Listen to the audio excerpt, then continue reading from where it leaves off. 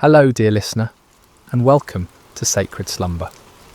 Before we begin tonight's story, I'd love to know how your day has been. Whatever time it is where you are in the world, whether you're settling in for the evening or finding a quiet moment during your day, you're exactly where you need to be. We have listeners joining us from every corner of the globe, and it's beautiful to think that we're all connected through these ancient stories that continue to speak to our hearts today. If this story brings you peace and you'd like to hear more like it, please consider subscribing to Sacred Slumber. Now let us journey back over 3,000 years to a time when the hills of ancient Israel echoed with the cries of an oppressed people, and discover how God chose the most unlikely hero to deliver them. The sun blazed mercilessly over the barren hills of ancient Israel, its heat seeming to mock the suffering people below. For 7 long years, the shadow of oppression had fallen across the promised land, like a plague that would not lift. The Midianites, fierce nomadic warriors from the desert, had swept down upon Israel like locusts, devouring everything in their path. In caves carved into limestone cliffs, families huddled in darkness, their faces gaunt with hunger and hollow with despair. Children, who should have been playing in village squares instead, learned to recognise the distant thunder of approaching hoofbeats, the signal to flee deeper into their rocky refuges. The once fertile valleys that had flowed with milk and honey now lay trampled and barren, stripped clean by the endless raids of their oppressors. The Israelites had forgotten what it meant to harvest their own crops. Each year they would plant in hope, tending their fields with trembling hands, always listening for the sound that would send them running. And each year, just as the grain began to ripen, the Midianites would come. They arrived like a sandstorm, their camels innumerable as the sand by the sea, their warriors dark silhouettes against the burning sky. They took everything, left nothing, and vanished back into the wilderness, leaving behind only dust and desperation. In this time of darkness, when hope seemed as distant as the stars, there lived a young man named Gideon. He was not what anyone would call a mighty warrior. His hands, though calloused from labour, had never gripped a sword in battle. His shoulders, though broad from years of farm work, had never carried the weight of armour. His eyes, though keen from watching the horizon for danger, had never gazed unflinchingly into the face of an enemy. On this particular day, Gideon found himself doing what had become all too common among his people. Hiding. He was in his father's wine press, a stone basin carved deep into the earth, meant for treading grapes.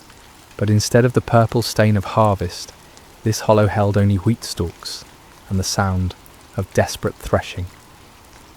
Gideon worked quickly, quietly, glancing nervously toward the rim of the pit above him. This was no place to thresh grain, but it was hidden from watching eyes, concealed from raiders who might snatch away even this meagre portion of food. The irony was not lost on him.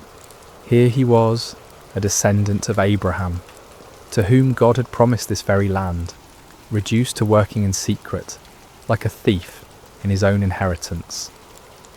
The wheat he threshed was barely enough to keep his family alive, and even this small amount had to be hidden from those who would steal it away. As Gideon worked, sweat dripping from his brow to mingle with the grain dust, he wondered where the God of his fathers had gone. The elders still told stories around carefully concealed fires, stories of a time when the Lord had parted the sea, when he had brought down the walls of Jericho, when his presence had dwelt among them in power and glory.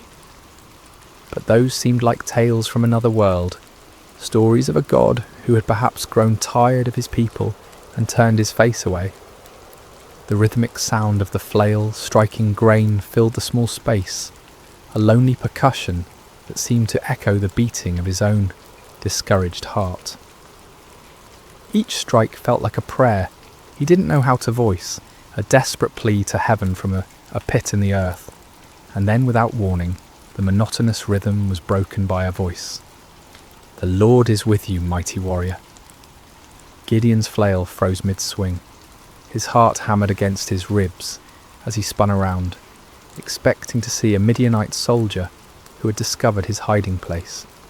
Instead, he saw a figure sitting beneath the oak tree above the winepress, a man whose presence seemed to make the very air shimmer with an otherworldly light.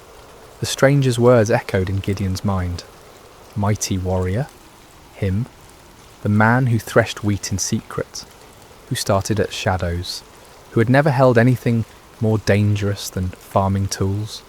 Surely this visitor was either mocking him or mistaken about who he was addressing.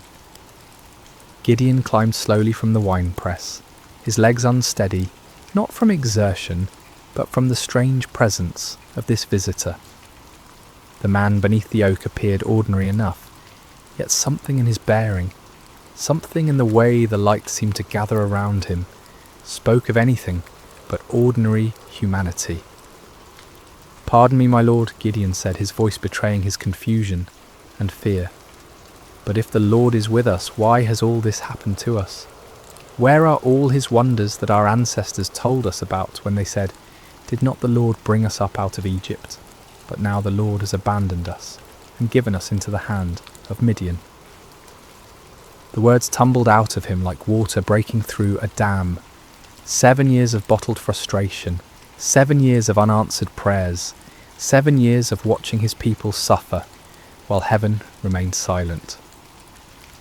If this stranger claimed the Lord was with them, then where was the evidence? Where was the God who had once fought for Israel with fire and earthquake, with angel armies and miraculous interventions? The figure beneath the oak tree regarded him with eyes that seemed to hold depths of understanding far beyond human measure. When he spoke, his voice carried an authority that made the ground beneath Gideon's feet feel somehow more solid, as if reality itself paid attention to his words. "Go in the strength you have and save Israel out of Midian's hand. Am I not sending you?" Gideon felt his knees nearly buckle. Save Israel? Him? The man who hid in wine presses, who jumped at the sound of the wind through the barley? This had to be some terrible mistake, some cosmic error in judgment.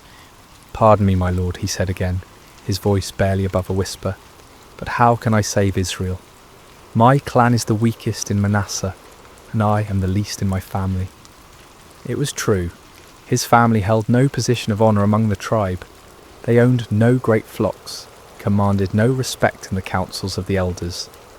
Gideon himself was the youngest son, the one who tended to mundane tasks while others made important decisions.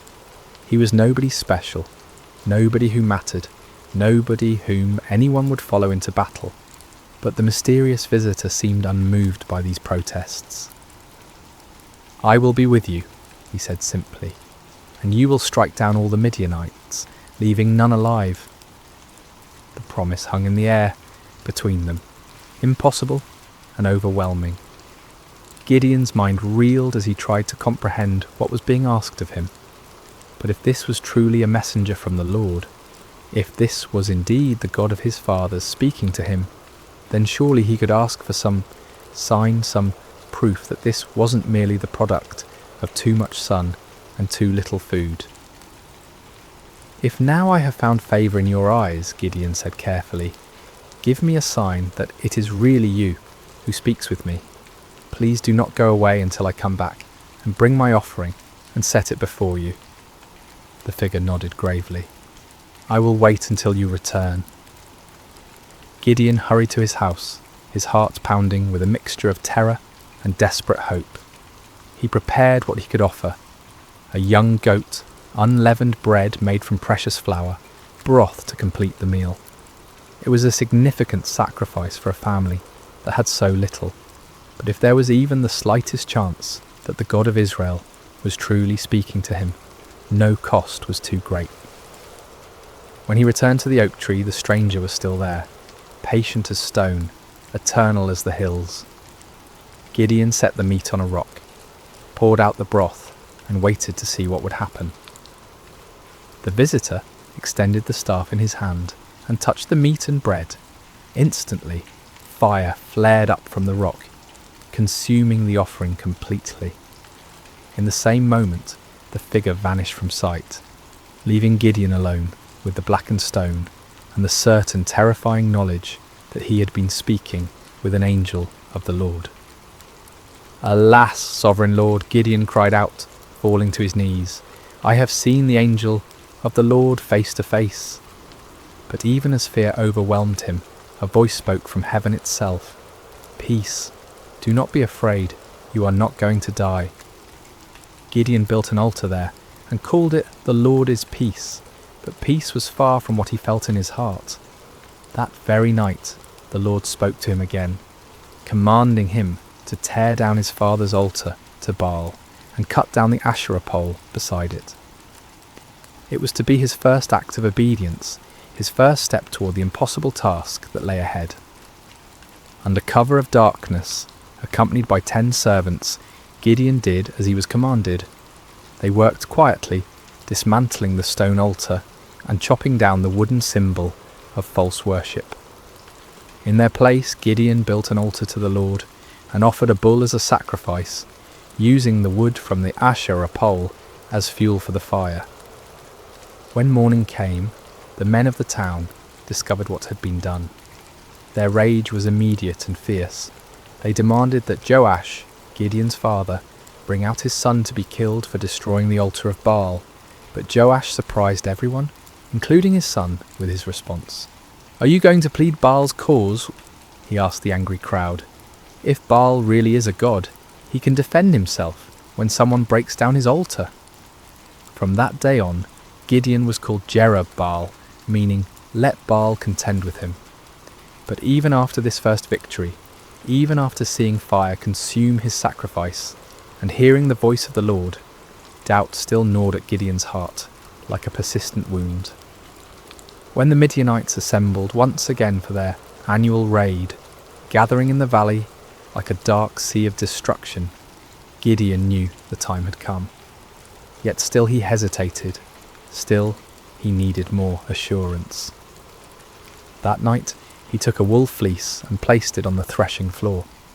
"If you will save Israel by my hand as you have promised," he prayed, "look, I will place a wool fleece on the threshing floor.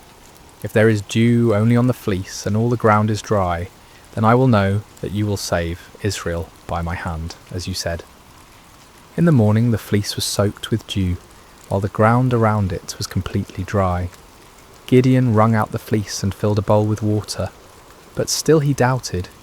Still, he feared he was deceiving himself. "Do not be angry with me," he prayed again. "Let me make just one more request. Allow me one more test with the fleece, but this time make the fleece dry and let the ground be covered with dew." And God, patient with his fearful servant, did exactly as Gideon asked. The next morning, the fleece was dry while dew covered all the ground around it. Finally, Gideon could doubt no longer. The signs were clear, the calling was certain. The God of Israel had indeed chosen him, the least and the weakest, to deliver his people from their oppressors. But as Gideon would soon discover, God's ways of winning battles were as unexpected as his choice of champions. Word spread quickly through the hill country of Israel. Gideon, son of Joash, had called for warriors to gather at the spring of Harod. The response was overwhelming. Men came from every tribe, every village, every cave where families had been hiding. They came carrying whatever weapons they could find. Old swords passed down from fathers, farming implements that could serve as spears, slings and stones gathered from riverbeds. 32,000 men answered the call. It was a significant force, larger than any army Israel had mustered in years. As Gideon looked out over the sea of faces, weathered by years of oppression, but now bright with hope, he felt a stirring of confidence. Perhaps this task wouldn't be as impossible as it had seemed. But even as he counted his forces, Gideon knew they were still vastly outnumbered. In the valley below, the Midianites and their allies spread across the landscape like a plague of locusts. Their camels were indeed as numerous as the sand on the seashore. their warriors a dark tide that seemed to stretch to the horizon. Conservative estimates put their numbers at over 100,000 fighting men, but some said there were twice that many. Gideon was contemplating these daunting odds when the Lord spoke to him once again, and the words he heard made his blood run cold. "You have too many men," the Lord said. "I cannot deliver Midian into their hands, or Israel would boast against me. My own strength has saved me. Now announce to the army, anyone who trembles with fear may turn back and leave Mount Gilead." Too many men. Gideon stared out at his army, then down at the vast enemy host in the valley. How could 32,000 be too many when facing such overwhelming odds? But the Lord's reasoning became clear. If Israel won this battle with such numbers, they would attribute the victory to their own military might, rather than to God's power. With a heavy heart, Gideon stood before his assembled forces. These men had left their families, their hiding places, their small measures of safety to answer his call. Now he had to tell some of them to go home. "Men of Israel," he called out, his voice carrying across the gathered warriors. "The Lord has spoken to me. Anyone among you who is afraid, anyone who trembles with fear, may return to his home. There is no shame in this. Go in peace." A murmur rippled through the crowd. Some men looked relieved, others confused, still others ashamed. But slowly, surely, men began to step forward, to gather their belongings, to turn away from the camp. What started as a trickle became a stream, then a flood. By evening, 22,000 men had departed for their homes, leaving only 10,000 behind.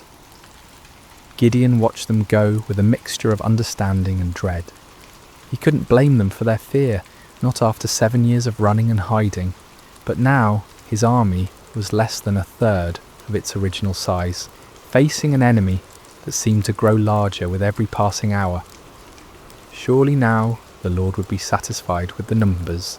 Surely now they could plan their attack, develop their strategy, prepare for battle. But as the sun set over the camp, painting the sky the colour of blood, the voice of the Lord came to Gideon once more. "There are still too many men," the Lord said. "Take them down to the water, and I will thin them out for you there." Gideon felt as if the ground was shifting beneath his feet. Still too many? 10,000 men were still too many to face 100,000? What kind of battle was the Lord planning? The next morning Gideon led his remaining men down to the spring of Harod. The water was clear and cold, bubbling up from underground sources that had never failed, even in the driest years. The men were thirsty from the march and eager to drink. Separate those who lapped the water with their tongues, as a dog laps from those who kneel down to drink, the Lord instructed. Gideon watched carefully as his men approached the water. Most of them, weary and relieved to finally rest, knelt down and put their faces directly to the stream, drinking deeply. But a few, perhaps more cautious or alert, cupped water in their hands and lapped it quickly while keeping their eyes up, watching for danger. When the test was complete, Gideon counted with growing amazement and terror. Only 300 men had lapped the water like dogs. 300 out of 10,000. 300 to face the multitudes of Midian. With the 300 men that lapped, I will save you and give the Midianites into your hands, the Lord said. Let all the others return home. The dismissal of the remaining 9,700 men was even more painful than the first reduction. These were the men who had stayed when others fled, who had shown courage and commitment. Yet now they too had to be sent away, carrying with them the supplies and provisions that would have sustained a larger force. As evening fell over the camp, Gideon found himself staring at his tiny army. 300 men sat around small fires, their faces illuminated by flickering flames. Some sharpened weapons, others mended gear, still others simply stared into the darkness where their enemies waited. They were farmers and shepherds, craftsmen and traders, None of them were professional soldiers.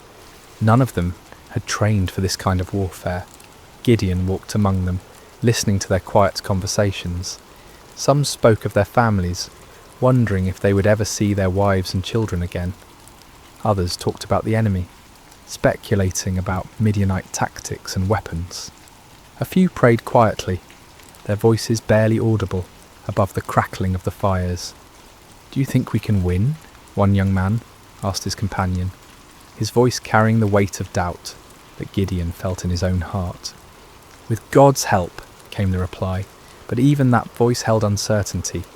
As Gideon continued his circuit of the camp, he felt the familiar weight of fear settling on his shoulders like a heavy cloak.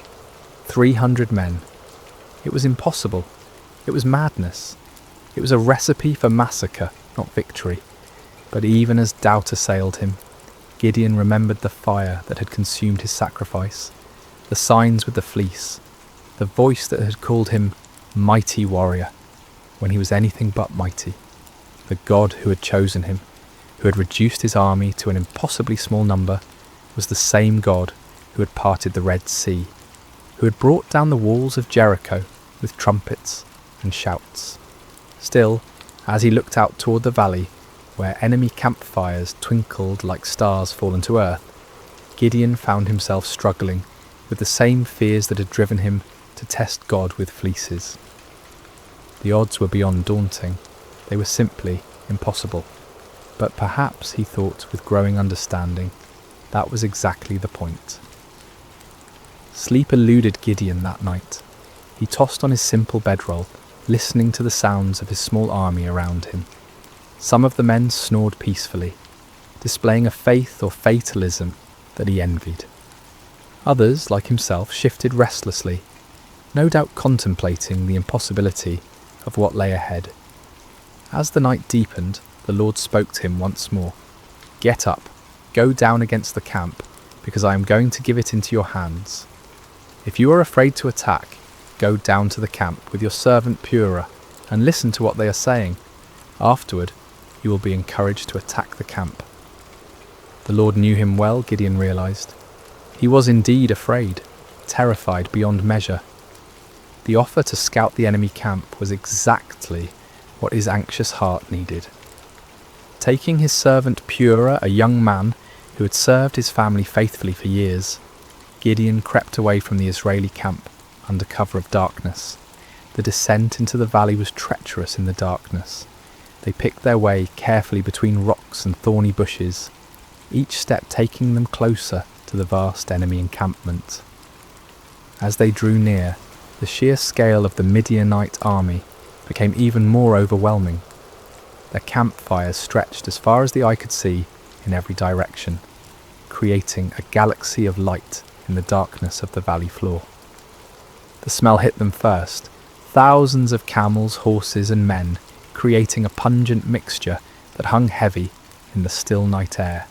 Then came the sounds, snoring, quiet conversations, the shuffling of animals, the occasional clank of weapons or armour. It was like approaching a vast, slumbering beast that could wake at any moment and devour them. Gideon and Purah crept to the edge of the camp, staying low among the rocks and scrub brush that dotted the valley floor. The nearest tents were only a few dozen yards away, their dark silhouettes outlined against the glow of dying fires. Guards moved slowly through the camp, but their attention was focused inward, watching for disturbances among their own people rather than looking outward for threats. As they settled into their hiding place, Gideon heard voices from a nearby tent. Two men were talking in low tones, their conversation carrying clearly in the still night air. "I had the most disturbing dream," one man was saying. "I dreamed that a round loaf of barley bread came tumbling into the Midianite camp. It struck the tent with such force that the tent overturned and collapsed." His companion was quiet for a moment before responding, and when he did, his voice was heavy with foreboding. "This can be nothing other than the sword of Gideon, son of Joash the Israelite. God has given the Midianites and the whole camp into his hands." Gideon felt as if lightning had struck him. Here in the heart of the enemy camp, these soldiers were talking about him, about his victory, about their own defeat. The dream was clearly a sign from God. A simple barley loaf, representing humble Israel, would overturn the mighty tent of Midian. He grasped Purah's arm, and together they crept back through the darkness, toward their own camp. But now the impossible seemed possible. Now the 300 seemed not like a pitifully small force, but like the perfect instrument of God's power. The enemy was already defeated in their hearts. All that remained was to make that defeat a reality. Back in the camp, Gideon woke his sleeping warriors. "Get up," he whispered urgently. "The Lord has given the Midianite camp into your hands." The men rose quickly, gathering around their commander in the darkness. Gideon's voice was transformed, no longer tentative and fearful, but filled with supernatural confidence. "Listen carefully," he said. "We will divide into 3 companies of 100 men each. I will give each of you a trumpet and an empty jar with a torch inside it. Watch me and do exactly what I do. When I and all who are with me blow our trumpets, then you blow your trumpets all around the camp and shout, 'For the Lord and for Gideon.'" The plan was unlike anything any of them had ever heard of. No swords, no spears, no conventional weapons at all. Just trumpets, empty pottery jars and torches. It seemed almost like madness, but there was something in Gideon's voice, something in his bearing, that convinced them this was indeed the Lord's strategy. The men moved quickly and quietly to gather the supplies they would need. Clay jars were found and emptied. Torches were prepared and placed carefully inside, so that their light was completely hidden. Each man took a trumpet, though few of them had any experience with such instruments. The plan didn't require musical skill, however, only the ability to make noise.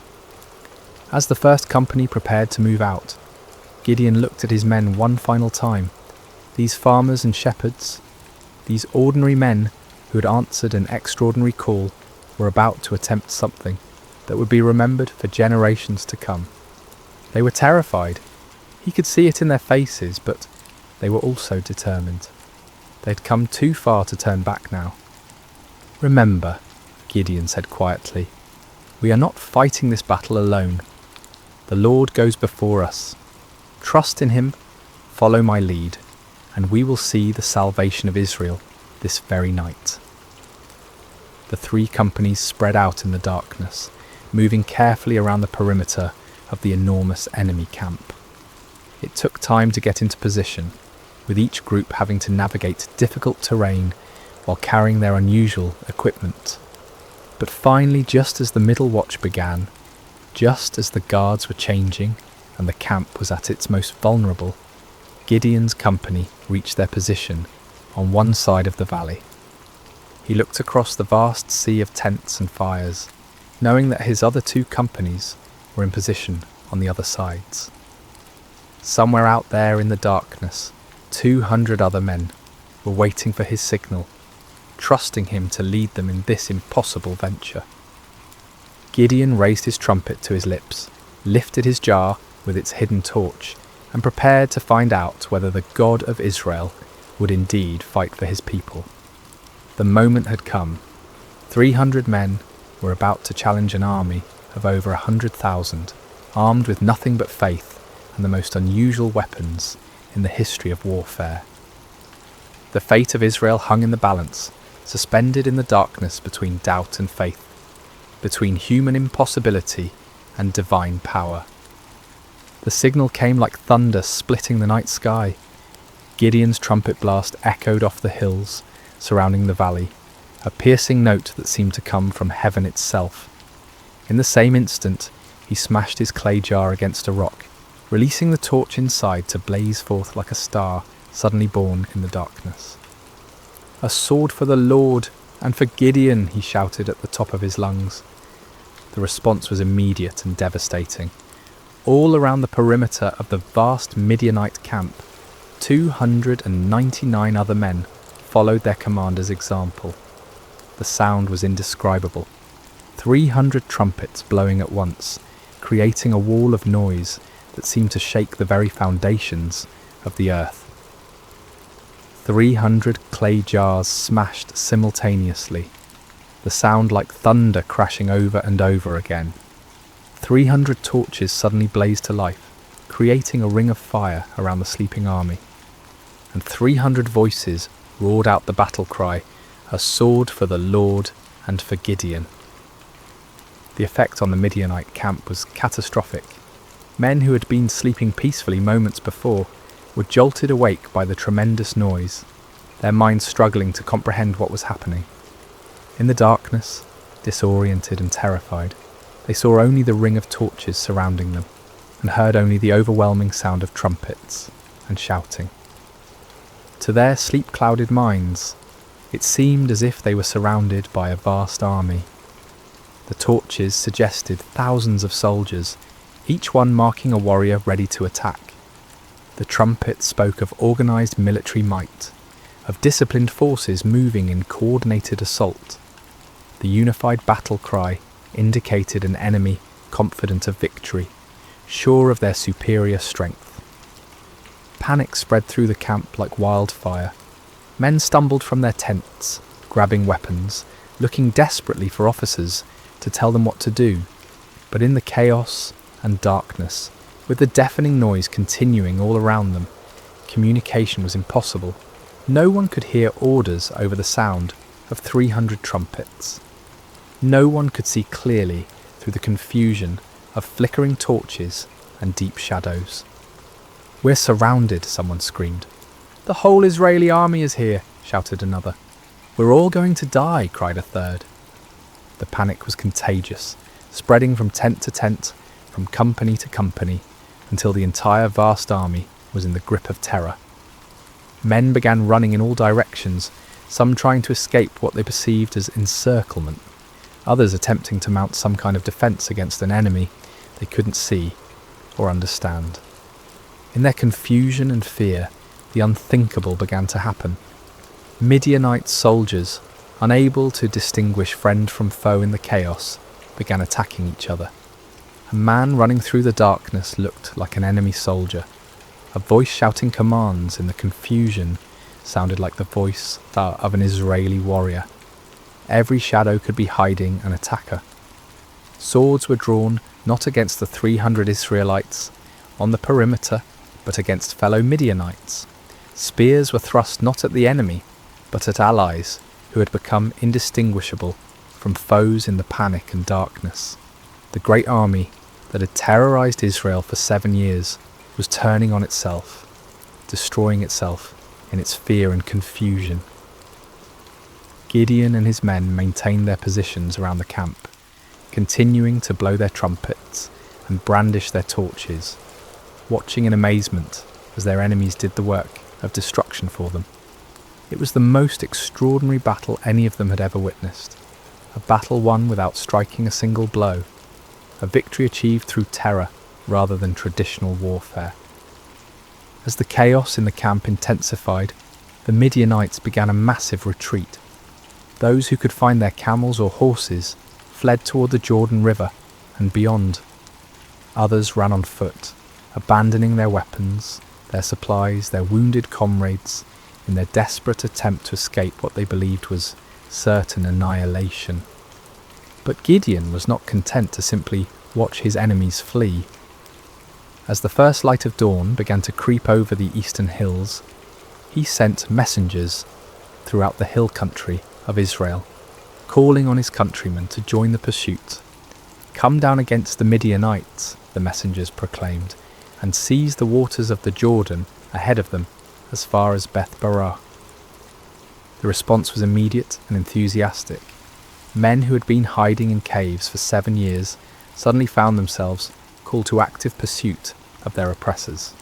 They came streaming down from the hills, like water released from a dam, energized by the news that the mighty Midianite army was in full retreat. The men of Ephraim were particularly effective, seizing the fords of the Jordan River and trapping many of the fleeing enemy forces, they captured and killed Oreb and Zeb, two of the Midianite leaders, bringing their heads to Gideon as proof of their victory. Meanwhile, Gideon and his original 300 men continued the pursuit of the main enemy force. They crossed the Jordan River, following the fleeing armies eastward into the deserts. Despite their exhaustion, despite having had no sleep and little food, they pressed on relentlessly. The psychological impact of the night's events had completely broken the spirit of the Midianite alliance. Armies that had seemed invincible just hours before were now scattered bands of demoralized fugitives. The camels that had been as numerous as sand by the seashore were now obstacles to rapid flight rather than instruments of swift attack. Gideon's small force continued to grow as more Israelites joined the pursuit. Men from Naphtali, Asher, and all of Manasseh took up arms and chased the fleeing enemy. What had begun as an impossible battle for 300 men had become a nationwide uprising, a complete reversal of 7 years of oppression. The fleeing Midianites tried to regroup at Succoth and Penuel, but the local officials, perhaps fearing retaliation, refused to provide them with food or assistance. Gideon's pursuit was relentless, driving them ever deeper into the wilderness, further from their base of operations, further from any hope of mounting a counterattack. Finally, in the desert east of the Jordan, Gideon caught up with the remnants of the great army. Zebah and Zalmunna, the two kings of Midian, were there with about 15,000 men, all that was left of an army that had once numbered over 100,000. Even this reduced force vastly outnumbered Gideon's 300, but their spirit was completely broken. The final battle was swift and decisive. The Midianite army, already demoralized and exhausted, offered little resistance. Zebah and Zalmunna were captured alive, bringing to an end the 7-year reign of terror that had plagued Israel. As the sun set on that remarkable day, Gideon found himself looking out over a battlefield strewn with the evidence of complete victory. The mighty army that had seemed invincible just 24 hours earlier was destroyed. The kings who had terrorized his people were prisoners. The oppression that had driven Israel into caves and hiding places was broken forever. It had all begun with 300 men, 300 trumpets, 300 torches, and faith in a God who specializes in impossible victories. The journey back to Israel was unlike anything the land had seen in generations. What had begun as a desperate flight by 300 terrified farmers had become a triumphant procession that seemed to grow with every mile. Men emerged from caves and hidden places, women came out of their refuges, children ran alongside the returning heroes. The roads that had been empty for 7 years, too dangerous for normal travel, were now filled with celebration. Gideon rode at the head of the procession, the captured kings Zebah and Zalmunna walking in chains behind him. The sight of these once mighty rulers, who had struck terror into Israelite hearts for so long, now humbled and defeated, was almost too wonderful to believe. People lined the roads just to see them, to confirm with their own eyes that the nightmare was truly over.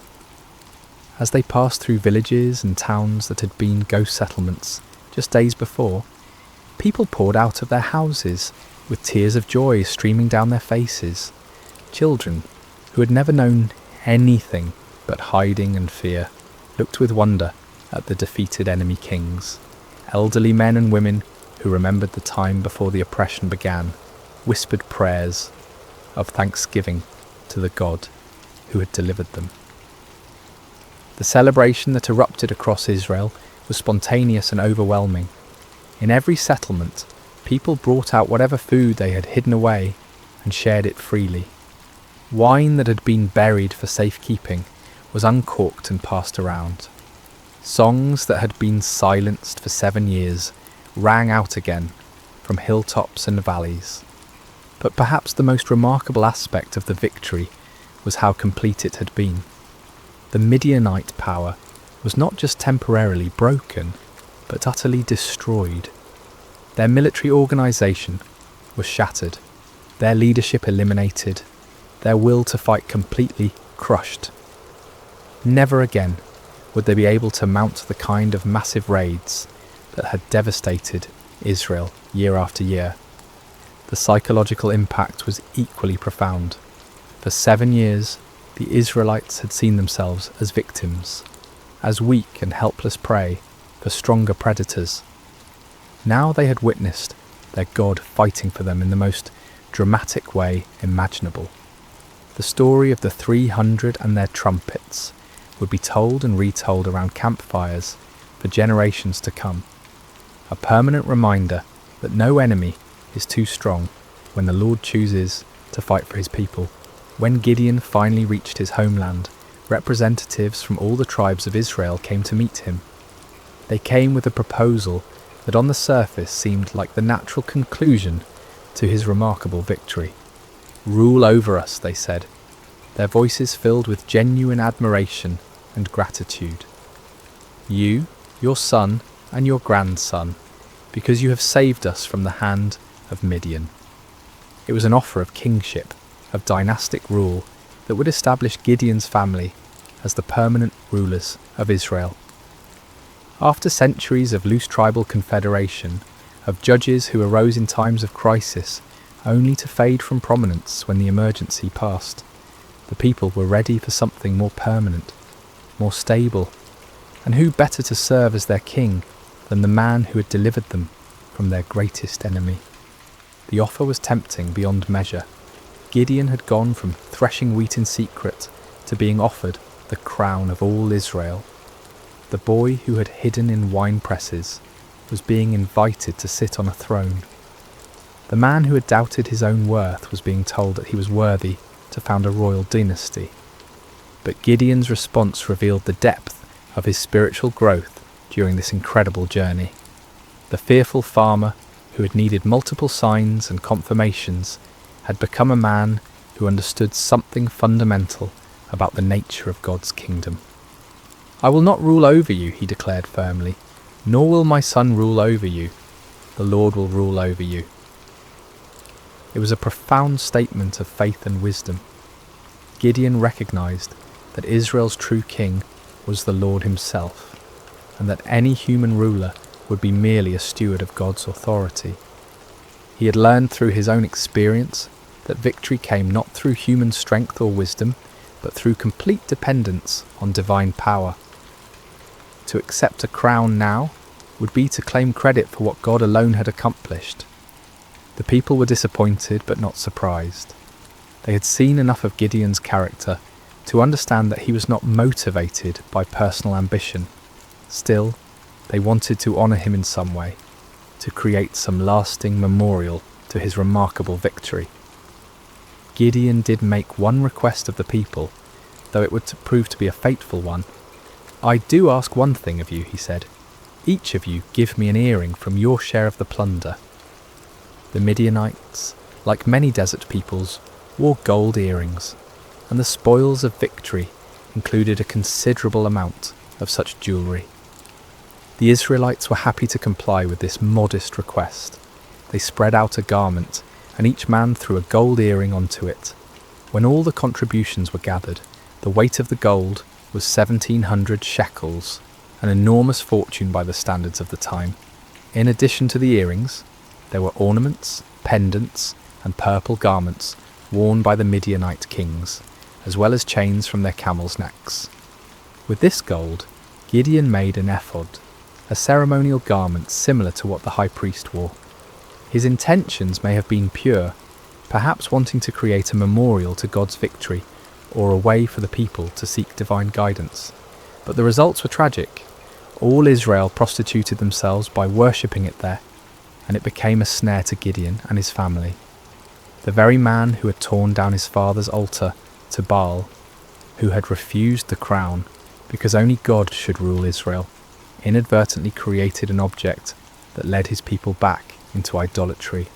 It was a sobering reminder of how easy it is for even the most faithful to stumble, how quickly victory can turn to spiritual defeat. The golden ephod, created from the spoils of a battle won by faith alone, became a false god that drew the people's hearts away from the true God who had delivered them. Yet despite this failing, the primary result of Gideon's victory endured. The land had peace for 40 years during his lifetime. The Midianites never recovered from their devastating defeat.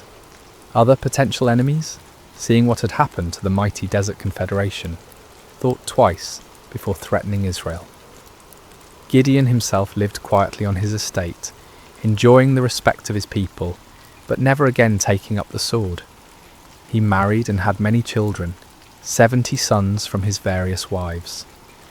One son, born to a concubine in Shechem, was named Abimelech, and he would later bring great trouble to Israel in his quest for the power his father had refused. When Gideon died at a good old age, he was buried in the tomb of his father Joash in Ophrah of the Abiezrites. His death marked the end of an era, the passing of a man who had embodied both the highest faith and the deepest human frailty. As we reach the end of this ancient story, told now across thousands of years and countless retellings, the lessons of Gideon's life continue to resonate with profound relevance. His journey, from fearful farmer to victorious leader, speaks to truths that transcend time and culture, offering wisdom for anyone who has ever felt inadequate for the tasks before them. The first and most striking lesson is how God chooses his instruments. When the angel called Gideon a mighty warrior while he hid in a wine press, it seemed like either a mistake or a cruel joke. Gideon was none of the things we typically associate with great leaders. He wasn't brave, wasn't confident, wasn't from an important family, wasn't trained in warfare or politics. By every human measure, he was spectacularly unqualified for the task ahead. Yet this was precisely why God chose him. The Lord deliberately selects the weak to confound the strong, the foolish to shame the wise, the lowly to humble the proud. Gideon's weakness became the perfect vessel for divine strength because there could be no question about who deserved the credit for the victory.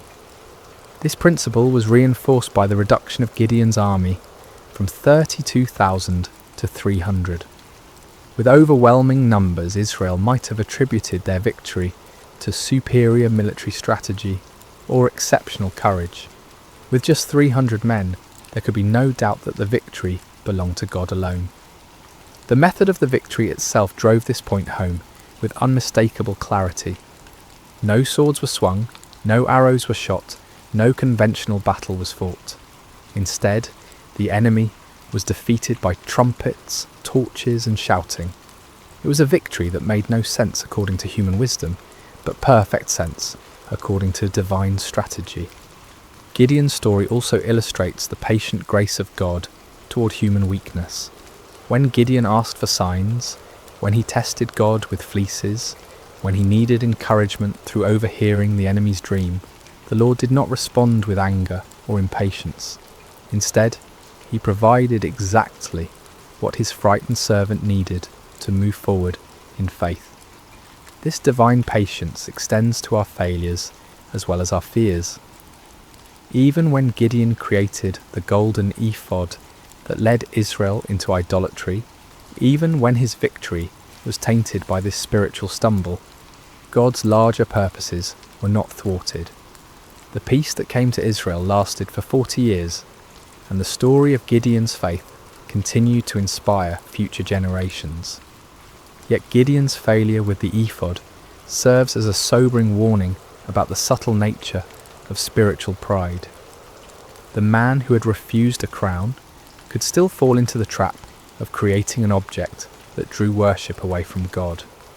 Victory can be more spiritually dangerous than defeat, success more corrupting than failure. Even those who have experienced God's power in extraordinary ways must remain vigilant against the pride that can grow from their very victories. The story also reveals the importance of recognizing God's sovereignty in our circumstances. When Gideon questioned why God had allowed the Midianite oppression, he was struggling with one of humanity's oldest questions: why does a good God permit suffering? The answer that emerges from his story is not a theological explanation, but a practical demonstration. God had not abandoned his people. He was preparing to deliver them in a way that would reveal his power and restore their faith. Sometimes what looks like divine absence is actually divine preparation. The 7 years of oppression created the conditions that made Israel ready to trust completely in God rather than in their own strength. Without that desperation, they might never have been willing to follow 300 men with trumpets against an army of over 100,000. Gideon's reluctance to accept the crown offers another crucial lesson about the nature of true leadership. The people wanted to make him king because he had saved them, but Gideon understood that salvation belongs to God alone. Human leaders are at their best when they serve as instruments of divine will rather than as objects of human worship. This principle applies far beyond political leadership. In families, in businesses, in communities, in churches, the most effective leaders are those who understand that their authority is delegated, that their successes come from sources beyond themselves, that their role is to point others toward truth rather than toward their own personalities or achievements. The transformation in Gideon's character throughout the story demonstrates the power of stepping out in faith despite fear. The man who ended the story was dramatically different from the one who began it, not because his circumstances had changed, but because he had learned to trust in something greater than his circumstances. He discovered what countless others have learned: that God's strength is made perfect in human weakness, that his power is most clearly displayed when human power is obviously inadequate, that the greatest victories often come in ways that make no earthly sense. For modern listeners, Gideon's story speaks to anyone who has ever felt overwhelmed by the challenges they face. Whether dealing with personal struggles, family crises, professional obstacles, or community problems, the principles that guided Gideon remain relevant. True solutions often come not through human wisdom or strength, but through surrender to divine wisdom and dependence on divine strength. The story encourages us to look beyond the odds, beyond our qualifications, beyond conventional approaches, to find the unexpected ways that God might work. It reminds us that he specializes in impossible situations, that he delights in using unlikely people, that he often works in ways that confound human expectations. At the same time, Gideon's story warns us about the ongoing nature of spiritual vigilance. Victory is not a destination, but a stepping stone. Success is not an end, but a beginning. Even those who have experienced God's power in remarkable ways must continue to guard their hearts against pride, idolatry, and spiritual complacency. The golden ephod that became a snare to Gideon serves as a perpetual reminder that our greatest spiritual dangers often arise not from our failures, but from our successes, not from our weaknesses, but from our strengths, not from what we lack, but from what we have achieved. As we close this ancient tale, we're reminded that Gideon's story is ultimately not about Gideon at all. It's about a God who sees potential where others see only weakness, who creates strength from surrender, who wins victories through the most unlikely means. It's about divine love that persists through human doubt, divine patience that endures human testing, divine power that works through human frailty. The trumpets that shattered the midnight silence in that valley so long ago continue to echo through the centuries, calling each generation to trust in something greater than themselves, to step forward in faith despite their fears, to discover that the God who delivered Israel through 300 men with torches is still in the business of impossible victories. In our own valleys of challenge and oppression, surrounded by enemies that seem too numerous to count, facing odds that appear insurmountable, Gideon's story whispers the same truth that changed a fearful farmer into a mighty warrior. The Lord is with you, and in him even the weakest can become strong. Even the smallest can achieve great things. Even the most unlikely can be used for extraordinary purposes. The battle belongs to the Lord, and in him, victory is always possible. And so we end where we began, with a simple truth that transcends time and circumstance. When God chooses to fight for his people, no enemy can stand, no odds are too great, and no victory is impossible. The story of Gideon continues to unfold in every generation, in every heart that learns to trust, not in human strength, but in divine power, not in earthly wisdom, but in heavenly guidance, not in what we can see, but in what God can do. May this ancient story find new life in modern hearts. May its lessons take root in contemporary soil, and may its timeless truths continue to inspire faith, courage, and hope in all who hear it.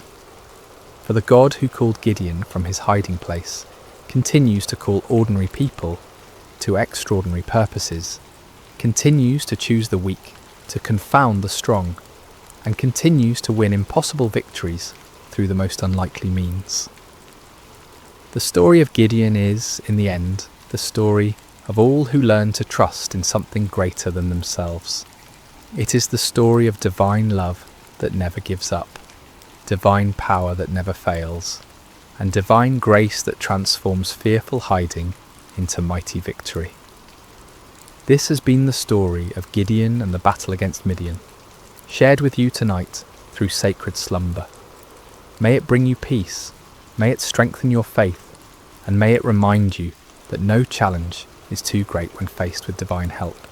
Sleep well, dear listener, and may your dreams be filled with the trumpets of victory and the light of hope that never dies. Hello friends, and welcome to Sacred Slumber. I hope your day has been filled with blessings, no matter what time you're joining us or where you are in this beautiful world. Before we begin tonight's journey into the remarkable story of Gideon, I want to invite you to subscribe to Sacred Slumber so you never miss these powerful biblical narratives that can transform your heart and strengthen your faith.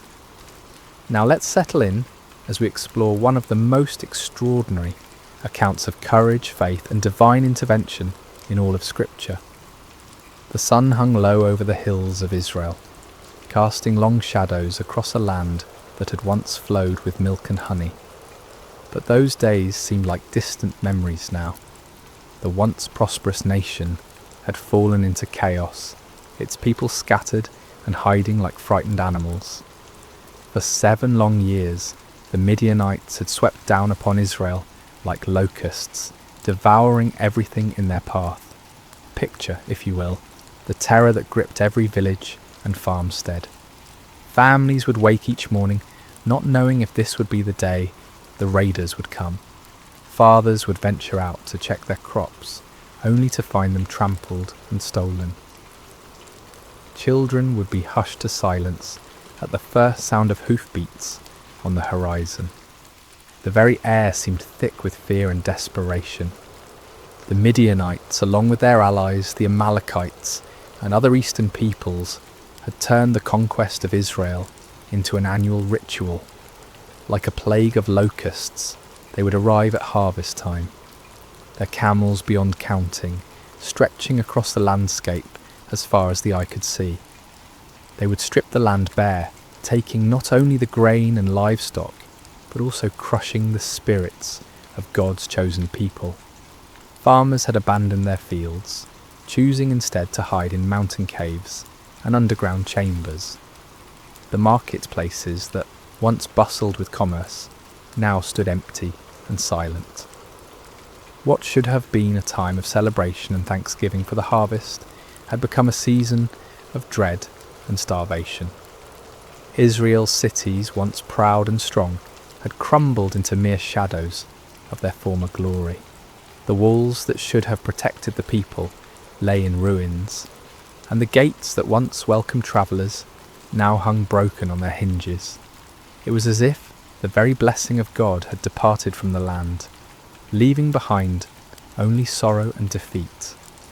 In this atmosphere of despair, mothers would gather their children close and whisper the old stories of how God had delivered their ancestors from Egypt, how he had parted the Red Sea and given them victory over mighty enemies. But those stories seemed like fairy tales now, beautiful but impossible dreams from a time when God still cared about his people. The elders of Israel shook their heads in bewilderment. Where was the God of Abraham, Isaac and Jacob? Where was the mighty deliverer who had once fought for them? Had he forgotten his covenant? Had he abandoned them to their enemies forever? It was into this world of darkness and desperation that our story begins, in the small town of Ophrah, where a young man named Gideon was about to discover that God had not forgotten his people, after all. But Gideon, like so many others, had lost hope. He had watched his family's livelihood disappear year after year, and he had grown tired of empty promises and unanswered prayers. On this particular day, as storm clouds gathered on the horizon, both literally and figuratively, Gideon was engaged in the dangerous work of threshing wheat. But he wasn't doing it in the traditional threshing floor, where the grain could be properly separated from the chaff by the wind. Instead, he was hidden away in a wine press, a place where grapes were normally crushed to make wine. It was cramped, inefficient, and poorly ventilated, but it offered something more valuable than convenience. It offered concealment from enemy eyes.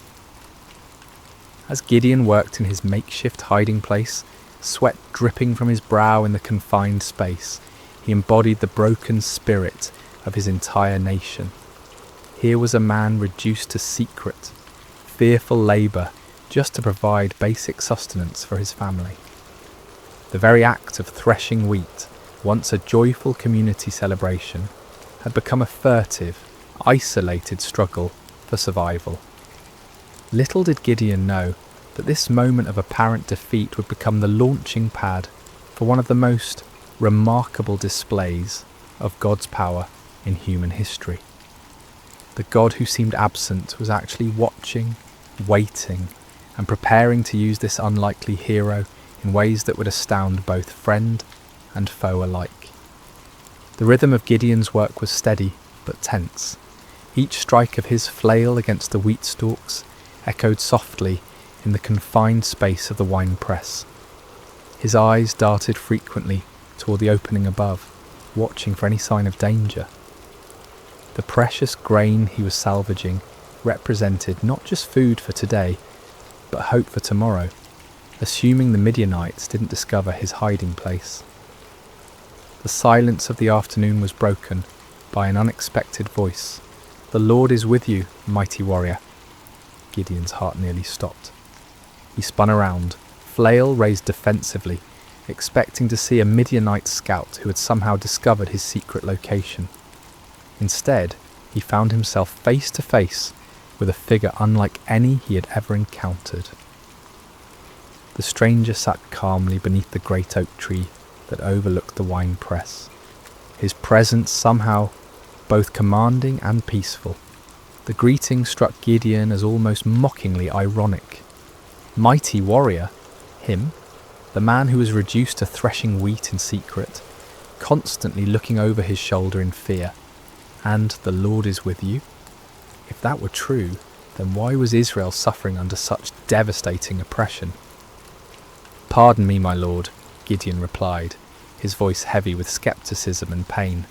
"But if the Lord is with us, why has all this happened to us?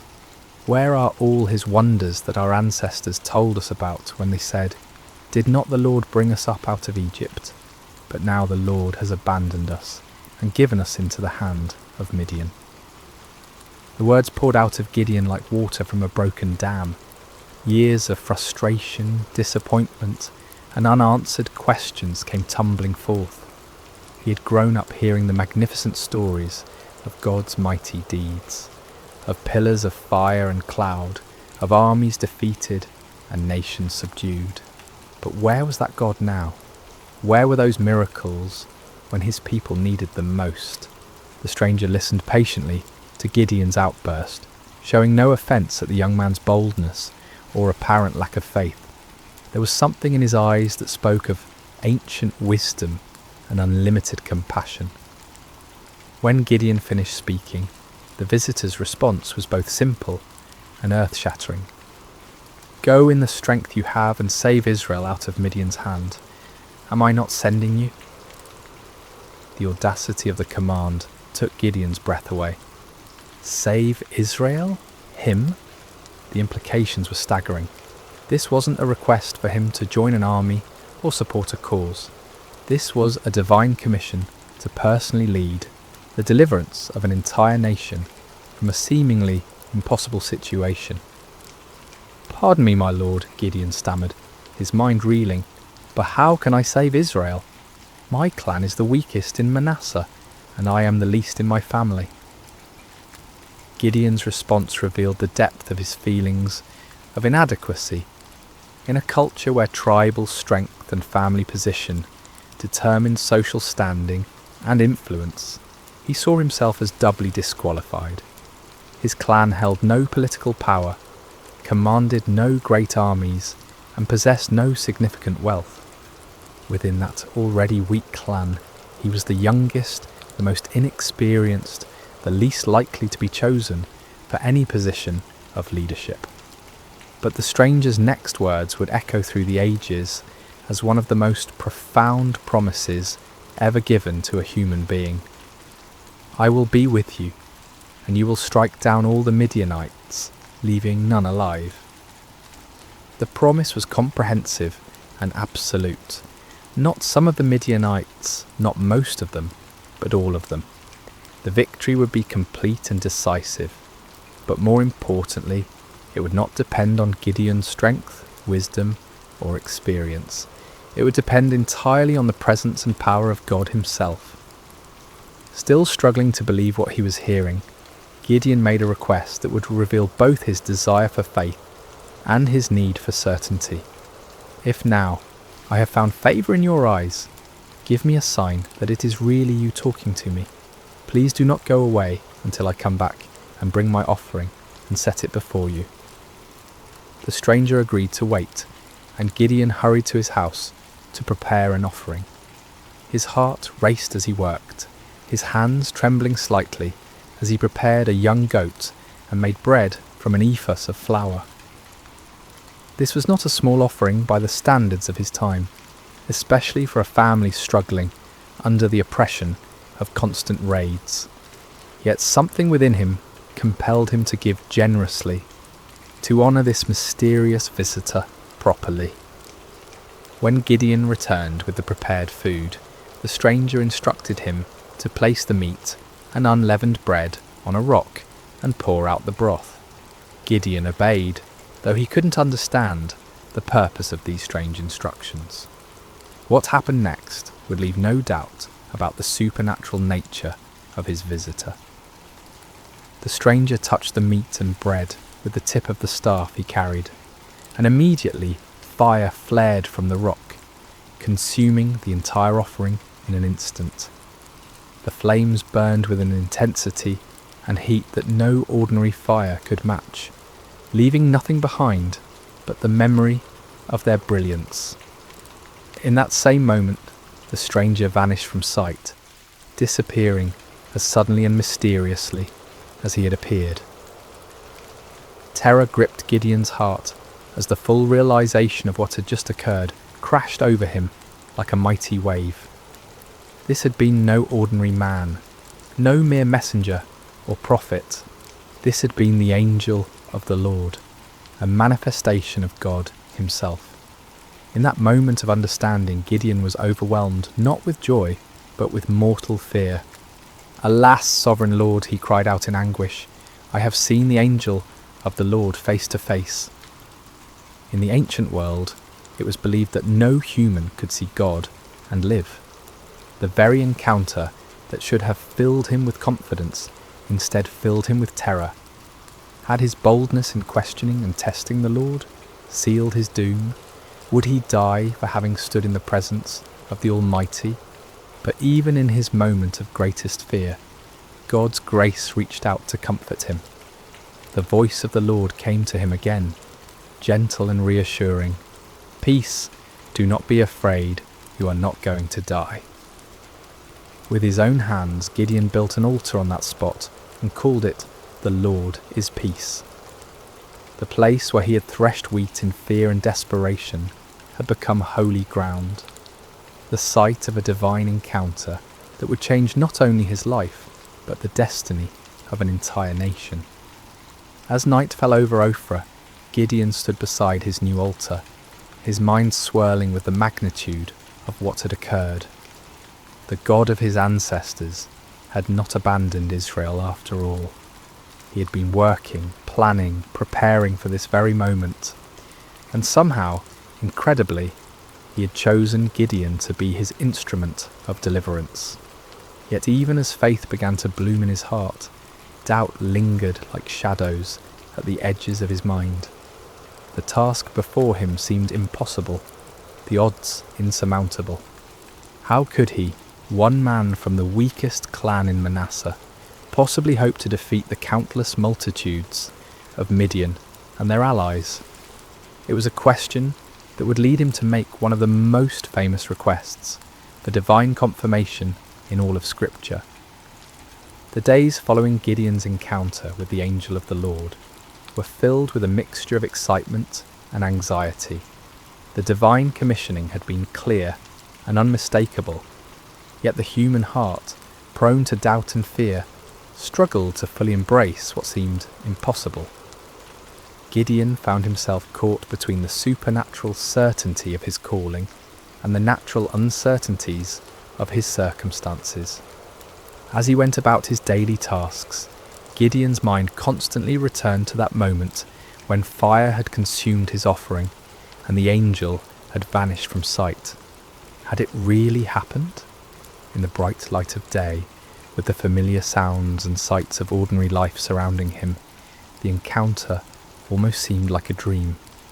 Yet the altar he had built stood as a permanent reminder, its stones bearing witness to the reality of what had occurred. Word began to spread quietly through the region about Gideon's calling. Some believed and were filled with hope for the first time in years. Others were skeptical, wondering how this young man could possibly succeed where so many others had failed. Still others were fearful, worried that any attempt at resistance would only bring more severe retaliation from their oppressors. The weight of responsibility pressed heavily on Gideon's shoulders. He was being asked not just to risk his own life, but potentially to lead others to their deaths. What if he had misunderstood? What if his faith had somehow led him astray? The consequences of a mistake would be catastrophic, not just for him, but for all who would follow him. It was in this state of mind that Gideon made his famous request for divine confirmation. The fleece test, as it would come to be known, represented not a lack of faith, but rather a deep desire for certainty in the face of overwhelming responsibility. "If you will save Israel by my hand as you have promised," Gideon prayed earnestly, "look, I will place a wool fleece on the threshing floor.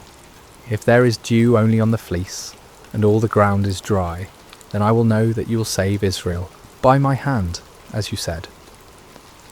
The request was specific and measurable. In the normal course of nature, dew would form on all surfaces exposed to the night air. If God could reverse this natural process, causing moisture to collect only on the fleece, while leaving the surrounding ground completely dry, it would serve as an unmistakable sign of divine intervention. Gideon placed the fleece carefully on the threshing floor as evening approached. All through the night, he must have awakened periodically, wondering what he would find in the morning. As dawn broke, he hurried to the spot where he had placed his test. What he discovered filled him with wonder and awe. The fleece was thoroughly saturated with dew, so much so that when he wrung it out, he was able to fill an entire bowl with water. Yet all around it, the ground was completely dry, as if an invisible barrier had prevented any moisture from settling anywhere but on the wool. The sign was clear and unmistakable, yet Gideon's human nature craved even greater certainty. The magnitude of what he was being called to do seemed to justify asking for additional confirmation. With remarkable humility and boldness, he approached God with yet another request. "Do not be angry with me," Gideon prayed, acknowledging that his repeated testing might seem to indicate a lack of trust. "Let me make just one more request. Allow me one more test with the fleece, but this time make the fleece dry and let the ground be covered with dew." This second test was even more remarkable than the first. It would be one thing for God to cause dew to collect on a single object, while keeping the surrounding area dry, but it would be quite another to keep one small piece of wool completely dry while saturating everything around it. This second sign would demonstrate not just God's power over nature, but his precise control over the smallest details. Again, Gideon placed the fleece on the threshing floor and waited through the night. When morning came, he found exactly what he had requested. The fleece was bone dry without a trace of moisture, while the ground all around it sparkled with heavy dew. The grass, the stones, the nearby trees, everything was wet with the night's moisture, except for that one small piece of wool. God had patiently granted both requests, demonstrating not anger at Gideon's need for reassurance, but understanding and compassion for human weakness. The fleece tests revealed important truths about the nature of faith and the character of God. Faith is not the absence of questions or doubts. Rather, it is the willingness to act in obedience despite those questions and doubts. Moreover, God's response to Gideon's requests showed his patience with those who seek him earnestly. He did not rebuke Gideon for his need for confirmation, nor did he withdraw his calling because of the young man's hesitation. Instead, he graciously provided the assurance that Gideon needed to step forward in faith. The fleece tests also demonstrated the balance between seeking divine guidance and taking action. There comes a point when further testing can become an excuse for inaction, when the desire for certainty becomes a barrier to obedience. Gideon wisely limited his requests to 2 clear signs, then proceeded to act on what he'd received. As news of these miraculous signs spread throughout the tribes of Israel, hope began to stir in hearts that had been dormant for years. Perhaps God had not forgotten them after all. Perhaps deliverance was indeed coming through this unlikely young man from Ophrah. But before Gideon could lead Israel into battle against their oppressors, he would need to assemble an army. The call went out throughout the territories of Manasseh, Asher, Zebulun, and Naphtali. Men who had been hiding in caves and mountain strongholds began to emerge, drawn by the promise of freedom and the reports of God's miraculous confirmations. The response was overwhelming. 32,000 men answered the call, a substantial army by any measure. These were not professional soldiers, but farmers and craftsmen, fathers and sons, united by their hatred of oppression and their desperate hope for liberation. They came carrying whatever weapons they could find, swords that had been hidden from enemy raids, spears hastily fashioned from farming tools, bows that had been used for hunting game in the wilderness. As Gideon looked out over this vast assembly of volunteers, he might have felt a surge of confidence. Surely with 32,000 men, even amateur fighters, he could mount a credible challenge to the Midianite forces. The odds were still daunting, given that the enemy could field armies many times larger, but at least now they had a fighting chance. Yet God had other plans. The fleece tests had been preparation not just for Gideon's faith, but for an even greater demonstration of divine power. The true test was not whether Gideon could trust God with impossible signs, but whether he could trust God with an impossible strategy. What happened next would shock both Gideon and his army, challenging every human assumption about warfare and victory. God was about to demonstrate that his ways are not our ways, and that his power is made perfect, not in human strength, but in human weakness. The morning sun cast long shadows across the camp as 32,000 men prepared for what they believed would be their march to war. Weapons were sharpened, provisions were packed, and final prayers were offered. The air buzzed with nervous energy as farmers turned warriors contemplated the battle that lay ahead. Gideon moved among his troops, offering words of encouragement and trying to project the confidence that a leader must display. Yet privately, he was still awed by the magnitude of what was happening. Just weeks earlier, he had been hiding in a wine press, and now he stood at the head of the largest volunteer army Israel had assembled in generations. But as the army prepared to march toward the enemy encampment, God spoke to Gideon with words that must have sent shockwaves through his entire being. "You have too many men. I cannot deliver Midian into their hands, or Israel would boast against me. Our own strength has saved us." Too many men? The statement seemed to defy all military logic. The Midianites and their allies numbered in the hundreds of thousands. Their camels alone described as being like locusts for multitude. How could 32,000 possibly be considered too many? Yet God's reasoning revealed a profound truth about the nature of divine deliverance. If Israel won the coming battle through conventional military means, they would inevitably credit their victory to their own strength, strategy, and courage. The victory needed to be so obviously supernatural that no one could mistake its source. God's glory was at stake, and that glory could not be shared with human pride. Following God's instructions, Gideon stood before his assembled army and made an announcement that must have stunned many of the volunteers. Anyone who trembles with fear may turn back and leave Mount Gilead. The offer was based on an ancient law found in Deuteronomy, which recognized that fearful soldiers could spread panic through the ranks and actually weaken an army's effectiveness. But in this case, the dismissal served a different purpose entirely.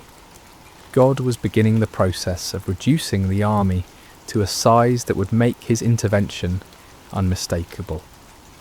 The response to Gideon's announcement was immediate and devastating. 22,000 men took advantage of the opportunity to withdraw from what many probably saw as a suicide mission anyway. These were not cowards in the traditional sense. They were ordinary people facing an extraordinary situation, and they chose the safety of their families over the uncertainties of battle. As Gideon watched more than 2/3 of his army walk away, his heart must have sunk. 10,000 men remained, still a respectable force, but far fewer than what seemed necessary for the task ahead. Surely now they could proceed with God's blessing. But God was not finished with his reductions. "There are still too many men," came the divine word. "Take them down to the water, and I will thin them out for you there. If I say, 'This one shall go with you,' he shall go. But if I say, 'This one shall not go with you,' he shall not go." The instruction was puzzling and specific. Gideon was to observe how the men drank water and select his final army based on their drinking method. Of all the criteria that might be used to choose warriors, how they consumed water seemed among the least relevant to military prowess. At the water's edge, the 10,000 men revealed their character through their approach to drinking. The vast majority knelt down and put their faces directly to the water, drinking deeply and focusing entirely on satisfying their thirst. But a small group, only 300 men, demonstrated a different approach. They brought water to their mouths with their hands, lapping it like dogs while maintaining their vigilance and readiness. God's instruction was clear. "With the 300 men that lapped, I will save you, and give the Midianites into your hands. Let all the others go home." The reduction was complete and shocking. From 32,000 to 300 represented a decrease of more than 99%. What had begun as a substantial army was now reduced to little more than a large company. The odds, already daunting, had become mathematically absurd. Yet the selection criteria revealed profound spiritual truths. The 300 men who were chosen had demonstrated alertness, self-discipline, and readiness, even in a moment of personal need. While drinking, they had maintained their awareness of their surroundings, prepared for action at a moment's notice. These qualities, while admirable in soldiers, were really symbols of spiritual preparedness and faithfulness. As the dismissed soldiers departed, taking most of the weapons and supplies with them, Gideon was left with 300 men who looked more like a ceremonial guard than a fighting force. The enemy they faced was described in terms that emphasized their overwhelming numbers. All the Midianites, the Amalekites, and the other eastern peoples had settled in the valley, thick as locusts. Their camels could no more be counted than the sand on the seashore. The disparity was so extreme that it moved beyond the realm of military strategy into the realm of the miraculous. No human commander would voluntarily reduce his forces to such a level when facing such overwhelming odds. Yet this was precisely God's point. The victory that was coming would be so clearly divine in origin that no one could attribute it to human planning or prowess. For Gideon, this final reduction must have been the ultimate test of faith. Everything in his military thinking, everything in his natural instincts, everything in conventional wisdom screamed against such a strategy. Yet his experiences with the fleece had prepared him for this moment. He had learned to trust God's ways even when they contradicted human logic. The 300 men who remained showed remarkable faith as well. They could see the enemy forces spread across the valley below them. They knew the odds better than anyone, yet they chose to stay, to trust in the God who had called them through his servant Gideon. As night fell over the Israelite camp, the 300 men prepared for what would be the most unconventional battle in military history. They had no idea that they were about to participate in a victory that would be remembered and celebrated for thousands of years. A victory that would demonstrate God's power to use the weak to confound the mighty. The stage was set for a night that would change everything. The Midianites slept in their countless tents, confident in their overwhelming superiority. The 300 Israelites made their final preparations, trusting in a God who specialized in impossible victories. The hours before dawn are often the darkest, both literally and figuratively. As Gideon and his 300 men crouched in the hills overlooking the vast enemy encampment, the weight of their impossible mission pressed down upon them like a physical burden. The valley below was filled with the tents of their enemies, stretching as far as the eye could see in the starlight, a sea of canvas that housed an army larger than any they had ever faced. Despite the miraculous signs he had witnessed and the divine assurances he had received, Gideon still struggled with doubt. God, in his infinite understanding of human nature, provided one more confirmation before the battle commenced. "Get up, go down against the camp," the Lord instructed, "because I am going to give it into your hands. If you are afraid to attack, go down to the camp with your servant Purah and listen to what they are saying. Afterward, you will be encouraged to attack the camp." The offer revealed God's compassionate understanding of Gideon's anxiety. Rather than rebuking him for his continued fears, the Lord provided an opportunity for reassurance. Taking his servant Purah with him, Gideon crept down toward the perimeter of the enemy camp under cover of darkness. The Midianite camp was massive beyond imagination. Thousands upon thousands of tents housed warriors from multiple nations united in their conquest of Israel. The sounds of the sleeping army filled the night air, snoring soldiers, restless camels, the occasional challenge of sentries. The very scale of the enemy forces should have been overwhelming to any reasonable observer. As Gideon and Purah approached the outer edge of the camp, they overheard a conversation between two Midianite soldiers. One was telling his companion about a disturbing dream he had experienced. "I had a dream. A round loaf of barley bread came tumbling into the Midianite camp. It struck the tent with such force that the tent overturned and collapsed." The interpretation offered by his fellow soldier was even more remarkable. This can be nothing other than the sword of Gideon, son of Joash, the Israelite. God has given the Midianites and the whole camp into his hands. The irony was profound. Here in the heart of the enemy camp, God was providing confirmation through the mouths of Israel's oppressors themselves. The barley bread in the dream was significant. Barley was considered the food of the poor, inferior to wheat. Yet in the dream, this humble loaf had the power to destroy the entire enemy position. The symbolism was clear. God would use the humble and despised to bring down the mighty and proud. That Gideon's name was already known to the enemy indicated that word of the gathering Israelite resistance had reached their ears. Rather than being encouraged by their overwhelming numerical superiority, some among the Midianites were apparently experiencing anxiety about this upstart Hebrew leader. God was already working in the hearts and minds of the enemy, preparing them for defeat.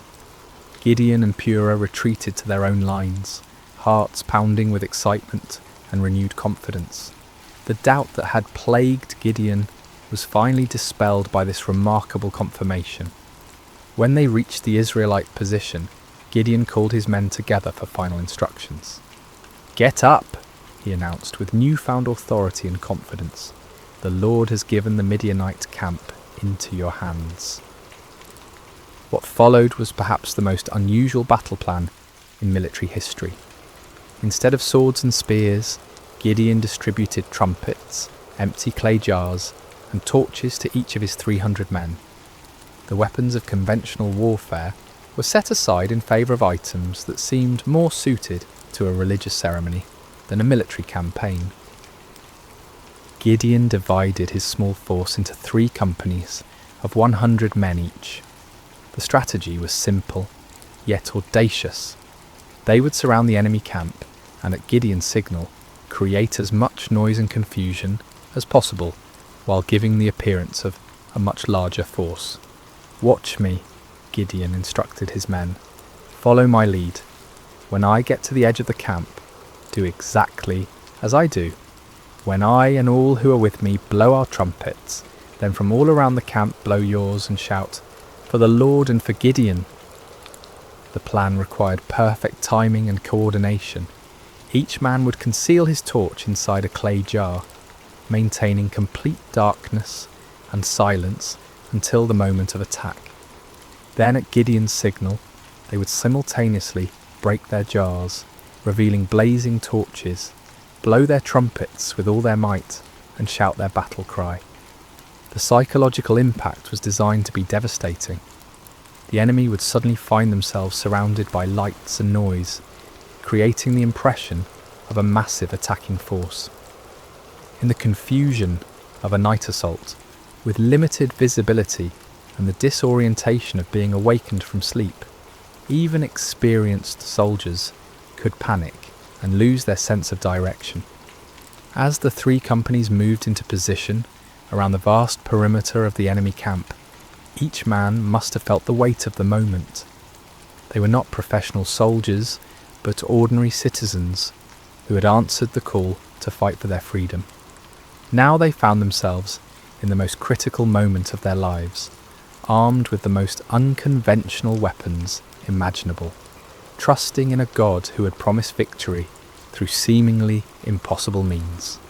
The middle watch around midnight was traditionally the time when sentries were changed, and vigilance was often at its lowest point. It was at this precise moment that Gideon and his 100 men reached their assigned position on the edge of the camp. Across the valley, 200 other men waited in similar positions, every eye fixed on their leader for the signal that would begin the battle. Gideon raised his torch-filled jar high above his head, then brought it down sharply, smashing it against a rock.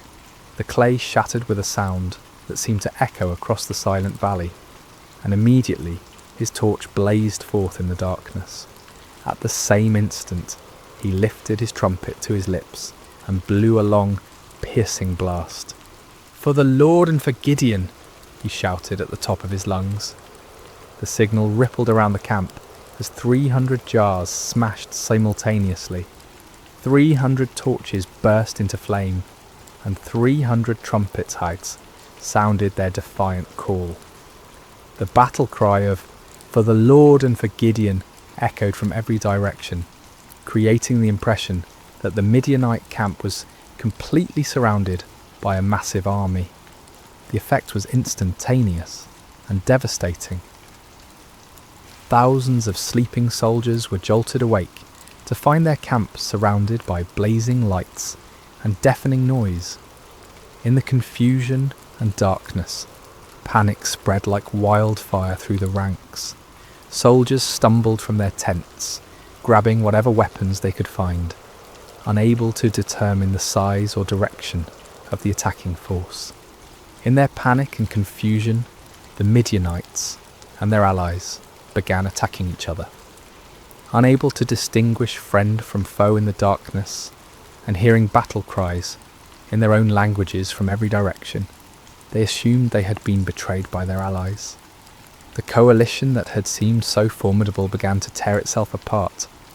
The 300 Israelites maintained their positions around the perimeter, continuing to blow their trumpets and hold their torches high, creating the illusion of a massive army that had the enemy completely surrounded. They watched in amazement as God fulfilled his promise in the most spectacular fashion imaginable. The panic spread throughout the entire camp like a plague. What had begun as confusion quickly escalated into a full-scale rout as the enemy forces fled in every direction, abandoning their weapons, supplies, and even their camels in their desperate attempt to escape what they perceived as certain destruction.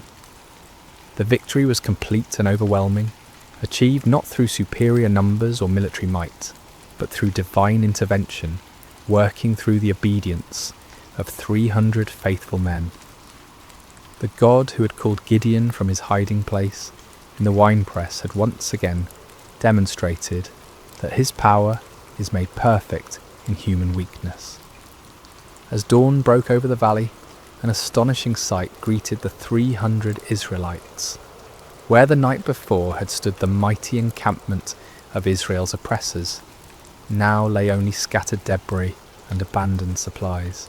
Tents stood empty, their guy ropes cut by fleeing soldiers. Weapons lay discarded where they had fallen from panicked hands. The camels that had been described as innumerable as locusts wandered aimlessly, their owners having fled into the wilderness. The ground itself told the story of the night's chaos. Bloodstains marked the spots where confused allies had struck down one another in the darkness. Personal belongings were strewn across the landscape as the fleeing army had abandoned everything that might slow their escape. The scene looked less like the aftermath of a battle and more like the remnants of a catastrophic natural disaster. Gideon and his men moved through the abandoned camp in wonder, scarcely believing what their eyes were witnessing. The victory was so complete, so overwhelming, that it seemed almost too good to be true. Yet the evidence was undeniable. The army that had terrorized Israel for 7 years had been routed by 300 men armed with trumpets and torches. But God's deliverance was not yet complete. Even as the 300 marvelled at what had occurred in the valley, word of the miraculous victory was spreading throughout the hill country of Israel. Men who had dismissed Gideon's call to arms, who had remained hidden in their caves and strongholds, now emerged with renewed courage and determination. The tribes of Naphtali, Asher and Manasseh rallied to pursue the fleeing Midianites. What had begun with 300 faithful men now swelled into a national movement of liberation. The psychological impact of the victory was as important as the military result. The myth of Midianite invincibility had been shattered in a single night, and the spirit of resistance that had been dormant for so long now burst forth like a river breaking through a dam. Gideon sent messengers throughout the hill country of Ephraim with urgent instructions. Come down against the Midianites and seize the waters of the Jordan ahead of them as far as Beth Barah. This strategic move would cut off the enemy's escape routes and ensure that the victory would be complete. The Ephraimites responded with enthusiasm, capturing the fords of the Jordan and trapping many of the fleeing Midianites. In the pursuit that followed, they captured 2 of the Midianite leaders, Oreb and Zeb, whose names meant raven and wolf. These princes, who had struck terror into Israelite hearts for years, were now defeated and killed at the places that would forever bear their names: the rock of Oreb and the winepress of Zeb. The pursuit continued beyond the Jordan as Gideon and his original 300, though exhausted, pressed on to capture the remaining Midianite kings, Zaba and Zalmunna. The victory was total and decisive. An empire that had dominated the region for 7 years was completely destroyed in a matter of days. The land of Israel enjoyed peace for 40 years during Gideon's lifetime. The oppression that had driven families into hiding was replaced by prosperity and security. Fields that had been abandoned were cultivated again. Markets that had stood empty bustled with commerce. Children who had grown up knowing only fear could now play freely in their villages. But perhaps the greatest victory was not military but spiritual. Israel had rediscovered that their God was still the same mighty deliverer who had brought their ancestors out of Egypt. The impossible victory served as a permanent reminder that with God all things are possible. The story of Gideon and the 300 speaks across the centuries, with timeless truths that challenge and encourage us today. First, we see that God uses the unlikely. Gideon was not a seasoned warrior or a natural leader. He was a fearful farmer, hiding from his enemies. Yet God saw potential that others missed. This reminds us that God's calling is not based on our qualifications, but on his purposes. Second, the reduction of Gideon's army from 32,000 to 300 demonstrates that faith matters more than numbers. In a world obsessed with statistics and metrics, God's economy operates differently. He delights in using small faithful remnants to accomplish great things, ensuring that his power, not human strength, receives the glory. Third, Gideon's requests for signs teach us about the balance between faith and doubt. God was patient with Gideon's need for confirmation, showing us that honest questions and requests for reassurance are not signs of weak faith but of a heart that desires to walk in God's will. Finally, the story shows us that obedience in the face of fear is the essence of courage. Gideon was afraid, his army was outnumbered, and the strategy seemed foolish. Yet they obeyed, and God honoured their faithfulness with victory. When we feel unqualified for the tasks before us, when the odds seem insurmountable, when we need reassurance before taking steps of faith, the story of Gideon reminds us that our God specialises in impossible victories. He is still calling ordinary people to extraordinary purposes, still using the weak to confound the mighty, still turning fearful hearts into faithful warriors. The God who met Gideon at the winepress is the same God who meets us in our hiding places today, calling us to step out in faith and watch him work miracles through surrendered lives.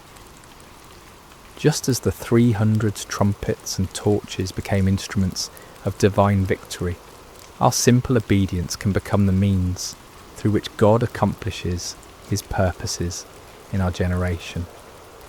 May we have the courage to answer when he calls, the faith to trust when he leads, and the persistence to follow when he sends us into battles that seem impossible to win. For with God, the 300 can defeat the multitudes, and faith can move mountains that seem immovable. The story of Gideon reminds us that our greatest victories come not when we feel strong and capable, but when we acknowledge our weakness and depend completely on God's strength. In those moments of surrender, we discover that we serve a God who delights in doing the impossible through the most unlikely people. And so the story ends where it began, with an invitation to faith, a call to courage, and a promise that the God who delivered Israel through Gideon and the 300 is still delivering his people today, one impossible victory at a time. Hey everyone, welcome back to Sacred Slumber. Before we dive into tonight's story, I want to ask you something that would genuinely help us out. If you're enjoying this content, please consider using your hype points on this video. It really helps the channel more than you possibly know. Seriously, it makes a massive difference in getting these stories out to more people who love this kind of content. Also, if you want to, drop a comment telling us what time it is for you right now and where in the world you're listening from. We absolutely love seeing where everyone is tuning in from. No pressure though, only if you feel like it. And of course, if you haven't already, hit that subscribe button. It keeps us going.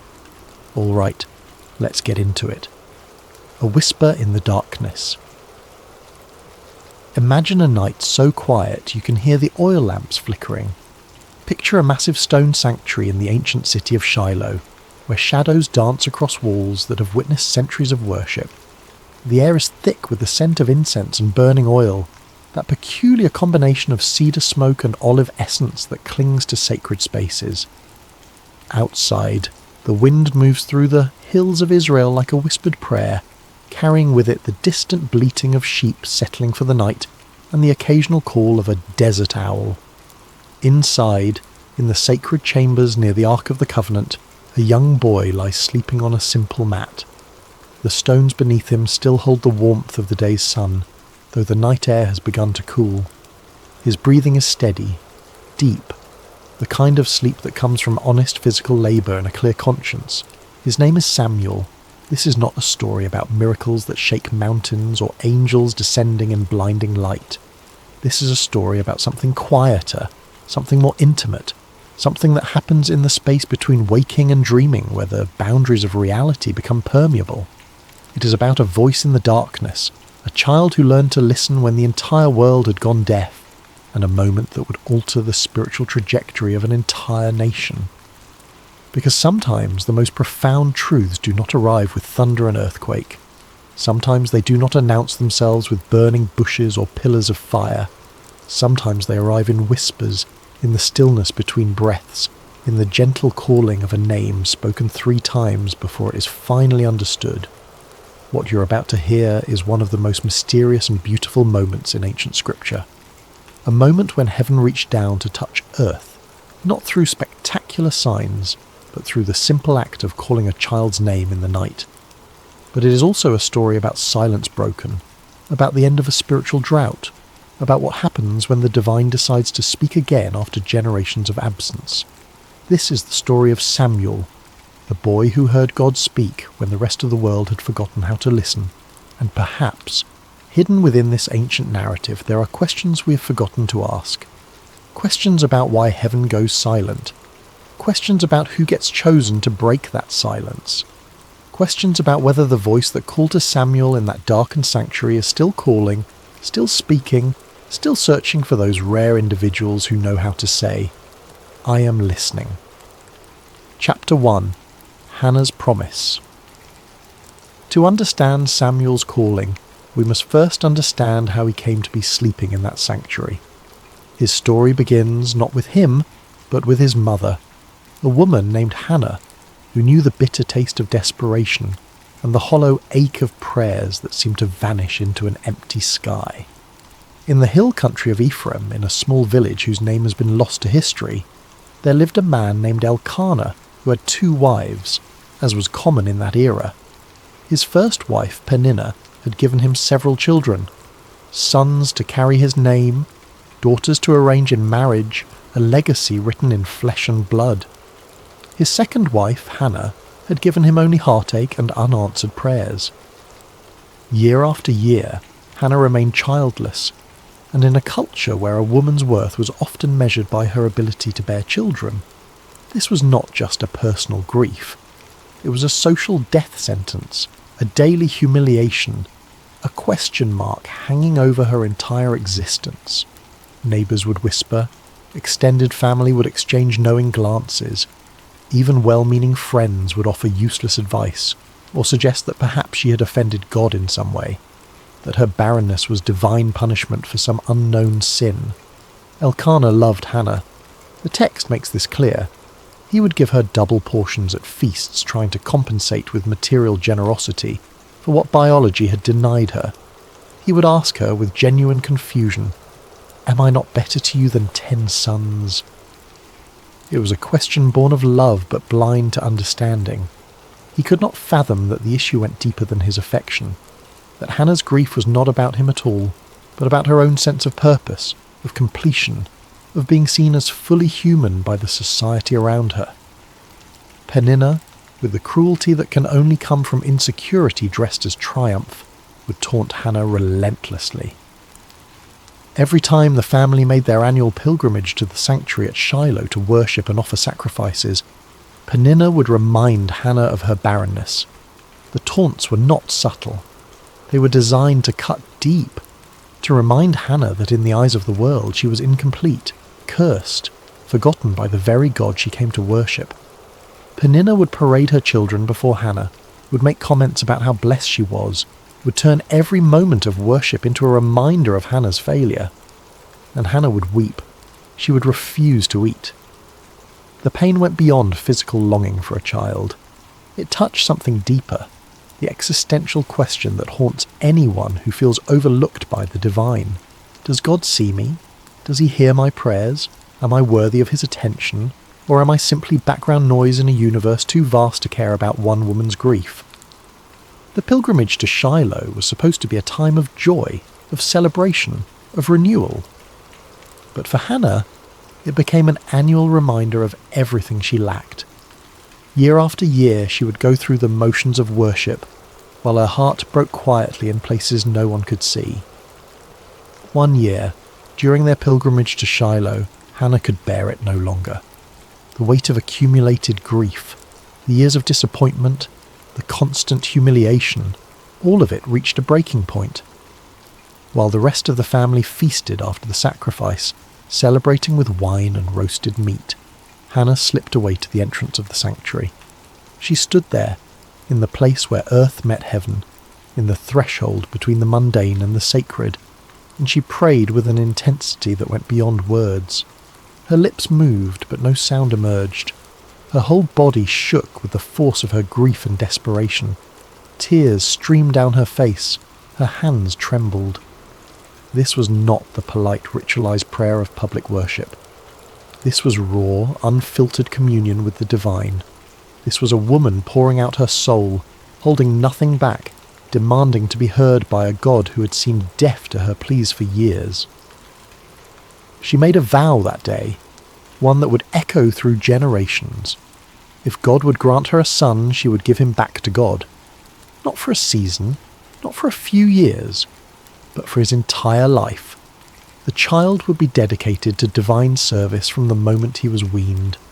It was the prayer of a woman who understood that sometimes the greatest gift we can receive is not something to hold on to, but something to offer back to its source. She was not bargaining with God so much as she was declaring her willingness to participate in something larger than her own desires. Eli, the high priest, sat by the doorpost of the sanctuary and watched this strange woman swaying and muttering. In his aging, perhaps cynical view of human nature shaped by years of dealing with corrupt worshippers and his own corrupt sons, he assumed she was drunk. The accusation was harsh, almost cruel. "What are you doing here, intoxicated in the house of the Lord? How dare you bring your drunkenness into this sacred space?"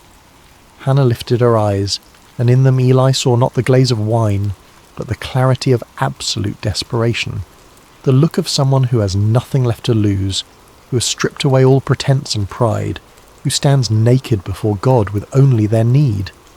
She explained that she was not drunk but deeply troubled, pouring out her soul before God. She had been praying out of her great anguish and grief. Something in her words, or perhaps in her eyes, or perhaps in the raw authenticity of her pain, convinced Eli. His response was both blessing and prophecy. "Go in peace, and may the God of Israel grant what you have asked of him." It is unclear whether Eli knew what he was saying, whether he was simply offering the standard priestly blessing, or whether something moved through him in that moment, some whisper of the divine speaking through a man who had grown complacent in his religious duties. But the words landed on Hannah like rain on parched earth. Hannah left the sanctuary that day transformed. Her face was no longer downcast. She ate. The grief lifted from her countenance like a fog dispersing under the morning sun. She had been heard, if not by man, then by something infinitely greater. She did not yet have the child she longed for, but she had something perhaps more precious. The certainty that her prayers had reached their destination, that her voice had penetrated the silence, that she mattered to the God she served. Within the year, Hannah conceived. When she gave birth to a son, she named him Samuel, which in Hebrew carries the meaning heard by God, or asked of God, or some translations suggest name of God. The name itself was a testimony, a permanent reminder that this child was an answer to prayer, a gift that came from somewhere beyond the ordinary workings of the world. Every time someone spoke his name, they were acknowledging that this boy represented the moment when heaven responded to earth, when silence gave way to acknowledgement. For the first few years of his life, Samuel remained with Hannah. She nursed him, taught him his first words, held him close during thunderstorms, watched him take his first steps, knowing that each day brought them closer to the moment of separation. She must have memorized the sound of his laugh, the feel of his small hand in hers, the weight of him sleeping against her chest. She was not raising a son to keep, but a son to give away, and that knowledge must have coloured every moment with a bittersweet intensity. When he was old enough to be weaned, somewhere around 3 years old by the customs of that time, Hannah kept her vow.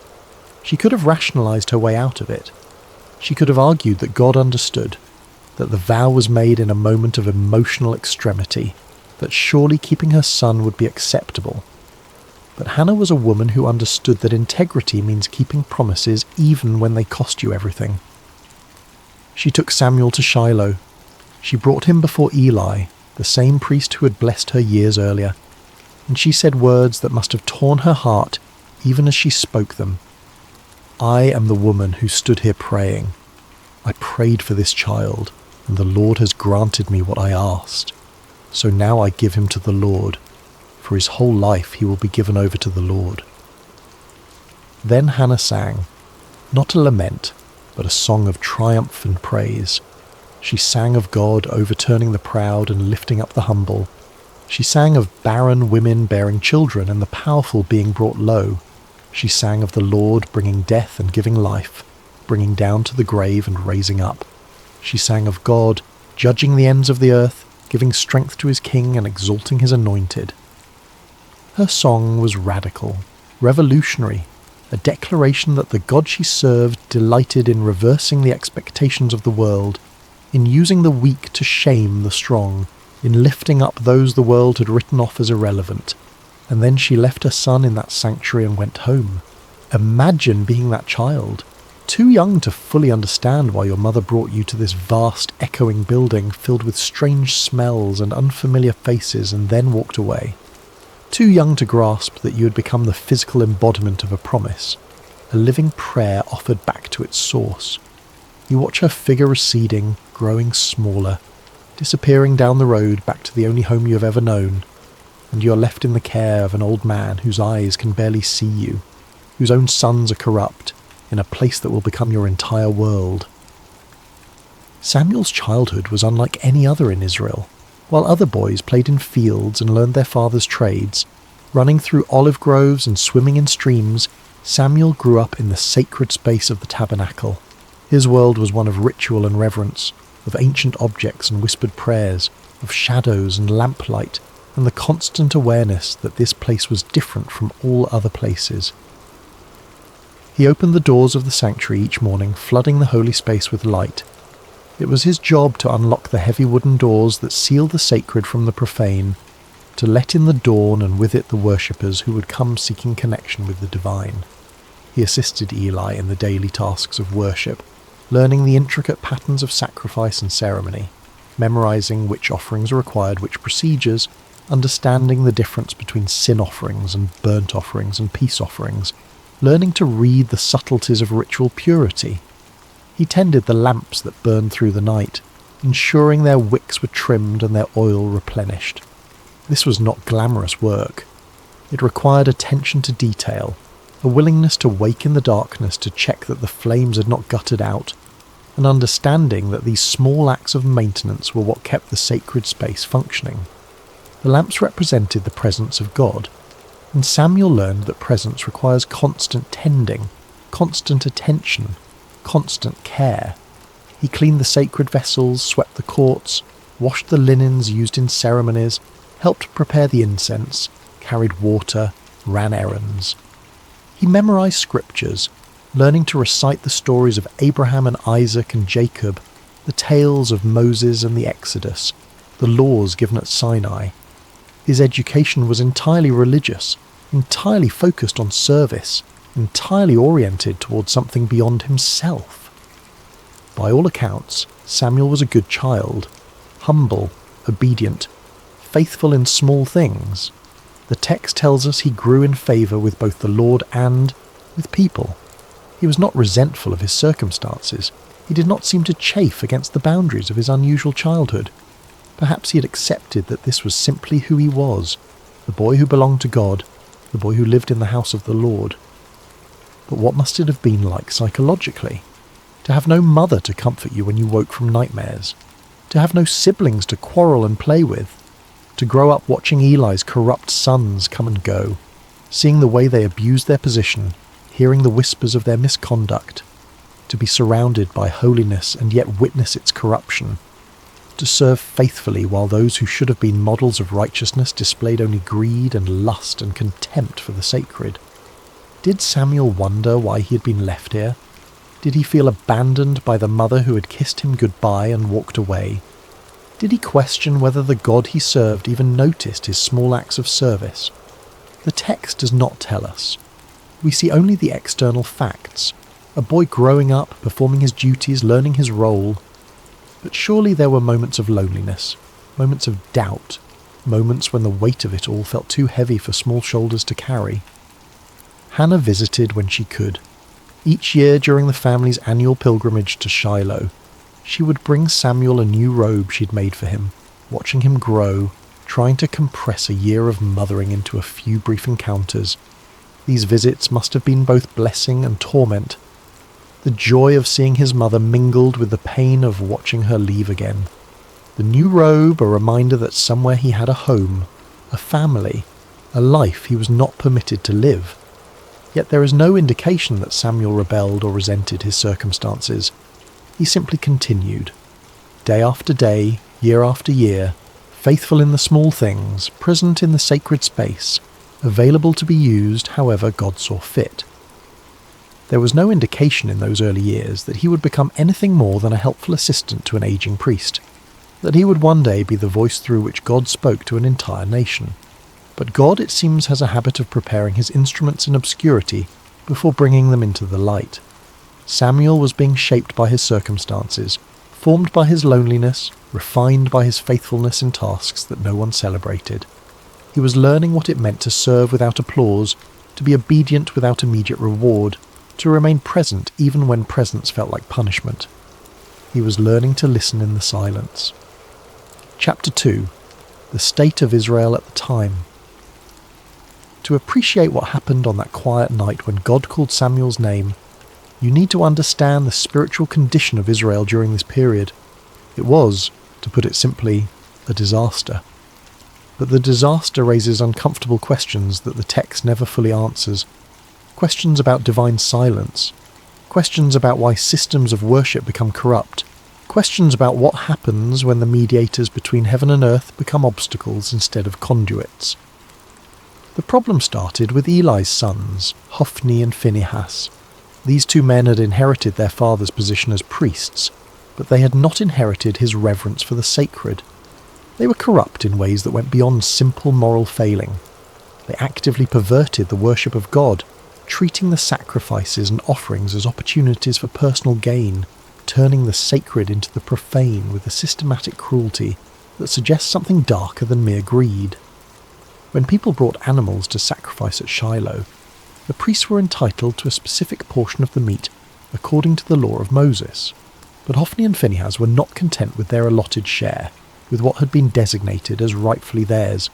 They wanted more. They wanted the best. They wanted what belonged to God. They would send their servants to threaten worshippers, demanding the choicest cuts of meat before the fat was even burned on the altar, as required by law. The fat belonged to God. That was non-negotiable in the sacrificial system.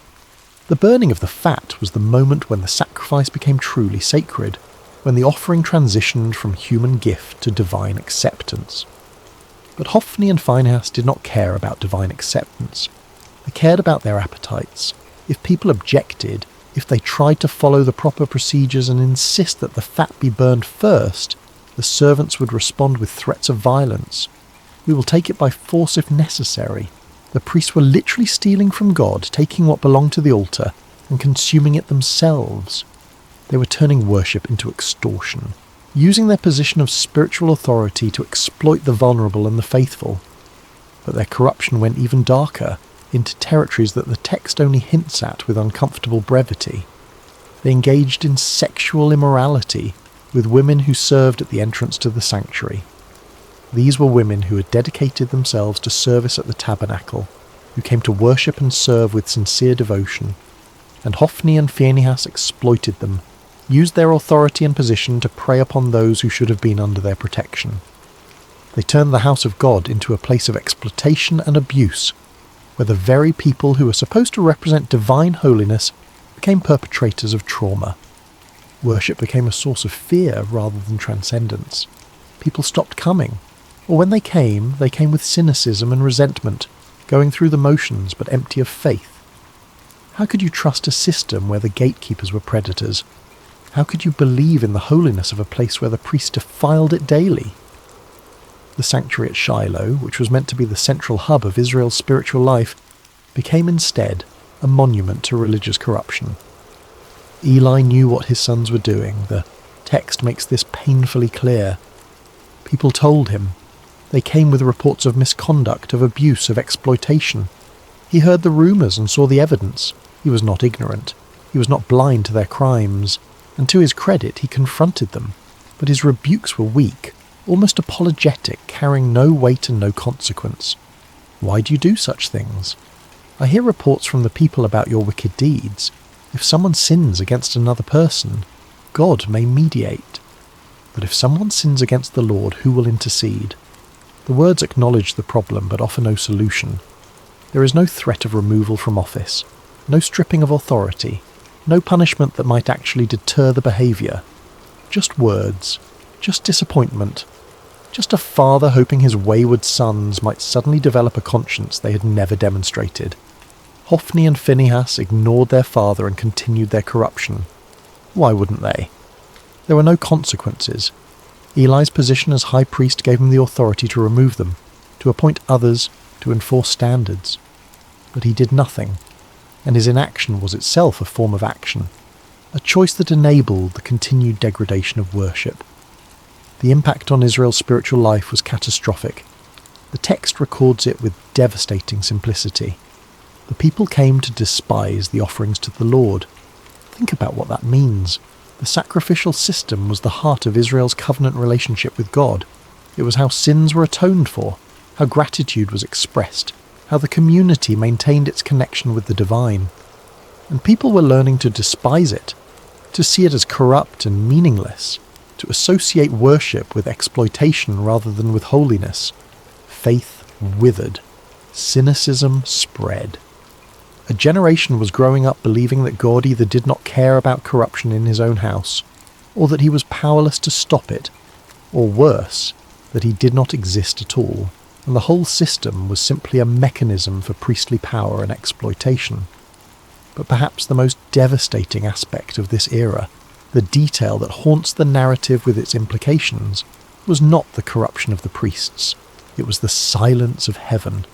The scripture records it with haunting simplicity. In those days, the word of the Lord was rare. There were not many visions. Think about what that means. In a culture where prophets and priests were meant to be the conduits between God and humanity, the channel had gone quiet. God was not speaking, or if he was, no one was hearing. Prophecies were scarce to the point of being legendary. Divine visions were so uncommon that when someone claimed to have received one, it was met with skepticism rather than expectation. But why? The text does not explain. It simply records the fact of divine silence as if it were weather, as if the absence of God's voice was as natural and unremarkable as a drought. But this raises uncomfortable questions. Had God withdrawn because of the corruption? Was the silence a form of judgment, a divine turning away from a people who had corrupted worship? Or had the people simply stopped listening? Had they become so cynical and so wounded by a religious hypocrisy that they could no longer hear what was being said? Or was there another possibility, one that the text does not explore but that hangs in the air like smoke?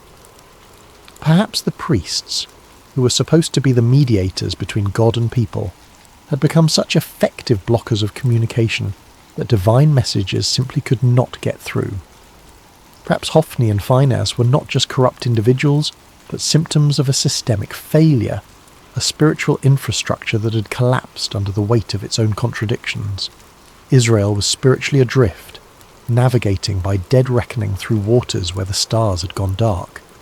There were no prophets to consult, no clear word from God about how to proceed, no divine guidance about which way to turn, just the daily grind of existence, the hollow rituals performed without meaning, the slow death of a people's faith in the face of institutional betrayal. This was the world into which Samuel was growing up, a world where the representatives of God were corrupt, where worship had become hollow, where heaven seemed distant and disinterested. If you were a young person in that era, what would you believe about the divine? Would you expect God to speak? Would you even know what his voice sounded like? Would you be able to distinguish a divine call from your own imagination or from the voice of a very human priest? Samuel cleaned the lamps each evening, ensuring the light would burn through the night. It was a practical task, a maintenance duty, nothing spiritual about it. He trimmed the wicks, refilled the oil reservoirs, ensured the flames were steady. But in that small act, there was a symbol that perhaps Samuel himself did not fully understand. The lamp of God had not yet gone out. Somewhere in the darkness a light still burned, and into that darkness, cutting through the silence that had lasted for generations, a voice was about to break through. Chapter 3. The night God spoke. The night began like any other. Samuel had completed his duties for the day, working through the familiar routines that structured his life. The sanctuary was clean, the floors swept, the vessels washed and arranged in their proper places. The lamps were lit, their flames steady, casting dancing shadows across the ancient stones. The sacred space was prepared for the silence of the evening hours, for the long watch through darkness toward dawn. Eli, now elderly and nearly blind, his eyes grown dim from age and perhaps from seeing too much corruption without acting, had retired to his usual place. He moved slowly now, carefully, feeling his way along walls he had walked beside for decades. His sleeping area was separate but nearby, close enough that Samuel could hear him if he called, out in the night. Samuel lay down in his customary sleeping spot somewhere near the chamber where the Ark of the Covenant rested. The exact location is not specified in the text, but the implication is clear. He slept in proximity to the most sacred object in all of Israel, closer to the physical representation of God's presence than anyone else in the nation that night. The Ark was the most sacred object in Israel, a gold-covered chest containing the tablets of the law, a jar of manna, and Aaron's staff that had budded. But more than its contents, the Ark represented the very presence of God among his people. It was the throne of the invisible King, the place where heaven touched earth, the point of contact between the divine and the mortal. To sleep near it was to sleep in the shadow of holiness, though Samuel likely thought nothing of it. This was simply where he slept, as ordinary to him as any bedroom, as familiar as his own breathing. The lamp of God was still burning, casting flickering shadows across the stone walls. This detail matters more than it might initially seem. In the Jewish tradition, the lamp in the sanctuary, the menorah that burned with consecrated oil, was not allowed to go out until morning light made it unnecessary. It represented the presence of God, the light that persisted even in darkness, the hope that had not yet been extinguished. The phrase, "the lamp of God had not yet gone out," carries within it both promise and warning. Not yet, but it could. The light was still burning, but barely. The presence was still there, but fading.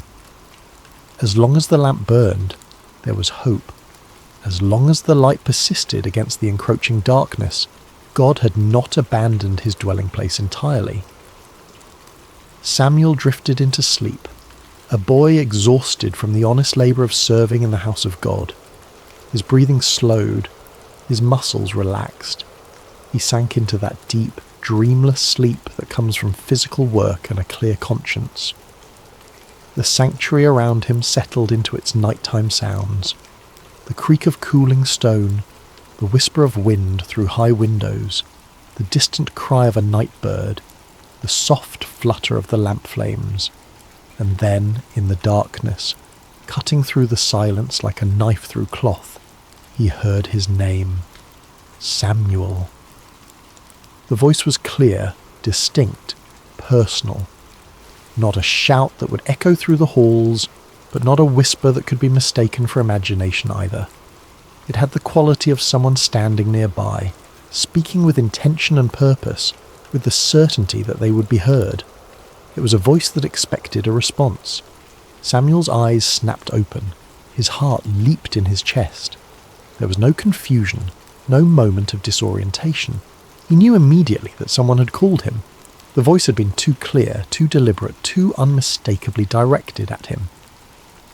In the darkness, with the lamp casting its uncertain light, Samuel did what made perfect sense to a boy who had grown up serving under an elderly priest.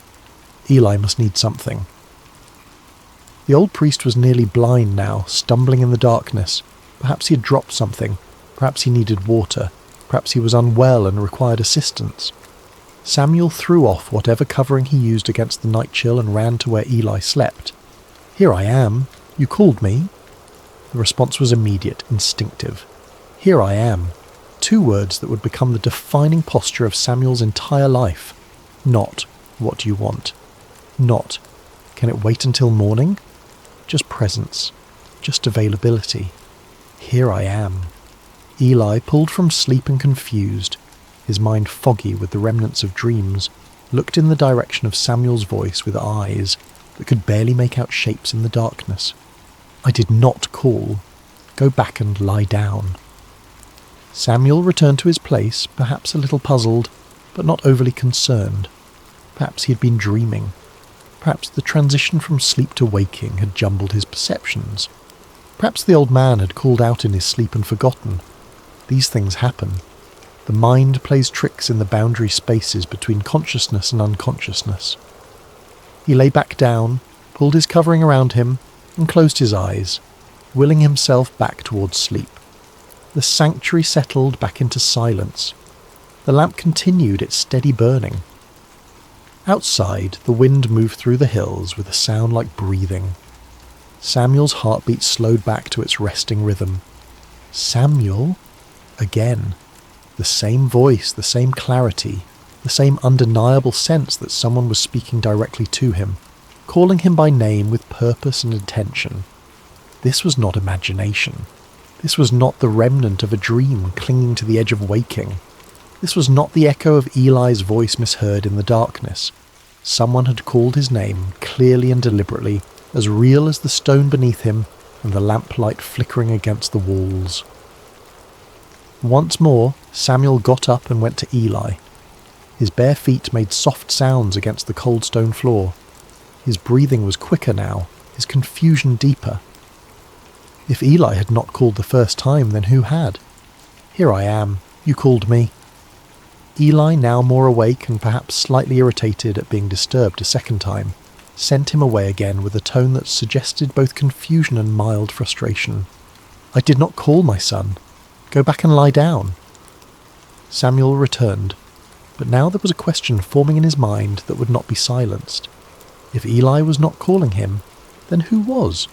Was someone playing a trick? Was there an intruder in the sanctuary hiding in the shadows, calling his name for some unknown purpose? But the voice had not seemed mischievous or threatening. It had been steady, certain, intimate, the kind of voice that knows you, that has the right to call your name. He lay back down, but this time sleep did not come easily. His eyes stayed open, staring into the darkness above him. His ears strained for any sound, any indication of who or what had spoken to him. The lamp flickered. A moth circled near its flame. Time stretched and compressed in that strange way it does when you are lying awake in the dark, unsure whether minutes or hours are passing. Samuel. The third time, Samuel abandoned any doubt or hesitation. Someone was calling him, and if it was not Eli, then perhaps the old priest was confused. Perhaps he was calling out without realizing it. Perhaps his dreams were speaking through him.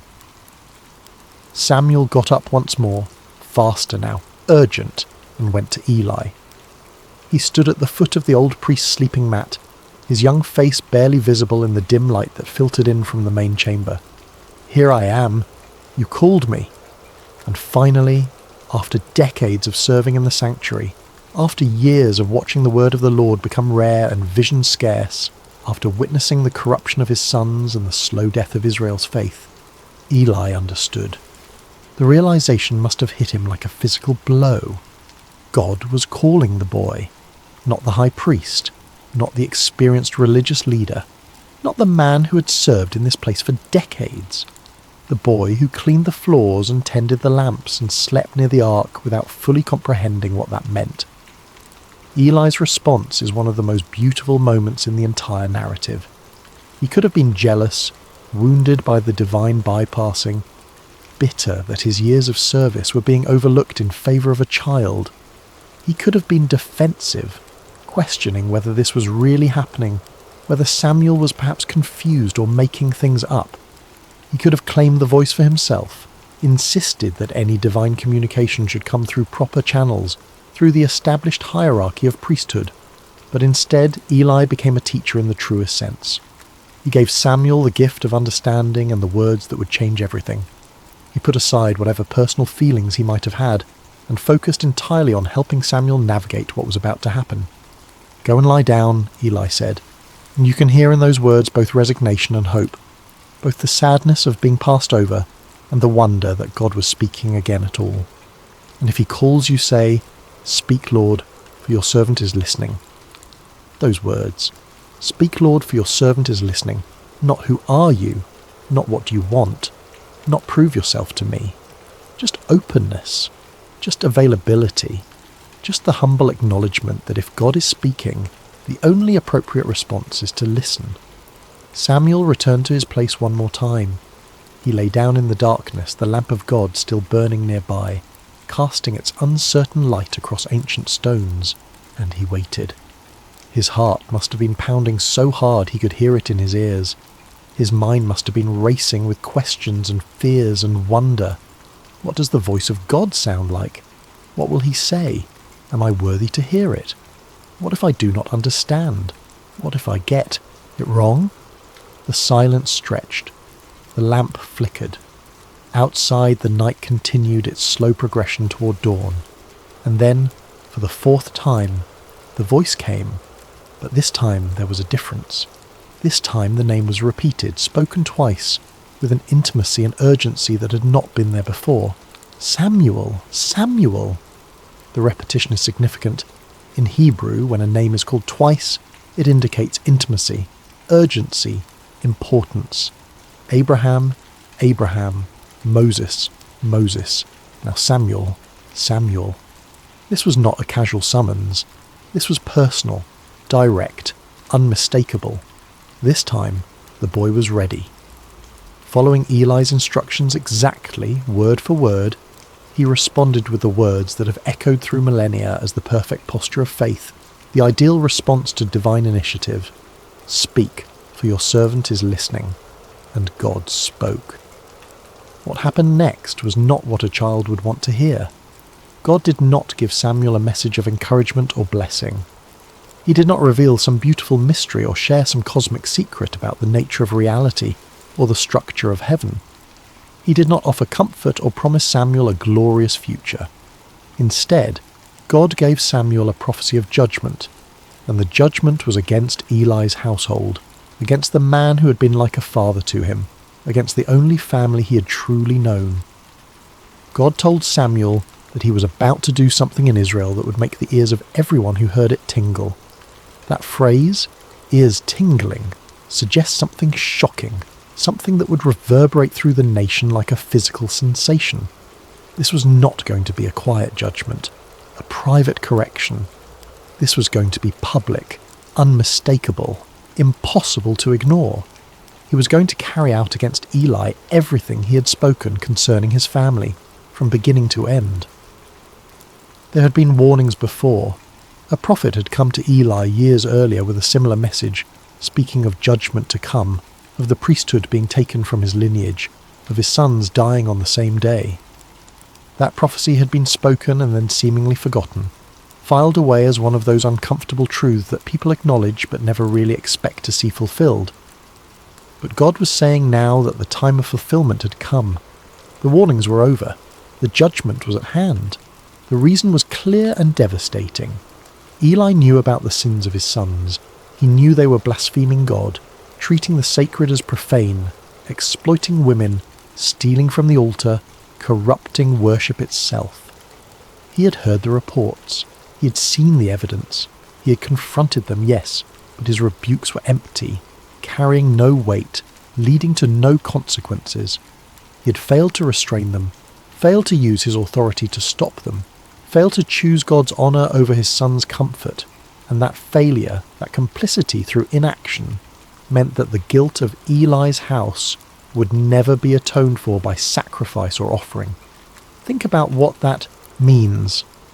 In a religious system built entirely around sacrifice and atonement, where every sin could theoretically be covered by the blood of animals and the proper rituals, God was declaring that some corruption runs too deep for ritual to reach.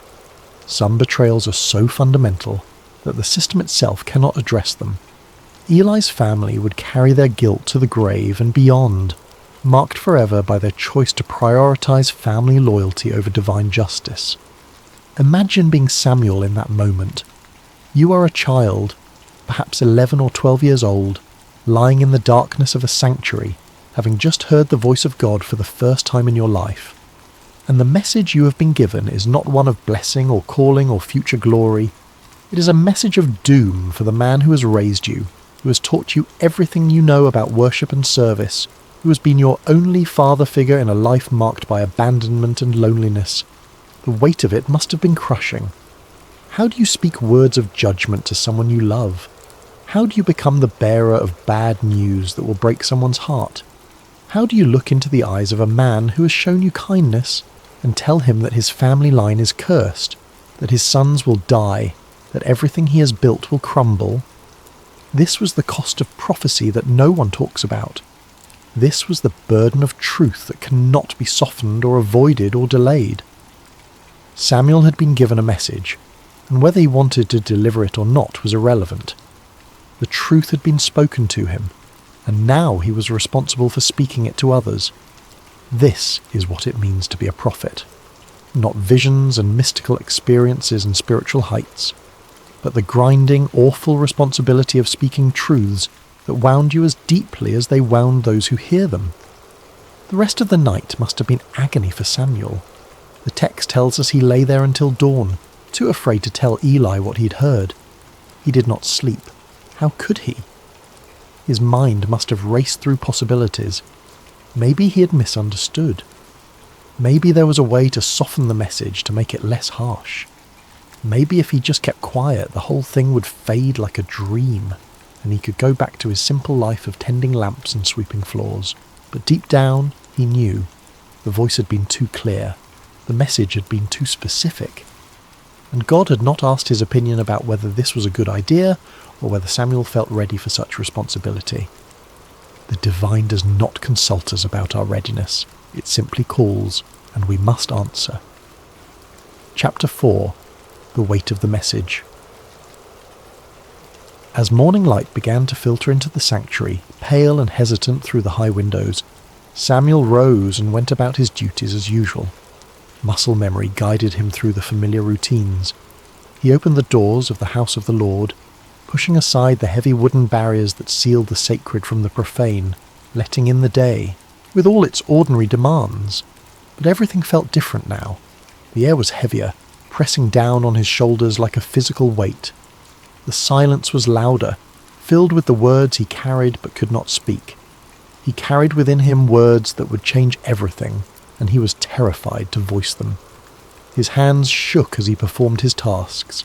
He fumbled with the lamp wicks, nearly spilling oil on the floor.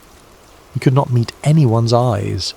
Every sound made him jump, expecting Eli to call for him, to demand the message, to force him to speak the unspeakable.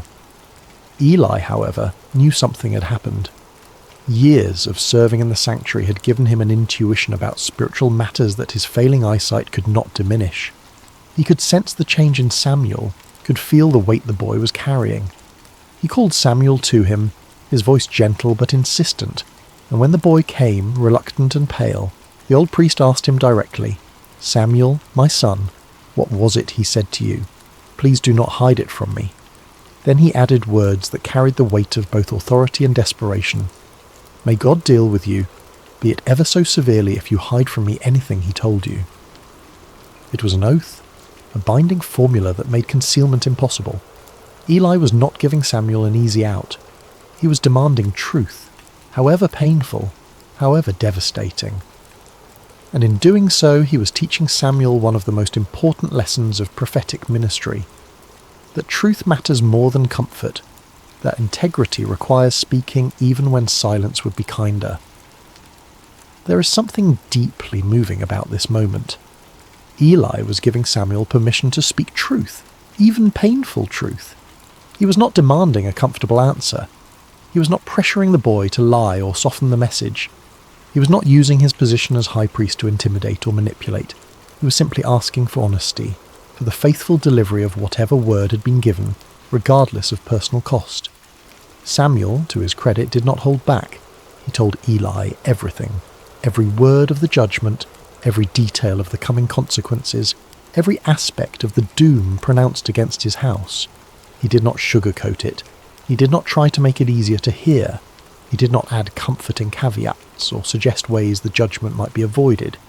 He simply delivered the message as it had been given to him, faithful to both God and to Eli in his refusal to distort the truth. The words must have felt like stones in his mouth, each one heavy and sharp. He would have watched Eli's face as he spoke, looking for signs of anger or rejection or denial. But what he saw instead was something he had not expected. Eli's response is remarkable in its humility and resignation. He did not rage against the pronouncement. He did not question Samuel's experience or suggest the boy had misunderstood or imagined things. He did not blame Samuel for being the messenger or accuse him of disloyalty or ingratitude. He simply said, with a weariness that spoke of years of knowing this moment would come, "He is the Lord. Let him do what is good in his eyes." There is defeat in those words, yes, but there is also acceptance, a kind of peace that comes from finally having the truth spoken aloud, from no longer living in the shadow of unacknowledged reality. Eli had known for years that his sons were corrupt. He had known that his failure to stop them was a kind of complicity, a betrayal of his calling and his God. The judgment was not a surprise. It was an inevitability finally spoken aloud, a truth that had been hovering unspoken in the air for years, finally given voice and substance. And perhaps in some way, Eli was relieved that the silence had been broken, even if the words spoken were words of judgment. Perhaps there is a relief that comes from knowing, from having certainty, even when that certainty is terrible. Perhaps after years of wondering when the hammer would fall, there was a strange comfort in finally hearing it fall, in knowing the shape of the future even when that future was dark. What Samuel learned that night and that morning was something most of us spend a lifetime avoiding. That truth is not always comfortable, that faithfulness sometimes means delivering hard words, and that love does not require us to hide reality from those we care about. Samuel could have lied to Eli. He could have softened the message or claimed he did not remember the details, or suggested that perhaps he had misunderstood what God was saying, but he chose honesty, and in doing so he established the pattern that would define his entire ministry. He would be a prophet who spoke the word of the Lord without compromise, without concern for how it would be received, without fear of the consequences. Not because he was harsh or unfeeling, but because he understood that truth, however painful, is ultimately an act of respect. To lie to someone, even to spare their feelings, is to treat them as less than fully human, as incapable of bearing reality. Samuel gave Eli the dignity of truth, and Eli received it with the dignity of acceptance. Chapter 5. Samuel becomes a prophet. After that night, everything changed for Samuel. The text tells us that he grew, and the Lord was with him, letting none of his words fall to the ground. That phrase, letting none of his words fall to the ground, is the ancient way of saying that everything Samuel prophesied came true. He was not speaking his own opinions or making educated guesses or offering the kind of vague predictions that could be interpreted multiple ways, depending on how events unfolded. He was speaking with divine authority, and reality itself confirmed his words with uncomfortable precision. The prophecy about Eli's house came true exactly as Samuel had spoken it. The details are grim and worth recounting because they establish Samuel's credibility as a true prophet in a time when false prophets were common and people had grown cynical about divine communication. Israel went to war against the Philistines, their perennial enemy. In the first battle, the Israelites were defeated and thousands of soldiers died. In desperation, the elders decided to bring the Ark of the Covenant from Shiloh to the battlefield, believing that God's physical presence would guarantee victory. Hophni and Phinehas accompanied the Ark, treating it like a magical talisman rather than the throne of the living God. The Israelites shouted when the Ark arrived, a roar so loud that the ground shook.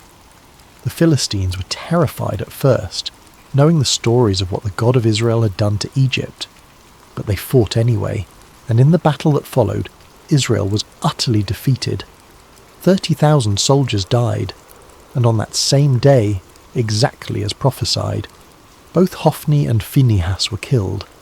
The Ark of God was captured by the Philistines, carried off as a trophy of war. When a messenger brought the news to Shiloh, Eli was sitting by the road, his heart trembling for the Ark of God. When he heard that the Ark had been captured and his sons were dead, the 98-year-old priest fell backward off his chair, broke his neck, and died. The priesthood of his line ended in that moment, cut off exactly as God had declared. It was a devastating fulfillment, but it established beyond doubt that Samuel spoke with divine authority. He had predicted these events when he was just a child, and they had come to pass exactly as he said.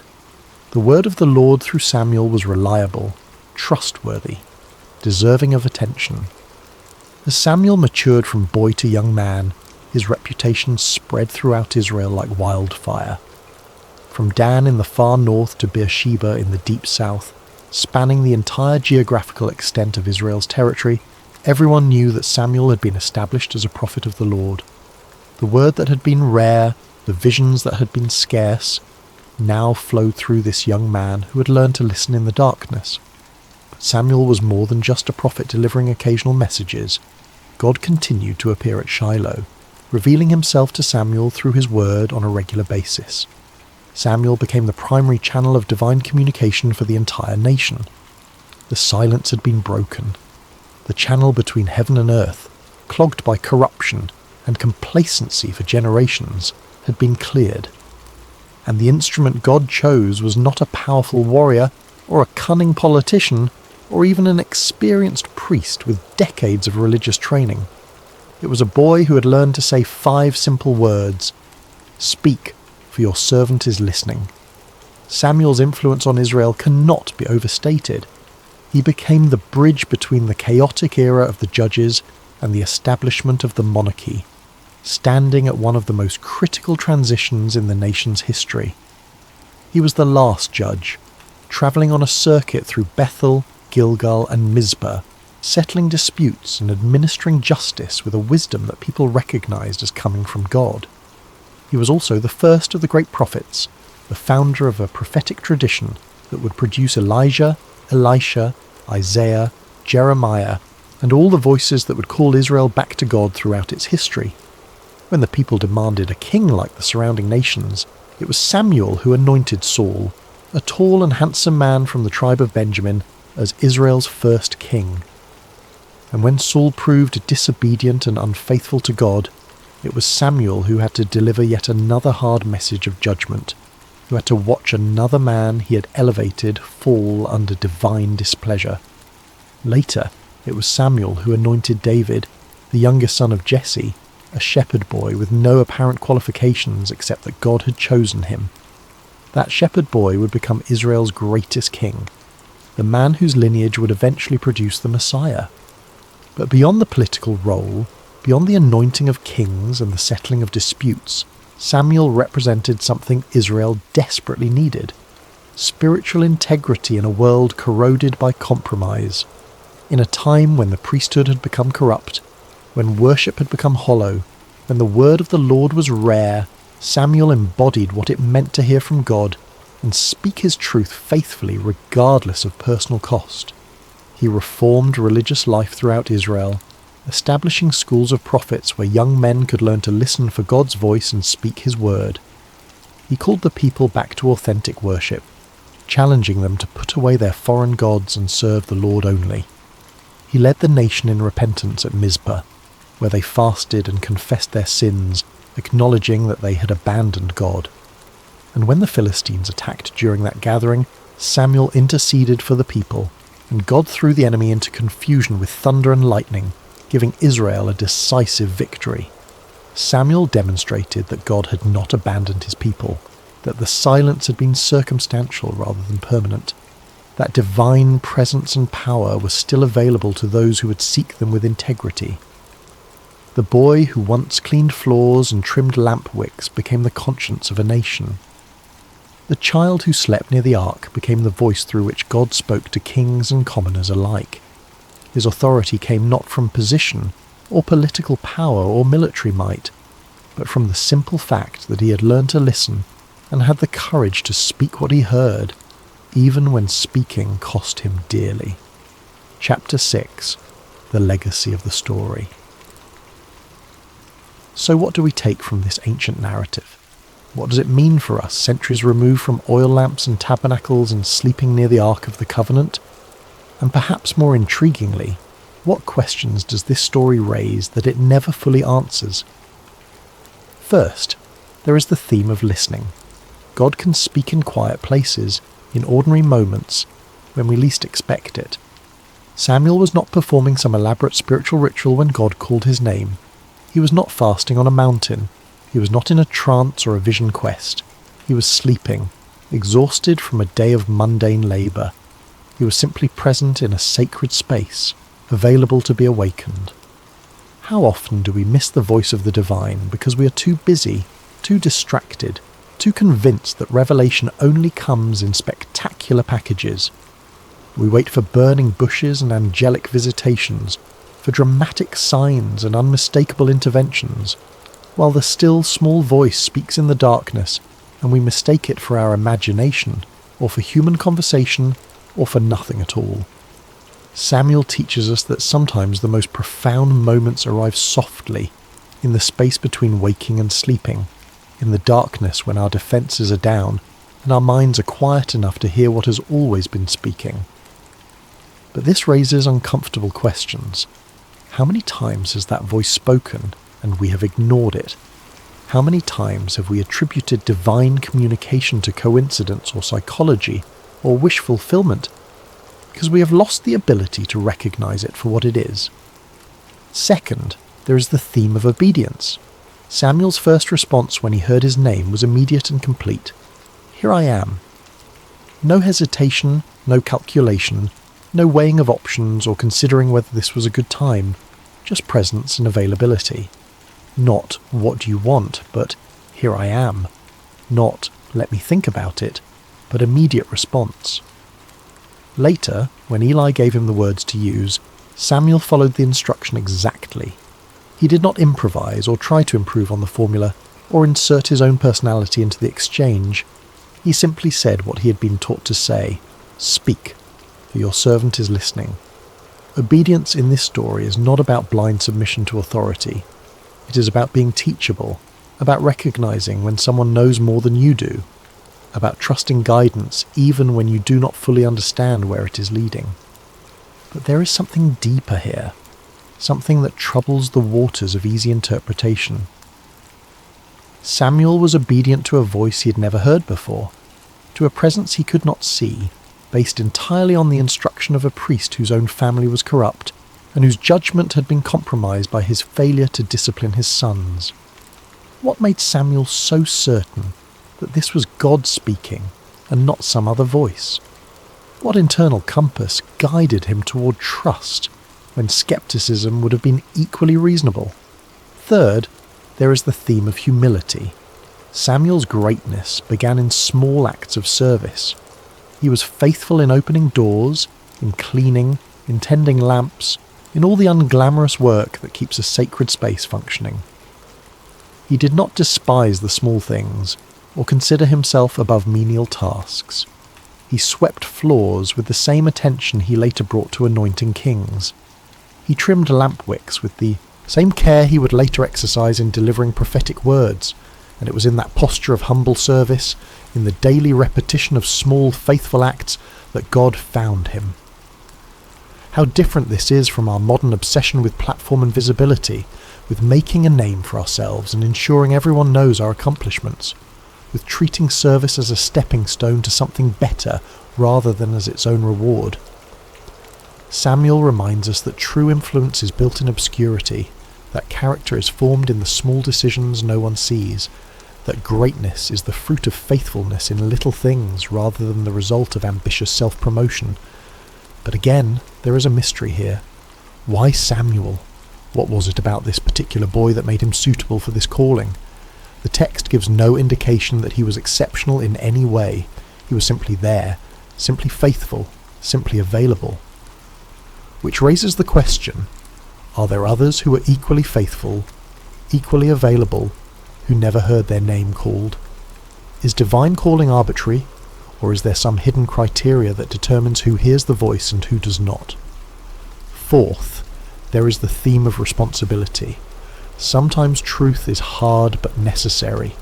Samuel's first message from God was a message of judgment, and he had to deliver it to someone he loved. This is the cost of being a conduit for truth. You do not get to choose which messages are convenient and which are difficult. You do not get to edit reality to make it more palatable. You do not get to withhold hard truths, because speaking them might damage relationships or cost you social capital. If you are going to be a voice for something beyond yourself, whether you call that voice God or conscience or truth, or simply what is, you have to be willing to speak even when the words cut you as deeply as they cut those who hear them. Samuel could have spared Eli. He could have lied or softened the message or claimed he did not remember the details. But he chose the harder path of honesty, and in doing so he honoured both Eli and himself. Yet this raises ethical questions that the narrative does not resolve. What is the balance between truth and compassion? When does speaking hard truths become cruelty disguised as honesty? Samuel was a child delivering a message he did not create and could not change. But what about us, when the truths we must speak are filtered through our own perceptions and biases and limited understanding? How do we know when to speak and when to remain silent? Fifth, there is the theme of hope. The lamp of God had not yet gone out. Even in the darkest period of Israel's spiritual life, when the priesthood was corrupt and the word of the Lord was rare and the nation was spiritually adrift, there was still a light burning somewhere in the darkness. God had not abandoned his people. He was simply waiting for someone who would listen, someone who would respond, someone who would be faithful with what was given to them. Samuel represents the truth that it is never too late for renewal, that no matter how far things have fallen, no matter how corrupt the systems or how cynical the people, there is always the possibility of a voice in the darkness calling us back to what matters. The light may be flickering, the wick may be nearly consumed, the oil may be running low, but as long as there is any light at all, there is hope for rekindling, for replenishment, for the dawn that follows even the longest night. But this optimistic reading sits uncomfortably with the historical reality. The lamp did eventually go out. The sanctuary at Shiloh was destroyed. The ark was captured and never returned to that place. The line of Eli ended in blood and disgrace. Samuel's calling did not prevent disaster. It only narrated it before it happened. So what kind of a hope is this? Is it simply the hope that truth will be spoken, even if it changes nothing? Is it the hope that someone will bear witness, even in the midst of collapse? Finally, there is something unspoken in this narrative that deserves attention. God bypassed the entire religious hierarchy to speak to a child. He did not go through official channels. He did not honour the established order. He did not consult with the high priest or seek permission from religious authorities. He simply called out in the darkness to a boy who had no status, no authority, no credentials beyond faithfulness in small things. This is either deeply encouraging or deeply unsettling, depending on your perspective. It suggests that divine communication is not controlled by institutions, that truth can emerge from the margins, that the voice of God might speak to those we least expect, rather than to those we've designated as official intermediaries. But it also raises anarchistic questions about authority and order, about how we distinguish genuine divine calling from delusion or manipulation, about what happens when everyone claims to hear the voice of God speaking contradictory messages. Samuel's story is ultimately about availability. He was not the most powerful person in Israel. He was not the most educated or the most connected. He was simply present, attentive, and willing to respond when he heard his name called. And that was enough. That has always been enough. But it invites us to ask, what are we available for? What sacred spaces do we inhabit, whether physical or spiritual or psychological, where we might be found by whatever calls to us in the darkness? And when that call comes, will we recognise it, or will we mistake it for something ordinary, something explainable, something that requires no response? Epilogue: The Voice in the Night. Close your eyes and imagine that sanctuary again. The vast stone building in Shiloh, the oil lamps casting their gentle light, the shadows dancing on walls that have witnessed generations of worship and neglect. Imagine the boy lying near the ark, exhausted from a day of simple service, drifting into sleep with no expectation that this night will be different from any other. And then the voice, clear, personal, undeniable, a voice that breaks through the silence of heaven and calls a child by name. Samuel's story is a reminder that the divine does not always announce itself with thunder and lightning. Sometimes it comes as a whisper in the darkness. Sometimes it arrives in the form of a question repeated until we finally understand that we are being addressed. Sometimes the most significant moments of our lives happen when we are alone, unguarded, simply present in a space where we have made ourselves available to something greater than ourselves. The lamp of God is still burning. That is the promise embedded in this ancient narrative. No matter how dark the times, no matter how corrupt the systems, no matter how silent heaven seems, there is always a light somewhere refusing to go out, and there is always the possibility that in the quiet, in the stillness, in the spaces between our busy thoughts and desperate prayers, We might hear our name spoken by a voice we do not yet recognize. The question is not whether the voice is calling. The question is whether we are listening. Samuel lay in that sanctuary as a boy and became a prophet because he learned to say 5 words that changed everything. Speak, for your servant is listening. He did not demand proof. He did not negotiate terms. He did not insist on understanding everything before committing to anything. He simply made himself available, and availability was enough. Perhaps that is the real legacy of Samuel's calling. Not that he became powerful or influential or historically significant, though he became all those things. The real legacy is that he teaches us what it looks like to be genuinely open to transformation, to be willing to hear hard truths, to be faithful in small things while waiting for larger purposes to reveal themselves. In our age of constant noise and perpetual distraction, where silence is something to be feared rather than cherished, Samuel's story feels almost subversive. It suggests that the most important communications might not come through our devices or our carefully curated information streams. They might come in the quiet, in the dark, in the moments when we stop performing and simply exist in the presence of something that knows our name. So tonight, as you drift towards sleep, consider the possibility that you, too, might be lying in a sacred space, even if you do not recognize it as such. Consider the possibility that there might be a voice, gentle and persistent, calling your name in the darkness. Consider the possibility that the most profound transformation of your life might not begin with a grand revelation or a spectacular sign, but with the simple decision to respond to that voice with 5 words. Speak, for your servant is listening. The lamp is still burning. The voice is still calling. The only question is whether we have ears to hear. Hello, dear friends, and welcome to Sacred Slumber. Before we begin tonight's story, I'd love to connect with you for just a moment. How has your day treated you? Perhaps you're settling into evening wherever you are in the world, or maybe you're finding a quiet moment in the middle of your day to pause and breathe. Whether you're listening from a bustling city or a quiet countryside, from the mountains or by the sea, you are welcome here. What time is it where you are right now? Are you watching the sun set through your window, or perhaps the stars are already painting the sky above you?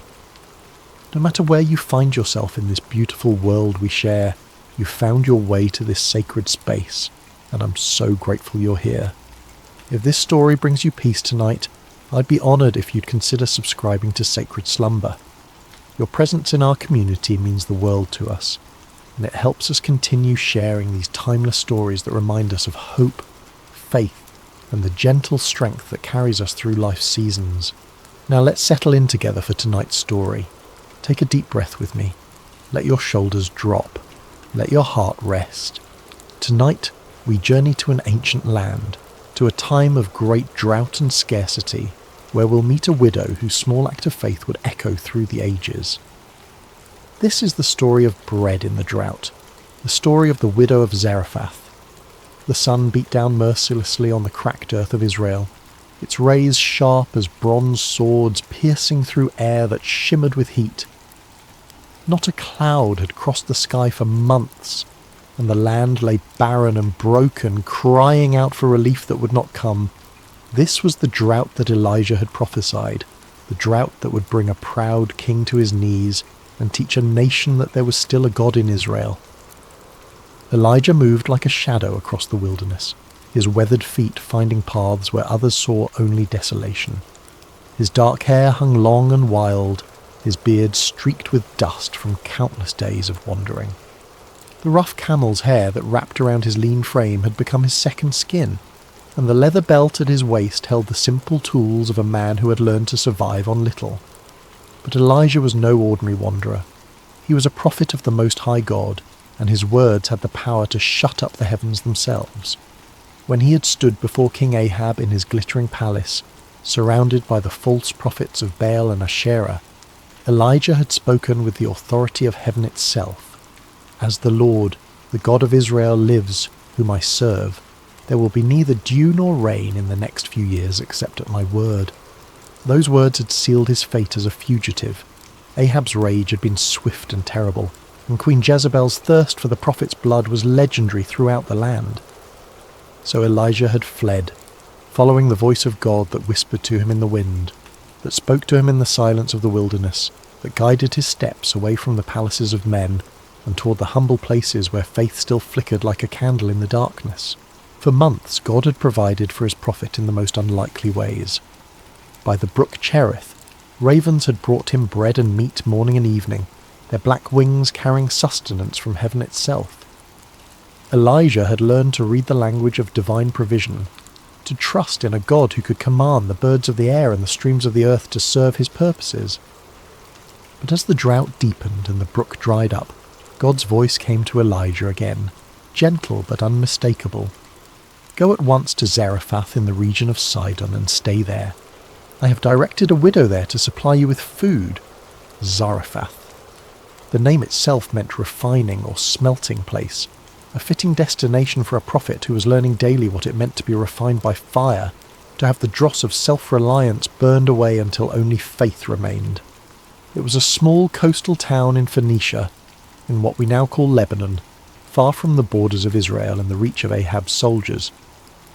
As Elijah walked the dusty roads towards Zarephath, his mind turned over the peculiar nature of God's provision. Not to a wealthy merchant's house would he go, not to a palace or a place of abundance. God was sending him to a widow, a woman who in that ancient world would have been among the most vulnerable, the most likely to be in need herself. And she was a Gentile, a foreigner, one who did not worship the God of Israel. Yet this was how the Almighty worked, Elijah had learned. He chose the foolish things of the world to shame the wise, the weak things to shame the strong. He provided for his servants not through the expected channels of power and wealth, but through the humble offerings of those who had little to give but gave it anyway. The journey to Zarephath took Elijah through landscapes that told the story of the drought's devastation.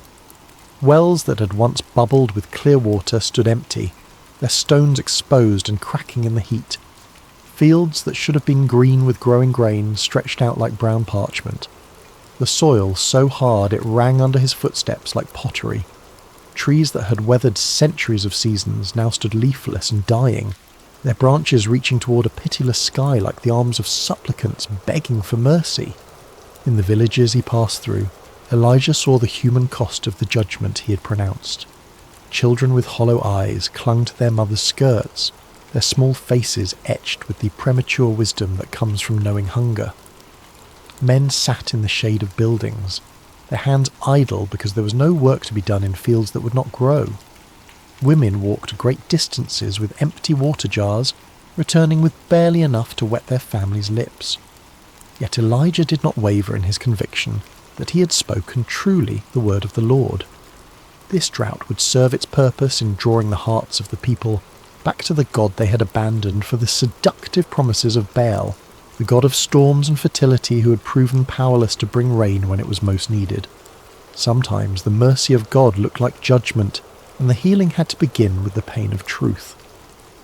As he crested the final hill before Zarephath, Elijah could smell the salt of the Mediterranean Sea, could hear the distant cry of gulls wheeling over waters that mocked the thirsty land with their abundance.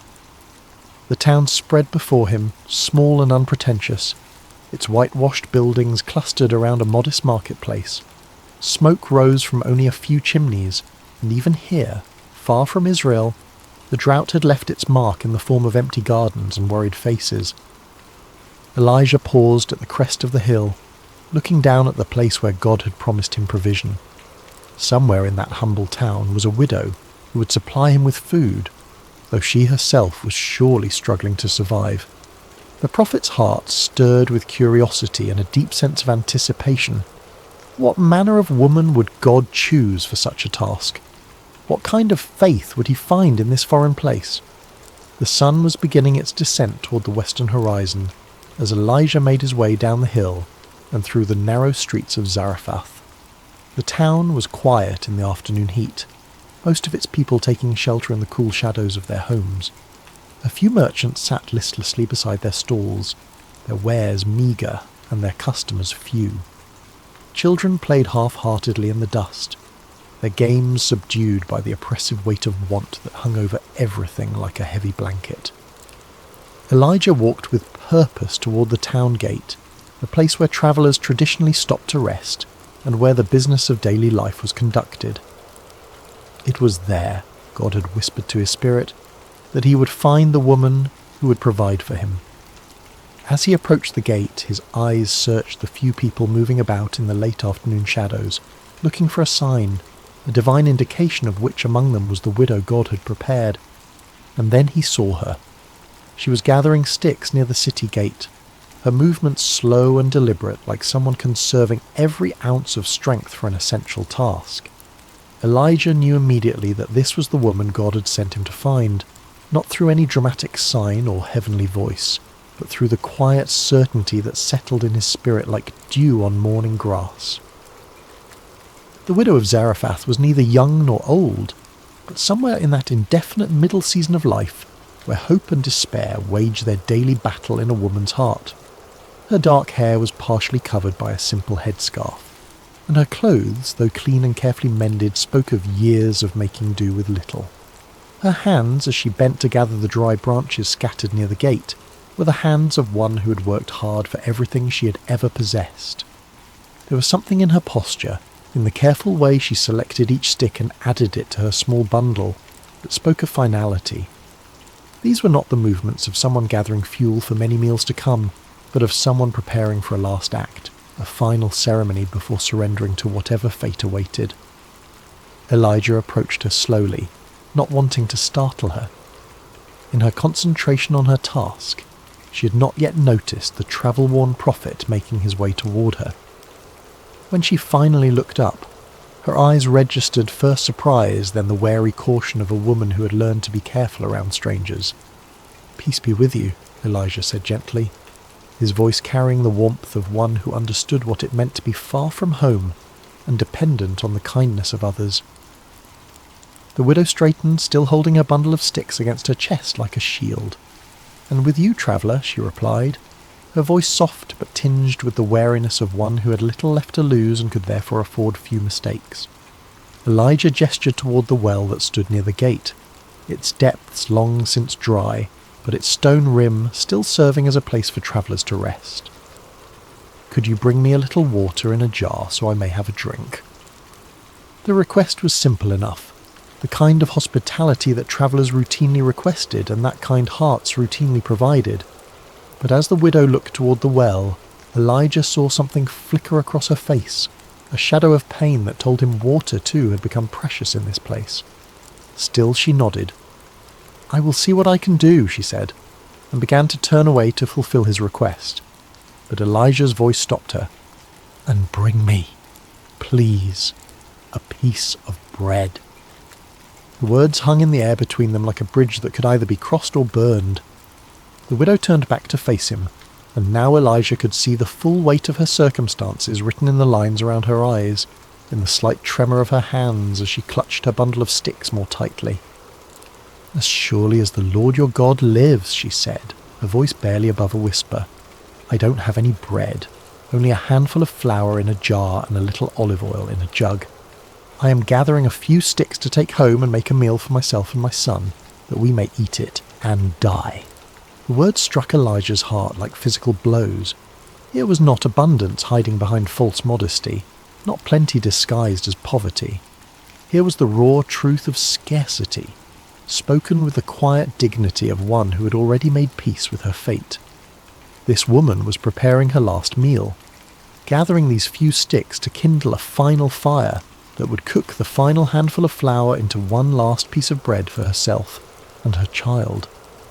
In her simple statement, Elijah heard echoes of every widow's story, every mother's nightmare. She had watched her resources dwindle day by day, week by week, had portioned out ever smaller meals until there was nothing left to portion. Now she had reached the end of her rope, the bottom of her jar, the last of her oil. She'd perhaps spent sleepless nights calculating and recalculating, hoping against hope that somehow her meagre supplies would stretch just one more day, one more meal. And here was a stranger, a foreign prophet, asking her to share even this last morsel. Elijah looked into her eyes and saw not just physical hunger, but the deeper starvation of hope deferred, of prayers that seemed to fall on deaf ears, of a God who had seemed absent in her hour of greatest need. Yet he also saw something else, something that made his heart leap with recognition. He saw faith. Not the bold, declarative faith of those who had much to lose, but the quiet, desperate faith of those who had nothing left but trust. The prophet's next words would either build a bridge of hope or collapse the last foundation of this woman's world. He chose them carefully, knowing that he was not speaking merely his own thoughts, but carrying a message from the heart of God himself. "Don't be afraid," Elijah said, his voice gentle but filled with an authority that seemed to come from somewhere beyond himself. "Go home and do as you have said, but first make a small loaf of bread for me from what you have and bring it to me, and then make something for yourself and your son." The widow's eyes widened. Was this stranger mad? Was he so callous, so utterly without compassion, that he would ask a dying woman to feed him before she fed her own child? The request seemed to defy every principle of human decency, every natural law of survival and maternal love.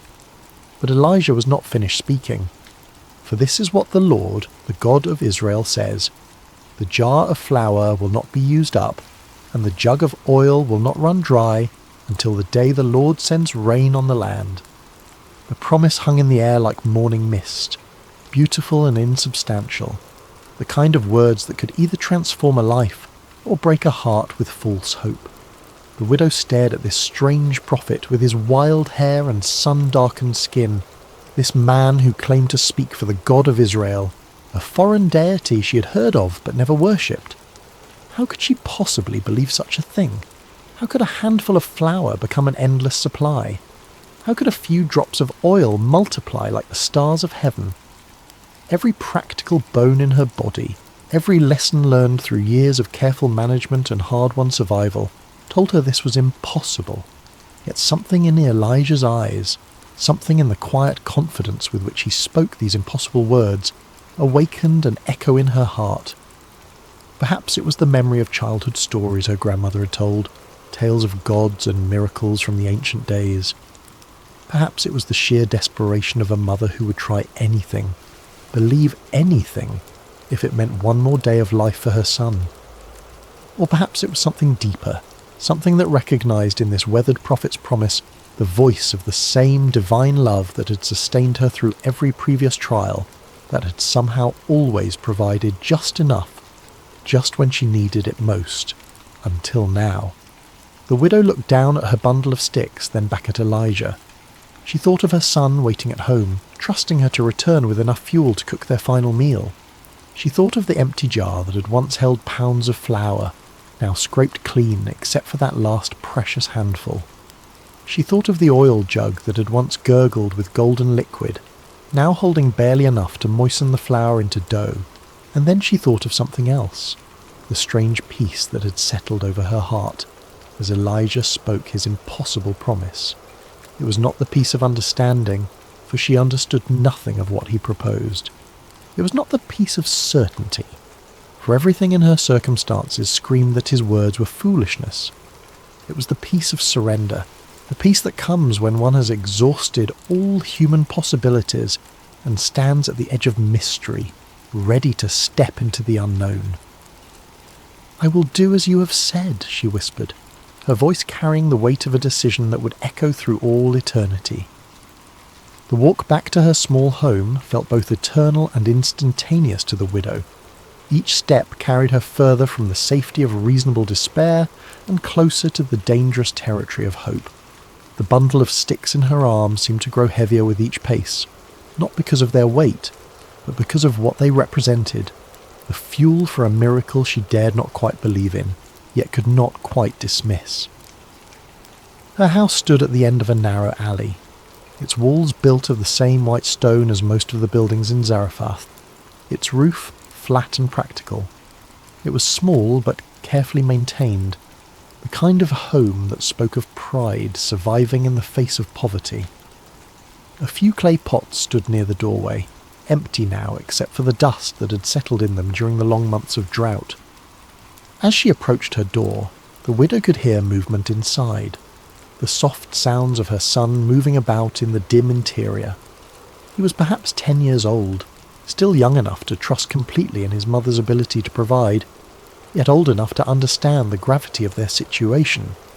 He had not complained when the meals grew smaller and less frequent, had not questioned why she sometimes gave him her portion while claiming she wasn't hungry. Now she would have to explain to him that she was going to give away their last food to a stranger. The door opened with a soft creak of wood that had swollen and shrunk through many seasons. Inside, the house was cool and shadowy, a welcome relief from the blazing heat of the afternoon sun. Her son looked up from where he sat near the window, his young face brightening at her return. "Did you find enough wood, Mother?" he asked, his voice carrying the careful optimism of a child who'd learned not to expect too much, but could not quite stop hoping. The widow set down her bundle of sticks and looked around the familiar space of her home. Everything was clean and in its place, though there was precious little to arrange. A few cooking vessels, some worn but serviceable garments, a small table, sleeping mats that she rolled up each morning and spread each evening. The jar of flour sat in the corner where she always kept it, and beside it the small jug of oil. The son followed her gaze to the corner where their last provisions waited. He had watched those containers grow emptier day by day, had seen his mother peer into them each morning with expressions that grew more worried as the contents diminished. He knew, with the intuitive wisdom that children possess, that today would be their last day of having anything to eat. "Mother," he said again, sensing something different in her manner, something that hadn't been there when she left to gather the wood. The widow moved to the corner and lifted the flour jar, feeling the pitiful weight of what remained inside. Then she picked up the oil jug, tilting it slightly to gauge how little was left. The sound of the oil moving in the nearly empty vessel was like a whisper, like the last breath of hope dying away. But then she remembered Elijah's words, remembered the strange certainty in his voice when he spoke of jars that would not empty, and jugs that would not run dry. She remembered the peace that had settled over her heart when she agreed to his impossible request. "My son," she said gently, kneeling beside him so they were at eye level. "Something wonderful and strange has happened today. A prophet of the God of Israel has come to our town, and he has asked me to share our food with him." The boy's eyes widened. "Our food? But Mother, we only have enough for one meal, yes," she finished for him. "I know, but this prophet, his name is Elijah, has promised me something that seems impossible. He says that if I feed him first, then our jar of flour will not be used up, and our jug of oil will not run dry until the day the Lord sends rain on the land." The child stared at his mother, processing this information with the serious concentration of one who had learned that adult decisions often determined whether children lived or died. "Do you believe him, Mother?" It was such a simple question, but it cut to the heart of everything. Did she believe? Could she stake their lives on the promise of a foreign prophet? Could she risk her son's survival on words that defied every law of nature she had ever observed? The widow was quiet for a long moment, looking into her son's trusting eyes. Then she smiled, and it was the first real smile that had crossed her face in months. "I don't know if I believe him with my mind, my son, but my heart tells me that we have nothing left to lose, and perhaps everything to gain. Sometimes faith means stepping forward when you cannot see the path." She stood and moved toward the corner where their supplies waited. "Help me build a fire, and we will make bread for the prophet first, as he asked. And then we will see what the God of Israel will do for a widow and her son in Zarephath." The boy nodded solemnly and began arranging the sticks his mother had gathered while she prepared to perform what might be either an act of supreme faith or supreme foolishness. The distinction, she realized, might not matter as much as she had thought. Working together, they built a small fire outside their door, the flames dancing bright against the darkening sky. The widow poured water into her mixing bowl, then opened the flour jar and looked inside. The handful that remained seemed pitifully small, barely enough for one small loaf, certainly not enough for 2 meals as Elijah had promised. But she had given her word, and more than that, she had felt something stir in her heart when the prophet spoke. Perhaps it was only desperation disguised as faith, but it was all she had to offer. Carefully, reverently, she poured half of the remaining flour into her bowl. Then she tilted the oil jug and let a few precious drops fall into the mixture. The oil gleamed golden in the firelight, and she found herself thinking of ancient stories, half-remembered tales of gods who provided for their people in miraculous ways. As she mixed the flour and oil with water, kneading the small portion of dough with practiced hands, the widow felt a strange sense of ceremony settling over the simple task. This was no ordinary bread-making. This was an act of faith performed in the face of impossible circumstances, a leap into the unknown guided only by the promise of a prophet and the whisper of hope in her own heart. The dough came together under her hands, soft and elastic despite the small amount of oil. She shaped it into a small round loaf and placed it on the flat stone they used for baking, setting it carefully over the coals. The bread began to bake, filling the evening air with the ancient comforting aroma of grain transformed by fire. As they waited for the bread to cook, the widow and her son sat quietly by the fire. The boy leaned against his mother's side, and she wrapped her arm around him, holding him close. Whatever happened next, whatever the morning would bring, they had this moment of peace together. When the bread was finished, golden and warm from the stones, the widow wrapped it carefully in a clean cloth and stood. "I will take this to the prophet now," she told her son. "While I am gone, keep the fire burning. When I return, we'll make our own bread and see if the promise holds true." The walk back to the city gate seemed shorter this time, though the weight of what she carried felt immeasurable. This small loaf represented everything she had left in the world, the last of her resources, the final hedge against starvation. She was literally carrying her life in her hands, offering it to a stranger based on nothing more than his word. Elijah was waiting where she had left him, sitting quietly in the gathering dusk. When he saw her approaching with the wrapped bread, his face lit up with a smile that transformed his austere features. It was not the smile of one who had expected to be obeyed, but of one who was genuinely moved by the sacrifice he was witnessing. "Thank you," he said simply as she placed the bread in his hands. "What you have done requires more courage than facing down armies or calling fire from heaven. You have chosen to trust when you had every reason to doubt." The widow watched as he unwrapped the bread, still warm and fragrant from the fire. "I pray your God honours your promise, prophet. My son and I have nothing left but this hope you have given us." Elijah broke the bread and ate it slowly, savouring each bite not just for its nourishment but for what it represented. "He will honour it," the prophet said with quiet certainty. "Go home now and prepare your own meal. The jar of flour will not be empty." As the widow walked home through the darkening streets of Zarephath, she felt as though she were walking through a dream. Had she really just given away their last food to a stranger? Had she really staked everything on the promise of a foreign god? The practical part of her mind screamed that she had made the most foolish decision of her life. But another part of her, a deeper part that had been silent for so long she had almost forgotten it existed, whispered that she had just participated in something holy, something that would echo through eternity. She'd chosen faith over fear, trust over self-preservation, hope over despair. Now she would discover whether faith was strong enough to fill an empty jar. The widow's hands trembled slightly as she reached for the flour jar upon returning home. Her son sat by the fire, his young face illuminated by the dancing flames, watching his mother with the intense attention of one whose very life hung in the balance of what would happen next.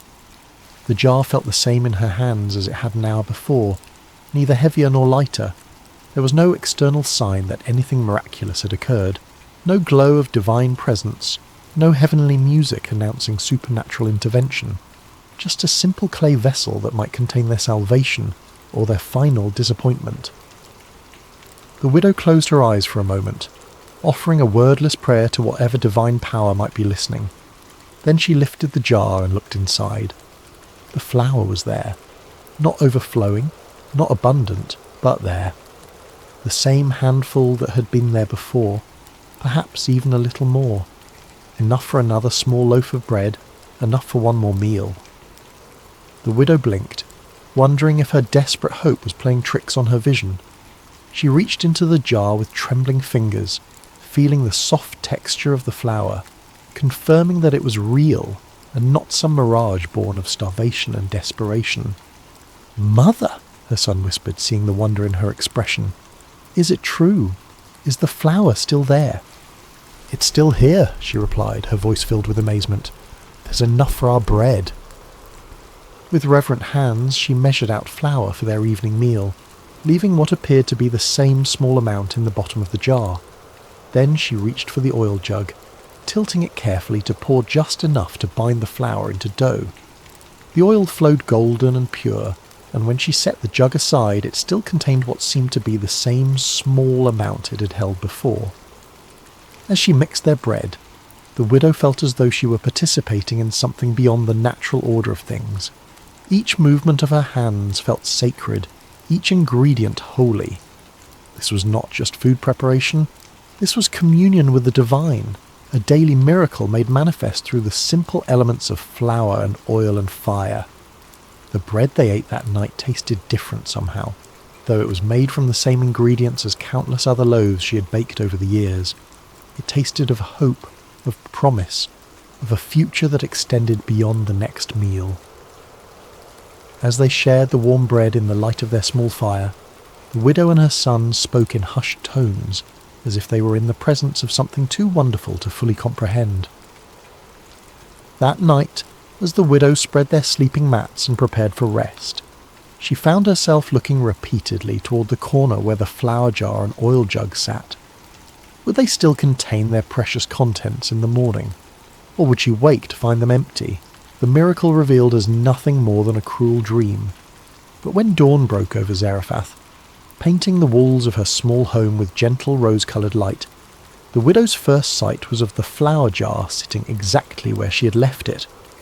With her heart pounding, she crept quietly across the room, not wanting to wake her son until she knew whether their hope would survive the night. The flour was there, the oil was there, enough for another day, another meal, another small victory against the spectre of starvation that had haunted their home for so long. And so began a rhythm that would sustain them through the long months of drought that followed. Each morning, the widow would check the jar and jug with a mixture of faith and anxiety, never quite able to take the miracle for granted, always amazed to find their supplies replenished. Each day she would measure out enough for their daily bread, always careful to leave something behind, always trusting that tomorrow would bring the same mysterious provision. Word of the miracle did not spread through Zarephath, for the widow was a careful woman who understood that some blessings were meant to be treasured quietly, rather than proclaimed from rooftops. She continued her daily routines, drawing water when it could be found, tending to her small home, caring for her son. To her neighbours, she appeared to be surviving the drought no better or worse than anyone else. But those who knew her well began to notice subtle changes. The hollow look of desperate hunger faded from her eyes. Her son grew stronger rather than weaker as the drought continued. There was a peace about her that seemed strange in such difficult times, a quiet confidence that suggested she had found a source of strength that the drought could not touch. Elijah became a regular visitor to their home, though he was careful to come and go discreetly, not wanting to draw attention that might put the widow and her son in danger. The prophet had found lodging in a small room at the edge of town, but he took many of his meals with the family he had come to think of as his own. The widow always set a place for him at their modest table, always insisted that there was enough to share. As the weeks turned to months, the relationship between the prophet, the widow and her son deepened into something resembling family. Elijah told them stories of his travels, of the wonders he had seen, and the voice of God he had learned to recognize in wind and whisper. The widow shared the wisdom she had gleaned from years of making do with little, of finding joy in simple things, of holding on to hope when circumstances suggested it was foolish to do so. The boy, who had initially been shy around the imposing prophet, gradually warmed to Elijah's gentle nature and began to see him as something between a grandfather and a teacher. Elijah taught him to read the Hebrew alphabet, to recognize the patterns of weather and season, to understand that the God of Israel was not just a God of the Israelites, but a God who cared for all his children, regardless of their nationality or circumstances. Through it all, the miracle continued. Day after day, week after week, month after month, the jar of flour did not become empty, and the jug of oil did not run dry. Sometimes the widow would peer into the containers and see what appeared to be exactly the same amount as the day before. Other times there seemed to be a little more, as if the divine provider had sensed their need for extra sustenance, or simply wanted to remind them of his abundant love. The miracle was not one of overwhelming abundance.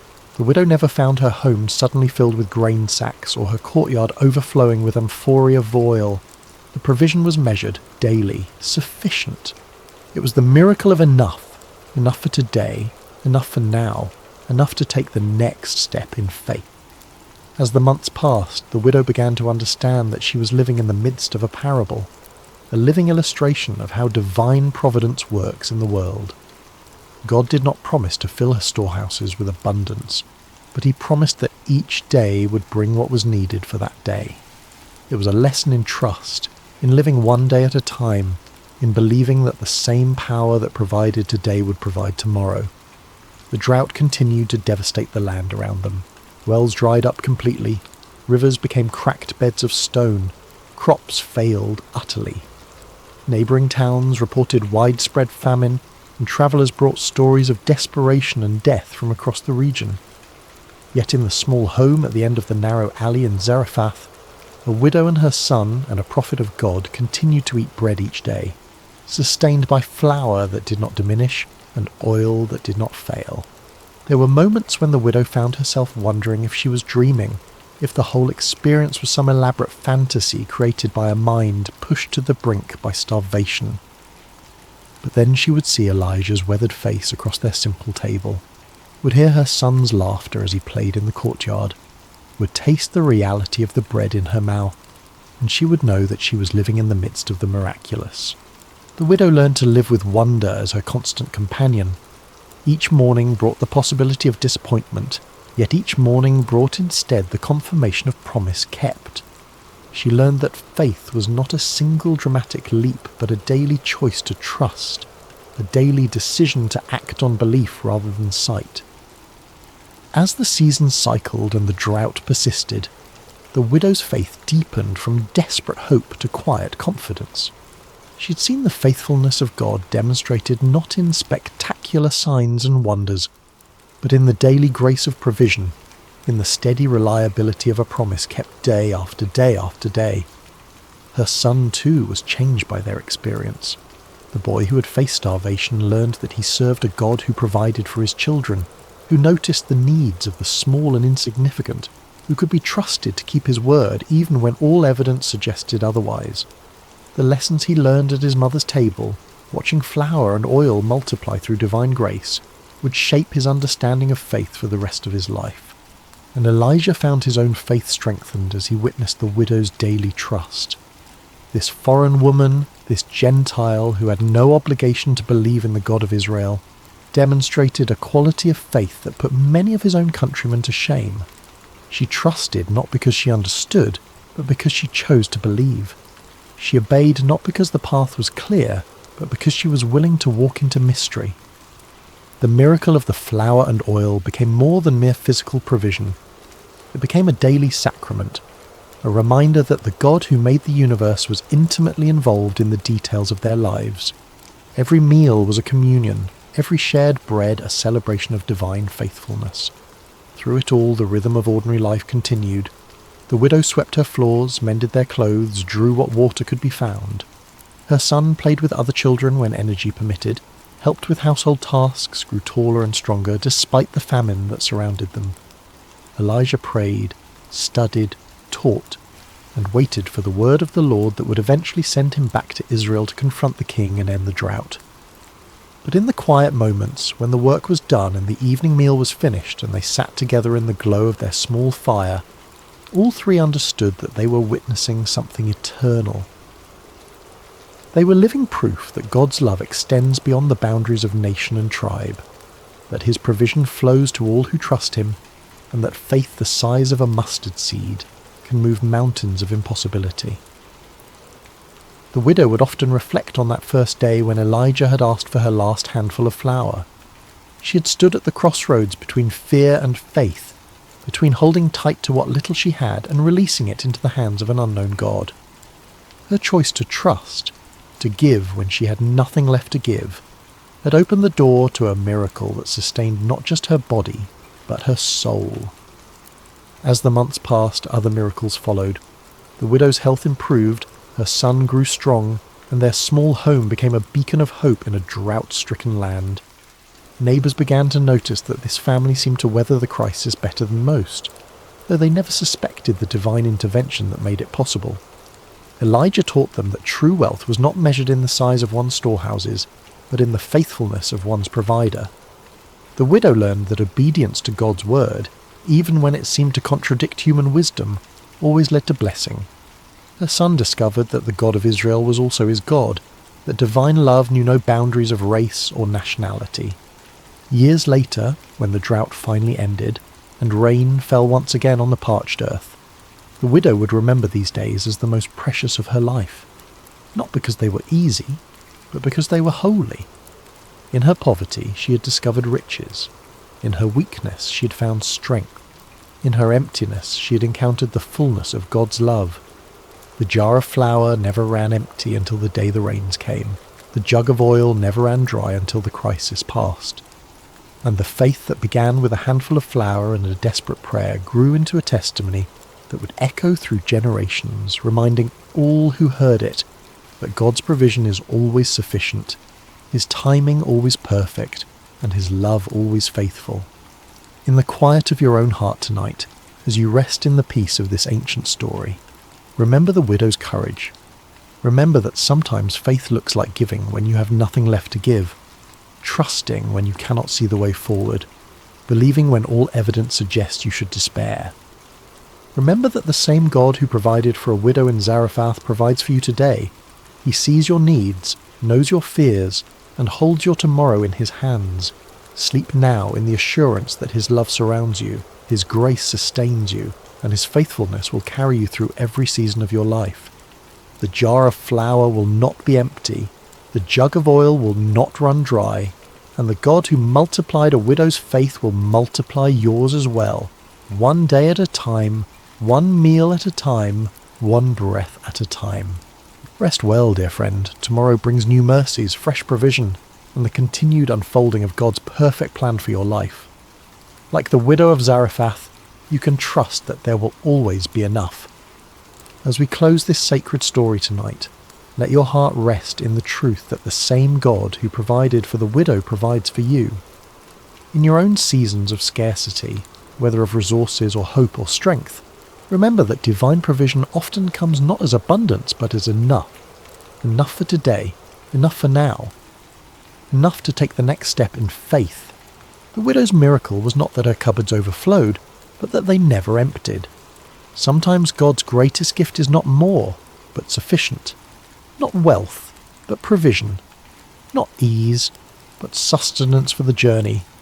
Sleep now, knowing that the Keeper of Israel neither slumbers nor sleeps, and that his eye is upon you with the same loving attention he showed to a foreign widow in an ancient town. Your jar will not be empty. Your jug will not run dry. His faithfulness endures forever. Rest well, dear soul, rest well. The fire on Mount Carmel, Elijah and the prophets of Baal. Hello everyone, and welcome to Sacred Slumber. Before we dive into today's powerful message, I want to connect with each of you personally. How has your day been treating you so far? Whether you're watching this in the early morning hours as the sun rises, during your lunch break, in the middle of a busy day, or perhaps late at night when the world has quieted down, I want you to know that this moment we're sharing together is sacred. I'm curious about where you're joining us from today. Are you listening from bustling New York City, the peaceful countryside of Iowa, the sunny beaches of California, or maybe you're tuning in from across the globe, in London, Sydney, or somewhere in between? Wherever you are, whatever time it is in your corner of the world, you are exactly where God wants you to be right now. If this is your first time joining us, I want to extend a warm welcome to our Sacred Rest family. We're so grateful you're here. And if you've been walking this journey with us, thank you for your continued faithfulness and support. Before we begin today's incredible story, I encourage you to subscribe to Sacred Slumber if you haven't already. Hit that subscribe button and ring the notification bell so you never miss these life-changing messages that God has in store for us. Now let's prepare our hearts for what I believe will be one of the most dramatic, faith-building stories you'll hear. Today we're travelling back over 2,800 years to witness one of the most spectacular demonstrations of God's power ever recorded in human history. We're going to Mount Carmel in ancient Israel, where one man's faith stood against an entire nation's rebellion, where fire fell from heaven, and where hearts were turned back to the one true God. The fire on Mount Carmel, Elijah and the prophets of Baal. Chapter 1. A nation in spiritual freefall. Picture, if you will, the ancient kingdom of Israel during one of its darkest hours. This wasn't just a time of political upheaval or economic hardship, though both of those existed. This was a time of complete spiritual catastrophe, a moment when an entire nation had turned its back on the God who had delivered them from slavery in Egypt, who had parted the Red Sea, who had given them the Promised Land. King Ahab sat on the throne of Israel, and beside him ruled Queen Jezebel, a woman whose very name has become synonymous with wickedness and manipulation. Jezebel wasn't just content to worship false gods herself. She was determined to drag the entire nation of Israel down with her into the depths of idolatry and spiritual darkness. Under their reign, temples to Baal began sprouting up across the landscape like poisonous mushrooms after a storm.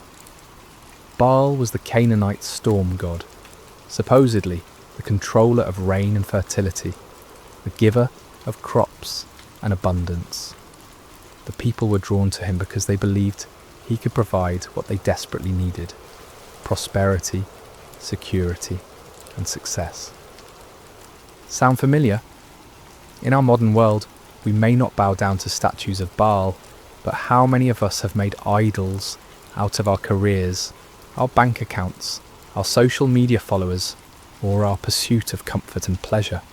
The heart of humanity hasn't changed much in nearly 3,000 years.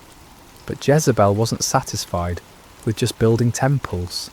She launched a systematic persecution campaign against the prophets of the Lord. These faithful men and women of God were hunted down like criminals. Some were executed, others were forced to hide in caves and secret places, living in constant fear for their lives. The word of God was being silenced, and darkness was spreading across the land like a plague. Can you imagine living in such a time, when speaking the truth about God could cost you your life, when the very foundations of faith that had sustained a nation for generations were being torn down brick by brick, when it seemed like evil had won and righteousness had fled? Yet in the midst of this spiritual holocaust, God had his man. His name was Elijah, and he was about to become the most famous prophet in Israel's history. Chapter 2. The Drought of Divine Judgment. Before we meet Elijah face to face, we need to understand the backdrop against which his ministry unfolded. For 3 long years, not a single drop of rain had fallen on the land of Israel. This wasn't just an inconvenient dry spell or a minor weather pattern.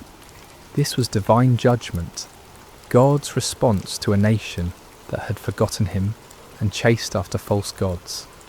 The drought was devastating in ways that are hard for us to fully comprehend in our modern world of grocery stores and water systems. Rivers that had flowed for centuries dried up to cracked mud. Wells that had sustained families for generations ran completely dry. Crops withered in the fields, livestock died, and famine stalked the land like a relentless predator. People were desperate. Children cried from hunger. Farmers watched helplessly as their fields turned to dust. Merchants had nothing to sell, and families had nothing to eat. The very fabric of society was unravelling under the weight of this supernatural judgment. And yet, in their desperation, most of the people didn't turn back to the Lord. Instead, they cried out even more desperately to Baal, pleading with the storm god to send rain. They increased their sacrifices, intensified their rituals, and multiplied their prayers to deaf idols. They were convinced that if they just tried harder, if they just offered more, if they just believed with greater fervour, Baal would answer and the rains would come. But the skies remained as bronze hard and unyielding. Day after day, week after week, month after month, year after year, the sun blazed down mercilessly from a cloudless sky. The drought continued, and Baal remained silent. This is the world into which God sent his prophet Elijah.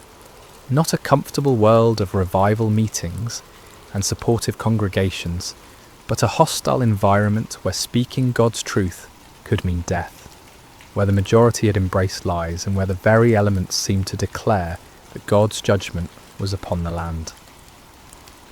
Chapter 3. Enter Elijah, the man of fire. Elijah appears in the biblical narrative like a bolt of lightning splitting the darkness. We don't know much about his background or his early life. He's introduced simply as Elijah the Tishbite from Tishbe in Gilead. No impressive genealogy, no royal connections, no seminary degrees or credentials. Just a man from a small town that most people had probably never heard of. But what Elijah lacked in pedigree, he more than made up for in faith, courage, and an unshakable conviction that the Lord God of Israel was the one true God. While the nation around him bowed to Baal, Elijah stood firm. While others compromised and conformed, Elijah remained faithful. While the majority chose the easy path of popular religion, Elijah chose the narrow way of truth. God had sustained Elijah supernaturally during the 3 years of drought. First, he had sent him to the brook Cherith, where ravens brought him bread and meat every morning and evening, and he drank from the brook. When the brook dried up, God sent him to a widow in Zarephath, where a handful of flour and a little oil miraculously sustained 3 people for over a year. These experiences had built Elijah's faith to an unshakable level. He had seen God's provision in impossible circumstances. He had witnessed miracles that defied natural law. He had learned to trust completely in God's power and faithfulness, even when everything around him suggested that God had forgotten or abandoned his people. Now, as the drought entered its 3rd year, God was ready to use his seasoned servant for the greatest demonstration of divine power Israel had seen since the days of Moses. The time had come for a showdown that would echo through the ages, a confrontation that would prove once and for all who was the true God and who were merely the inventions of human imagination. Chapter 4. The Divine Commission. The word of the Lord came to Elijah with crystal clarity. Go and present yourself to Ahab, and I will send rain on the land. It was time for the drought to end, but first there would be a reckoning. God wasn't just going to quietly restore the rain and let everyone go back to their lives as if nothing had happened. He was going to make a statement that would be impossible to ignore or explain away. Elijah set out to find King Ahab, but Ahab was already looking for him. The king had been searching throughout his own kingdom and in neighbouring nations, trying to find the prophet he blamed for the drought.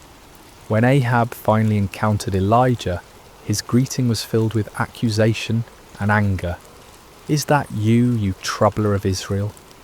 Can you imagine the audacity? Here was a king who had led his nation into idolatry, who had allowed his wife to murder God's prophets, who had built temples to false gods throughout the land, and he had the nerve to call God's faithful prophet a troublemaker. It's a perfect example of how sin blinds us to our own responsibility and causes us to blame others for the consequences of our own choices. But Elijah didn't back down. With the boldness that comes from knowing you're standing on the side of truth, he fired back. "I have not made trouble for Israel, but you and your father's family have. You have abandoned the Lord's commands and have followed the Baals." This wasn't just a theological debate or a polite disagreement about religious preferences. This was a confrontation between the kingdom of God and the kingdom of darkness, between truth and deception, between the power of the Almighty and the impotence of human-made idols. Chapter 5. The challenge issued. Elijah then issued a challenge that would go down in history as one of the most dramatic moments in all of Scripture. "Now summon the people from all over Israel to meet me on Mount Carmel, and bring the 450 prophets of Baal and the 400 prophets of Asherah who eat at Jezebel's table."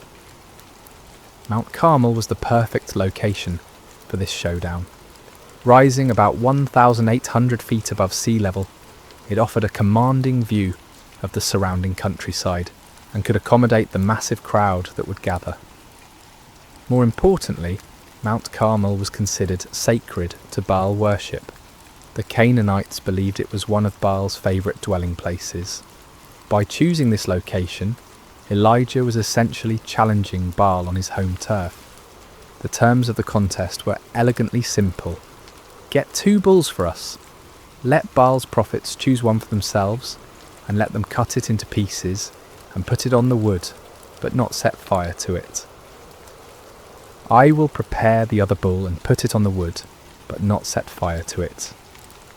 Then you call on the name of your God, and I will call on the name of the Lord. The God who answers by fire, he is God." It was brilliant in its simplicity. No complicated rituals, no ambiguous signs that could be interpreted different ways, no room for trickery or deception. Fire from heaven would be the ultimate proof. The God who could send fire to consume the sacrifice would be proven to be the true God.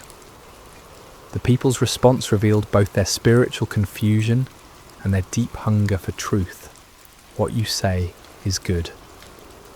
They were tired of the uncertainty, tired of not knowing which God to trust, tired of the drought and the suffering.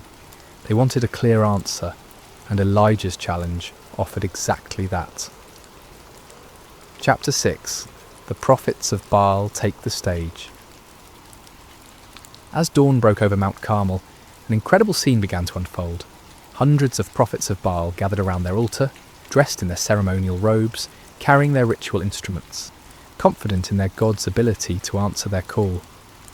After all, they outnumbered Elijah 450 to 1. They had the backing of the royal court. They had been the religious establishment for years. Surely their God would not fail them now, especially not on his sacred mountain. They began their ritual early in the morning with great enthusiasm and confidence.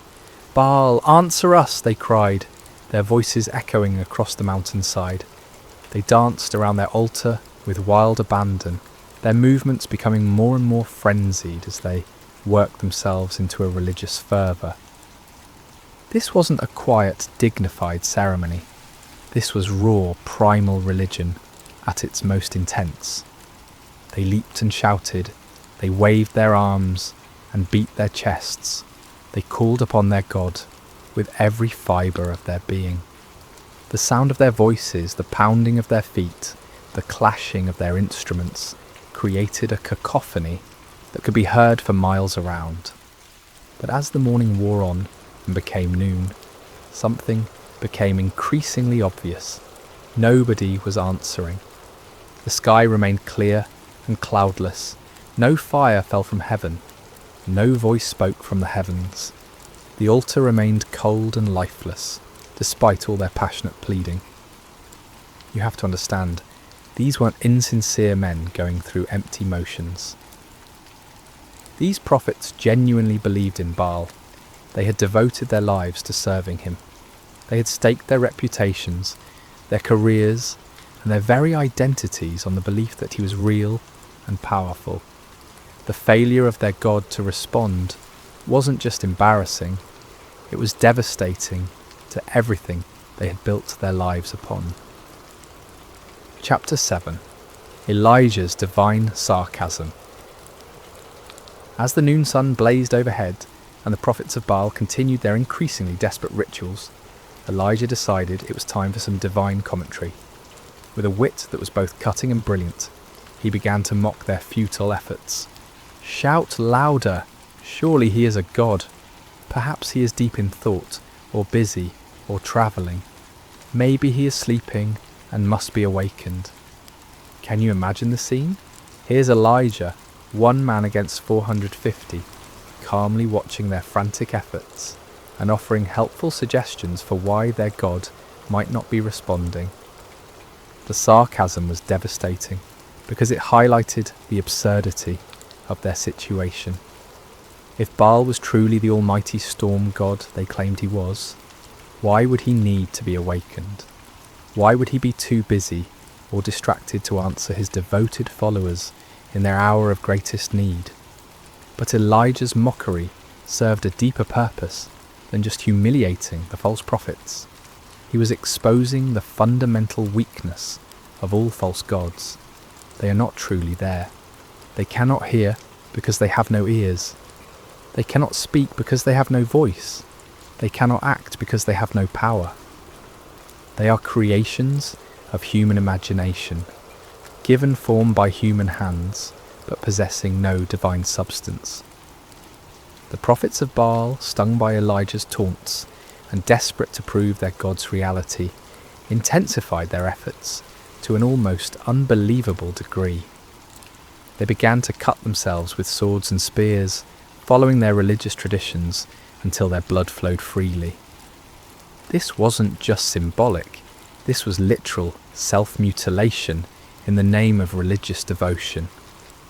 From noon until evening, they continued this horrific display, their voices growing hoarse from shouting, their bodies weakened by loss of blood, their spirits crushed by the growing realization that their God was not going to answer. The contrast couldn't have been more stark. On one side, frantic activity and desperate self-harm producing nothing. On the other side, one man waiting calmly for his turn, confident in his God's ability to act. Chapter 8. Elijah prepares his altar. As evening approached and the prophets of Baal finally exhausted themselves in defeat, Elijah stepped forward to take his turn. But before he called upon the Lord, he had some important work to do. "Come here to me," he called to all the people. This wasn't going to be a private ceremony or a mystical ritual performed in secret.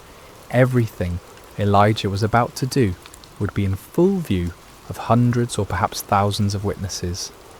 There would be no opportunity for trickery, no possibility of deception, no room for doubt about what actually happened.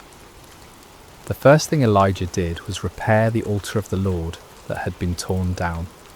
This altar represented the nation's covenant relationship with God, a relationship that had been broken by years of idolatry and rebellion.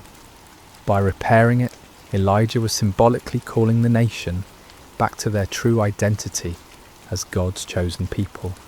He took 12 stones, one for each of the tribes of Israel, even though the kingdom had been divided for generations. In God's eyes, his people were still one nation, still his chosen ones, still the objects of his covenant love, despite their unfaithfulness. Each stone was a reminder of God's promises to Abraham, Isaac and Jacob, promises that remained in effect despite the people's rebellion. With these 12 stones, Elijah built an altar in the name of the Lord. Then he dug a trench around it, large enough to hold about 15 litres of water. This wasn't just for dramatic effect, it was about to serve a very important purpose in demonstrating that what was about to happen could only be attributed to divine intervention. Chapter 9. the ultimate act of faith. What Elijah did next was so audacious, so seemingly foolish, that it takes your breath away. Remember, this was in the 3rd year of a devastating drought. Water was more precious than gold. People were dying of thirst. Every drop was carefully conserved and rationed. And Elijah ordered 4 large jars to be filled with water and poured over the offering and the wood. Can you imagine the gasps from the crowd? Can you picture the shock on people's faces as they watched precious, life-giving water being poured out lavishly over an altar? Some in the crowd probably thought Elijah had lost his mind. Others might have been angry at what seemed like a wasteful display. But Elijah wasn't finished. "Do it again," he said. And they did it a second time, pouring out 4 more jars of precious water over the sacrifice and the wood. "Do it a 3rd time," Elijah commanded. And a 3rd time they soaked the altar until the water ran down around it and filled the trench he had dug. 12 jars of water in total. Everything was completely saturated. The wood was soaked through. The sacrifice was drenched. The stones were wet. Even the ground around the altar was muddy with water.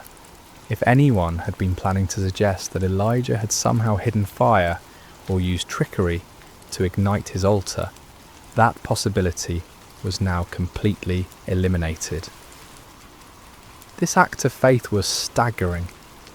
Elijah was so confident in God's power that he was willing to make the miracle as difficult as possible. He wasn't just asking God to light dry wood. He was asking him to consume a sacrifice that was literally underwater. He was putting his reputation, his ministry, and his very life on the line, betting everything on God's ability to do the impossible. Chapter 10. The Prayer That Shook Heaven and Earth. As evening approached and the time for the evening sacrifice arrived, Elijah stepped up to the altar he had prepared. The moment had come. Everything led to this point. The drought, the confrontation with Ahab, the challenge to the prophets of Baal, the repair of the altar, the soaking with water, all of it was preparation for this moment when one man would call upon the name of the Lord. But notice what Elijah didn't do. He didn't scream and shout like the prophets of Baal. He didn't dance wildly, or cut himself, or work himself into a frenzy. He didn't perform elaborate rituals, or recite complicated incantations. He simply prayed, and his prayer was a model of faith, simplicity, and complete dependence upon God. "Lord, the God of Abraham, Isaac, and Israel," he began, immediately identifying the God he served not as a local deity or a tribal God, but as the God of the covenant, the God who had made promises to the patriarchs and had been faithful to those promises for generations. "Let it be known today that you are God in Israel, and that I am your servant and have done all these things at your command." This wasn't about Elijah's reputation or glory. This wasn't about proving his own power or wisdom. This was about demonstrating to a watching world that the Lord alone is God, and that Elijah was merely his obedient servant. "Answer me, Lord, answer me, so these people will know that you, Lord, are God, and that you are turning their hearts back again." The purpose of the miracle wasn't to show off, or to defeat enemies, but to turn hearts back to God. This was an act of divine love, a desperate attempt to rescue a nation from the spiritual destruction they had brought upon themselves. The prayer was short, simple, and powerful. No theatrical performance, no manipulation of emotions, no attempt to work up faith through human effort. Just a straightforward request from a faithful servant to his all-powerful God. Chapter 11. Fire falls from heaven. What happened next has never been equalled in human history. The response to Elijah's prayer was immediate, dramatic, and absolutely unmistakable. Fire fell from heaven. Not a small flame that gradually grew, not a spark that ignited the wood, not a natural phenomenon that could be explained by meteorology or chemistry. This was supernatural fire, divine fire, holy fire that blazed down from the throne of God himself. And this fire didn't just consume the sacrifice, it didn't just burn up the wood, it consumed everything. The offering was instantly vaporized. The wood disappeared in a flash. The 12 stones that Elijah had so carefully arranged were completely consumed. Even the soil around the altar was burned up. The water in the trench, all those precious gallons that had been poured out, was licked up by the divine flames as if it had never been there. The heat must have been incredible. The light must have been blinding. The sound must have been like thunder echoing across the mountainside. Everyone watching would have felt the power of God in a way that shook them to their very core. This wasn't just a miracle, it was a demonstration of absolute divine authority. God was making a statement that could not be ignored, denied, or explained away. He was declaring to Israel, to the prophets of Baal, to King Ahab and Queen Jezebel, and to everyone watching, that he alone is God, that he alone has power over the elements, and that he alone deserves worship and obedience. Chapter 12. The people's response. When the people saw the fire fall from heaven and consume everything on the altar, their response was immediate and overwhelming. They fell prostrate on the ground, not just kneeling, but face down in the dirt, overwhelmed by the presence and power of the Almighty God. And they cried out in unison, "The Lord, He is God! The Lord, He is God!" Think about what this meant. Many of these same people had been worshipping Baal just hours before. They had been convinced that the storm god was real and powerful. They had invested their hopes, their prayers, and their sacrifices in a false deity. But now, confronted with undeniable evidence of God's power, they acknowledged the truth they had been running from for 3 years. This wasn't just an intellectual acknowledgement or a polite religious sentiment. This was a deep, heart-level recognition of divine authority. They had seen something that shattered their old beliefs and transformed their understanding of spiritual reality. The God of Israel, the God of Abraham, Isaac and Jacob, the God their fathers had worshipped. He was the true God, and all other gods were mere pretenders. The cry, "The Lord, He is God," became a declaration of faith that echoed across the mountainside and down through the centuries. It was a moment of national awakening, a turning point when an entire people group remembered who they were and whose they were. Chapter 13. Justice and Restoration. But the story didn't end with the people's declaration of faith. God's justice demanded that those who had led the nation astray face the consequences of their deception. Under Elijah's direction, the people seized the 450 prophets of Baal who had spent the day proving the powerlessness of their God. This might seem harsh to our modern sensibilities, but we need to understand the context. These men had been leading an entire nation away from the true God. They had been accomplices in the persecution and murder of God's true prophets. They had been teaching lies in the name of religion, deceiving people who were desperately seeking spiritual truth. Their deception had contributed to the spiritual darkness that had brought God's judgment upon the land. Justice was swift and final. All 450 prophets of Baal were executed, removing the source of false teaching that had poisoned the nation's spiritual life. With the false prophets dealt with and the people's hearts turned back to God, it was time for the next phase of God's plan, the restoration of His blessing upon the land. Chapter 14. The sound of abundant rain. Elijah said to Ahab, "Go, eat and drink, for there is the sound of a heavy rain." This statement is remarkable for several reasons. First, there wasn't a cloud in the sky. The weather conditions were identical to what they had been for 3 years. Hot, dry, and utterly cloudless. But Elijah had the faith to hear the sound of rain that existed only in the promise of God. This is the kind of faith that sees the invisible and hears the inaudible. Elijah wasn't looking at circumstances or relying on weather forecasts. He was trusting in the word of God, who had promised to send rain upon the land. While Ahab went to eat and drink, Elijah climbed to the top of Mount Carmel and threw himself down on the ground in prayer. This wasn't a casual request or a polite religious ritual. This was intense, fervent prayer from a man who understood that he was participating in God's plan to restore his people. 7 times Elijah sent his servant to look toward the sea for signs of rain. 6 times the servant returned with the same report. There is nothing there. But Elijah didn't give up. He didn't doubt God's promise or question his own faith.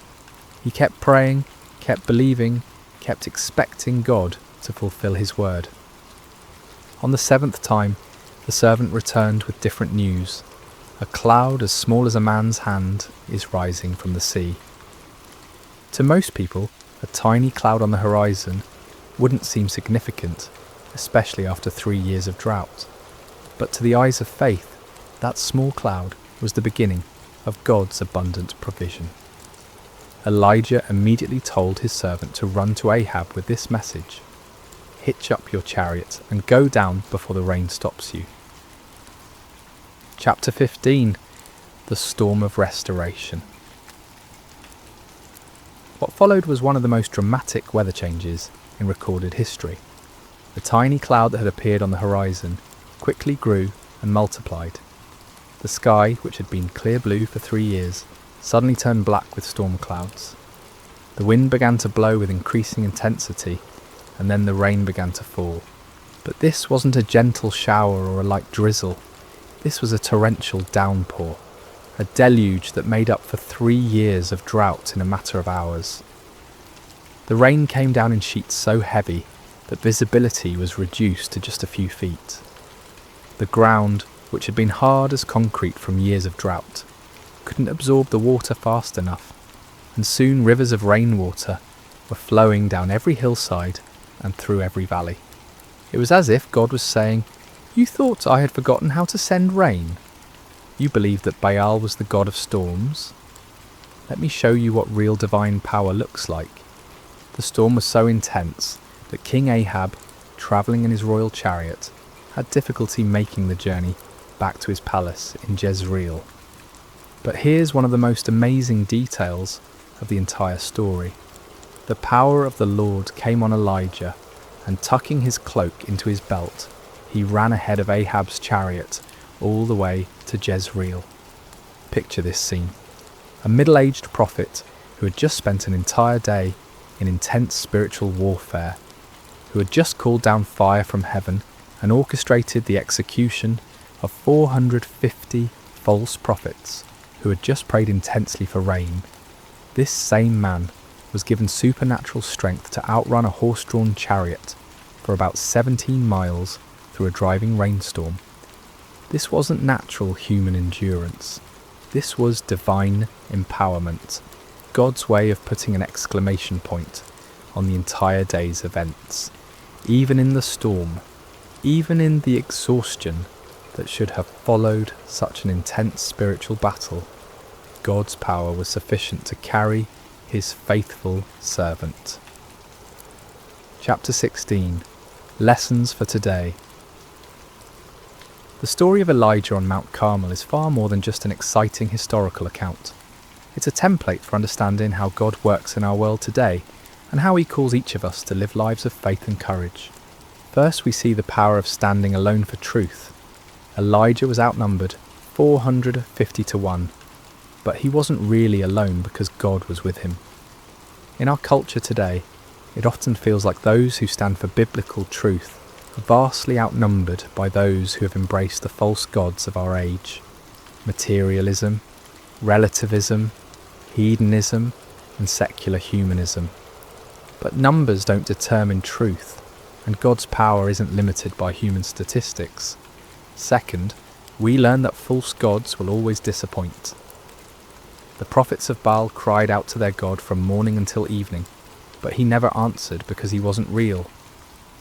Today's false gods, money, success, pleasure, power, technology, entertainment, promise fulfillment, but can never deliver on their promises. Only the true God can satisfy the deepest longings of the human heart. Third, we see that God often chooses to work through ordinary people who have extraordinary faith. Elijah wasn't from a prominent family or an influential background. He was just a man who believed God and was willing to stake everything on that belief. God is still looking for such people today, men and women who will trust him completely and obey him fully, regardless of the circumstances or the opposition. Fourth, we learn the importance of prayer in the life of faith.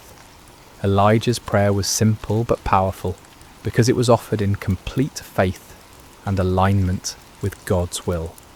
He wasn't trying to manipulate God or impress people. He was simply communicating with his heavenly Father and trusting him to act according to his promises. Fifth, we see that God's miracles often come after periods of preparation and testing. The 3 years of drought weren't just punishment for sin, they were preparation for a miracle.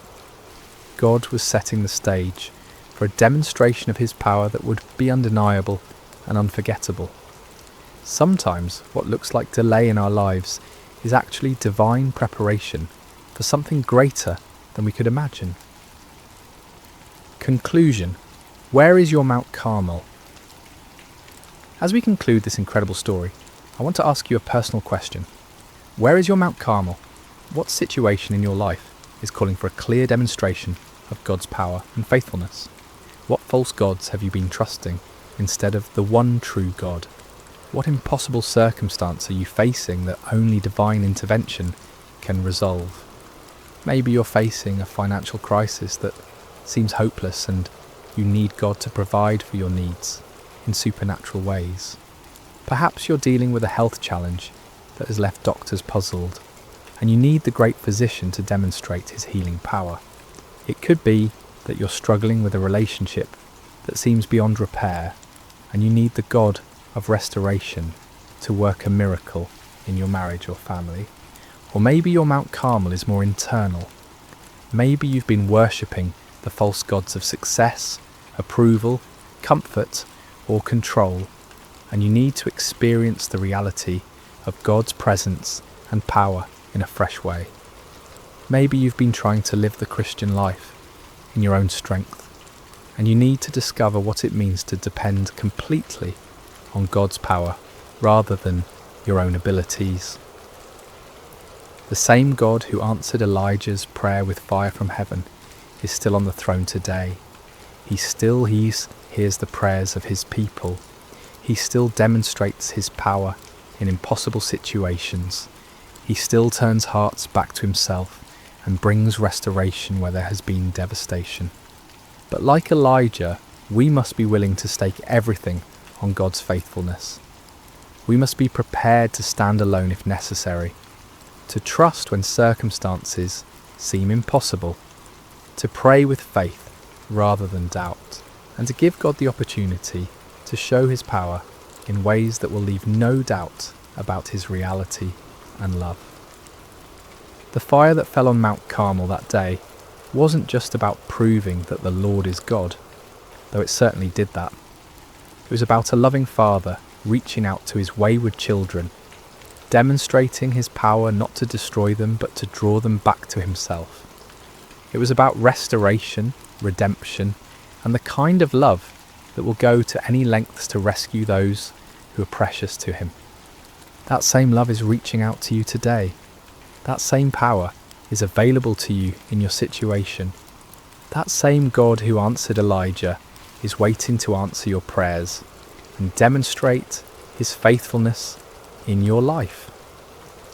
The question isn't whether God is able. The question is whether you're willing to trust him completely, to step out in faith even when the odds seem impossible, and to give him the opportunity to show his power in your Mount Carmel moments. So I challenge you today, don't settle for the false gods of our culture. Don't be satisfied with a powerless religion that looks good on the surface, but lacks the reality of divine presence. Cry out like the people on Mount Carmel, "The Lord, He is God. The Lord, He is God." And then watch as the fire of His presence transforms your impossible situation into a testimony of His faithfulness and power. The same God who sent fire from heaven is ready to move in your life today. Are you ready to trust Him completely and see what He will do? Remember to subscribe to Sacred Rest for more life-changing messages like this one. Until next time, may you know the reality of God's presence and power in every area of your life. God bless you. Hello, dear listener, and welcome to Sacred Slumber. Before we begin tonight's story, I'd love to know how your day has been. Whether it was filled with joy or challenges, you're exactly where you need to be right now. What time is it where you are in the world?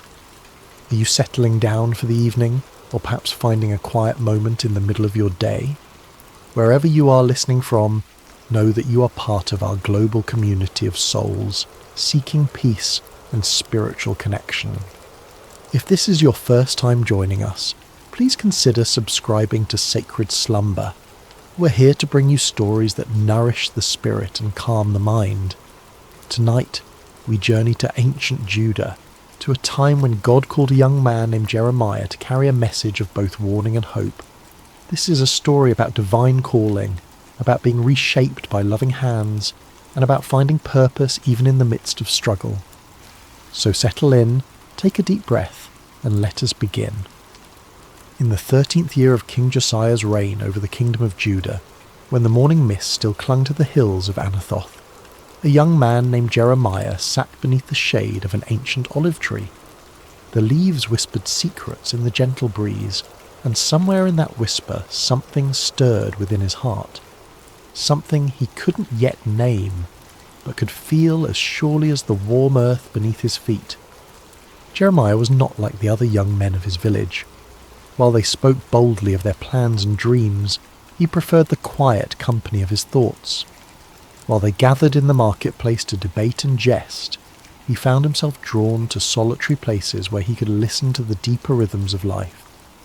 His father, Hilkiah, was a priest, and perhaps that was why Jeremiah felt such a natural pull toward the sacred, toward the spaces where heaven seemed to touch earth. On this particular morning, as the sun climbed higher and cast dancing shadows through the olive branches, Jeremiah felt that familiar stirring grow stronger. It was as if someone were calling his name from a great distance, though he heard no voice with his ears. The sensation was both thrilling and terrifying, like standing at the edge of a vast ocean, knowing you were meant to step in but uncertain of your ability to swim. Then, as clearly as if someone had spoken directly into his ear, came the words that would change everything. "Before I formed you in the womb, I knew you. Before you were born, I set you apart. I appointed you as a prophet to the nations." Jeremiah's heart raced. He looked around, half expecting to see someone standing nearby, but he was alone with only the olive tree and the endless blue sky as witnesses. The voice came again, gentle yet unmistakable. "Jeremiah, I have called you to be my messenger." The young man's immediate response was one of panic. "Sovereign Lord," he whispered, his voice barely audible even to himself. "I don't know how to speak. I am too young. Who would listen to me? I am nobody special, just a priest's son from a small village. Surely you have made a mistake." But the presence that surrounded him was filled with such love and certainty that his fears began to quiet. "Do not say you are too young," came the gentle correction. "You must go to everyone I send you to and say whatever I command you. Do not be afraid of them, for I am with you and will rescue you." In that moment, Jeremiah felt something touch his lips. Not a physical touch, but something deeper, more real than anything he had ever experienced. "I have put my words in your mouth," the voice continued. "See, Today I appoint you over nations and kingdoms to uproot and tear down, to destroy and overthrow, to build and to plant."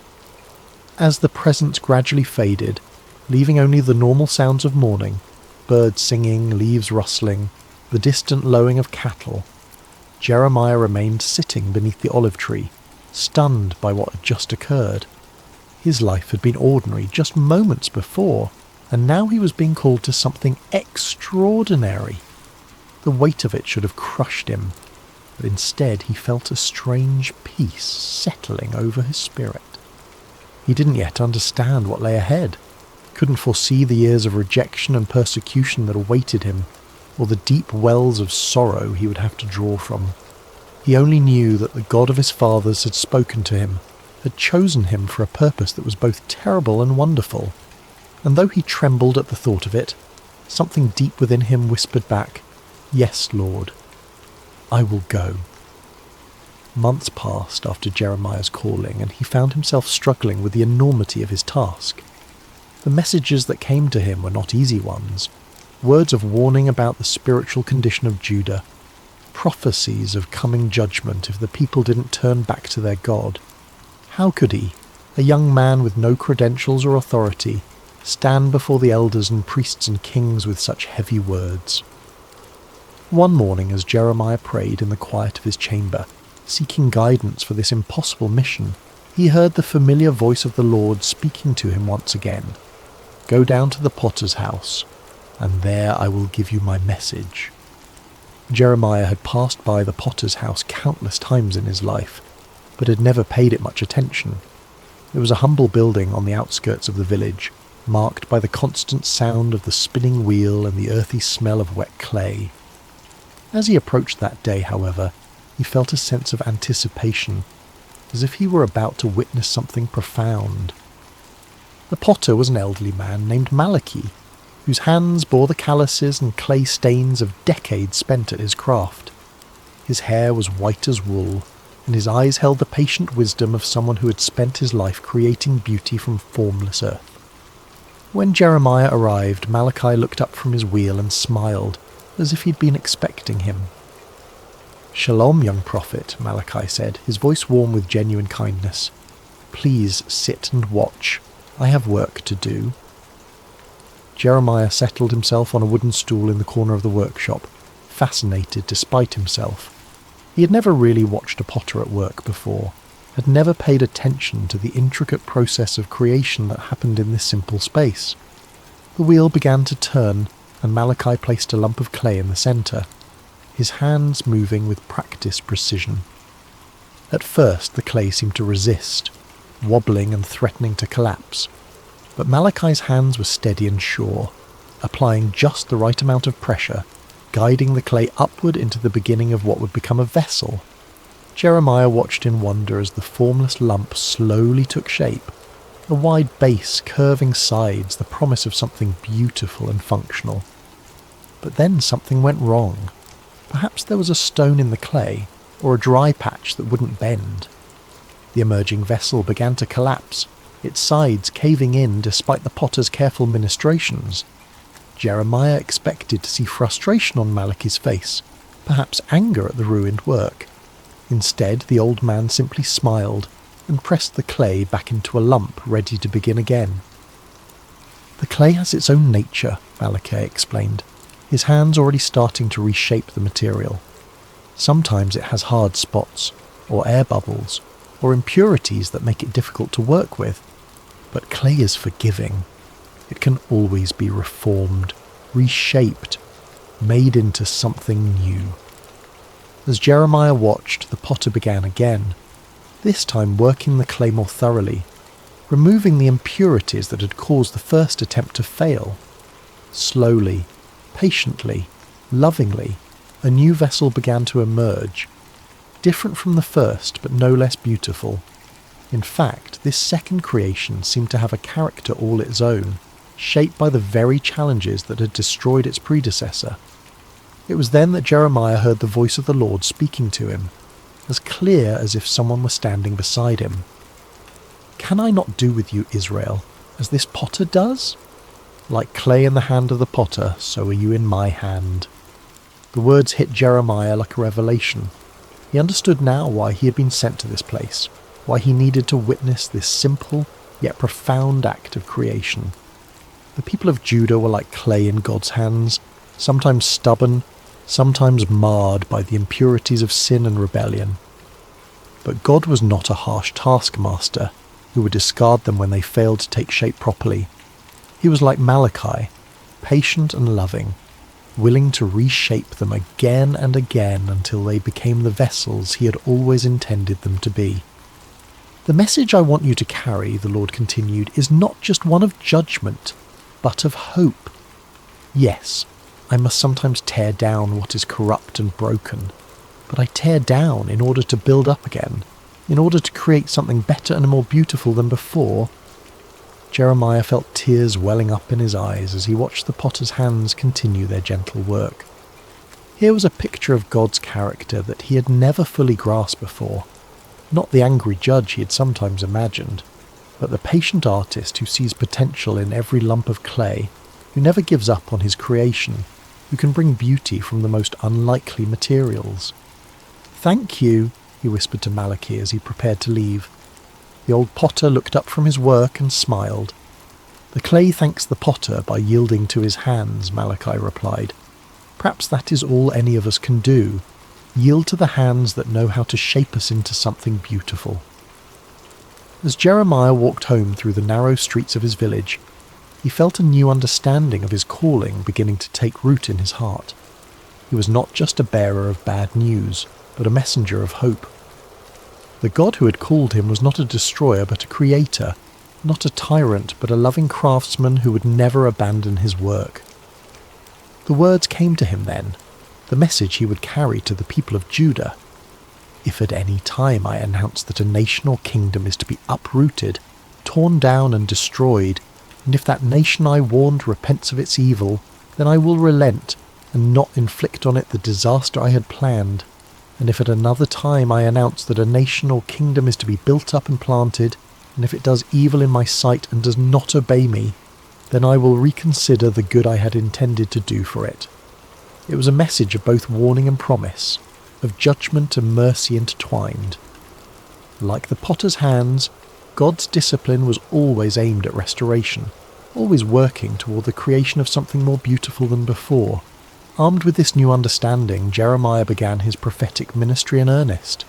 But if he had hoped that his message of God's love and patience would be readily received, he was quickly disillusioned. The people of Judah, from the poorest peasant to the most powerful priest, seemed determined to resist the very hands that were trying to reshape them. His first major public appearance came during the reign of King Jehoiakim, Josiah's son, who had turned away from his father's reforms and allowed idolatry to flourish once again throughout the land. Jeremiah stood in the temple courts, his voice carrying across the stone courtyard as he delivered the message God had given him. "This is what the Lord says," he proclaimed, his young voice growing stronger with each word. "Reform your ways and your actions, and I will let you live in this place. Do not trust in deceptive words and say, 'This is the temple of the Lord, the temple of the Lord, the temple of the Lord.' If you really change your ways and your actions and deal with each other justly, if you do not oppress the foreigner, the fatherless or the widow, and do not shed innocent blood in this place, and if you do not follow other gods to your own harm, then I will let you live in this place in the land I gave your ancestors for ever and ever." The reaction was immediate and hostile. The priests, who had grown comfortable with their compromises and political alliances, saw Jeremiah's words as a direct threat to their authority. The wealthy merchants and nobles who had prospered by exploiting the poor and forming partnerships with pagan nations heard his call for justice as an attack on their way of life. "Who does this young man think he is?" they muttered among themselves. "He speaks of judgment and destruction like some kind of doomsday prophet. Where is his authority? Where are his credentials?" But Jeremiah continued, his heart breaking even as he spoke the words God had given him. He could see the spiritual adultery that had infected his beloved nation, the way they had turned from the God who had delivered them from Egypt and given them this promised land. They had made alliances with foreign powers, adopted their gods, and forgotten the covenant that had made them a people set apart. "My people have committed 2 sins," he declared, his voice now thick with emotion. "They have forsaken me, the spring of living water, and have dug their own cisterns, broken cisterns that cannot hold water." The imagery was powerful and heartbreaking. Jeremiah could see it so clearly.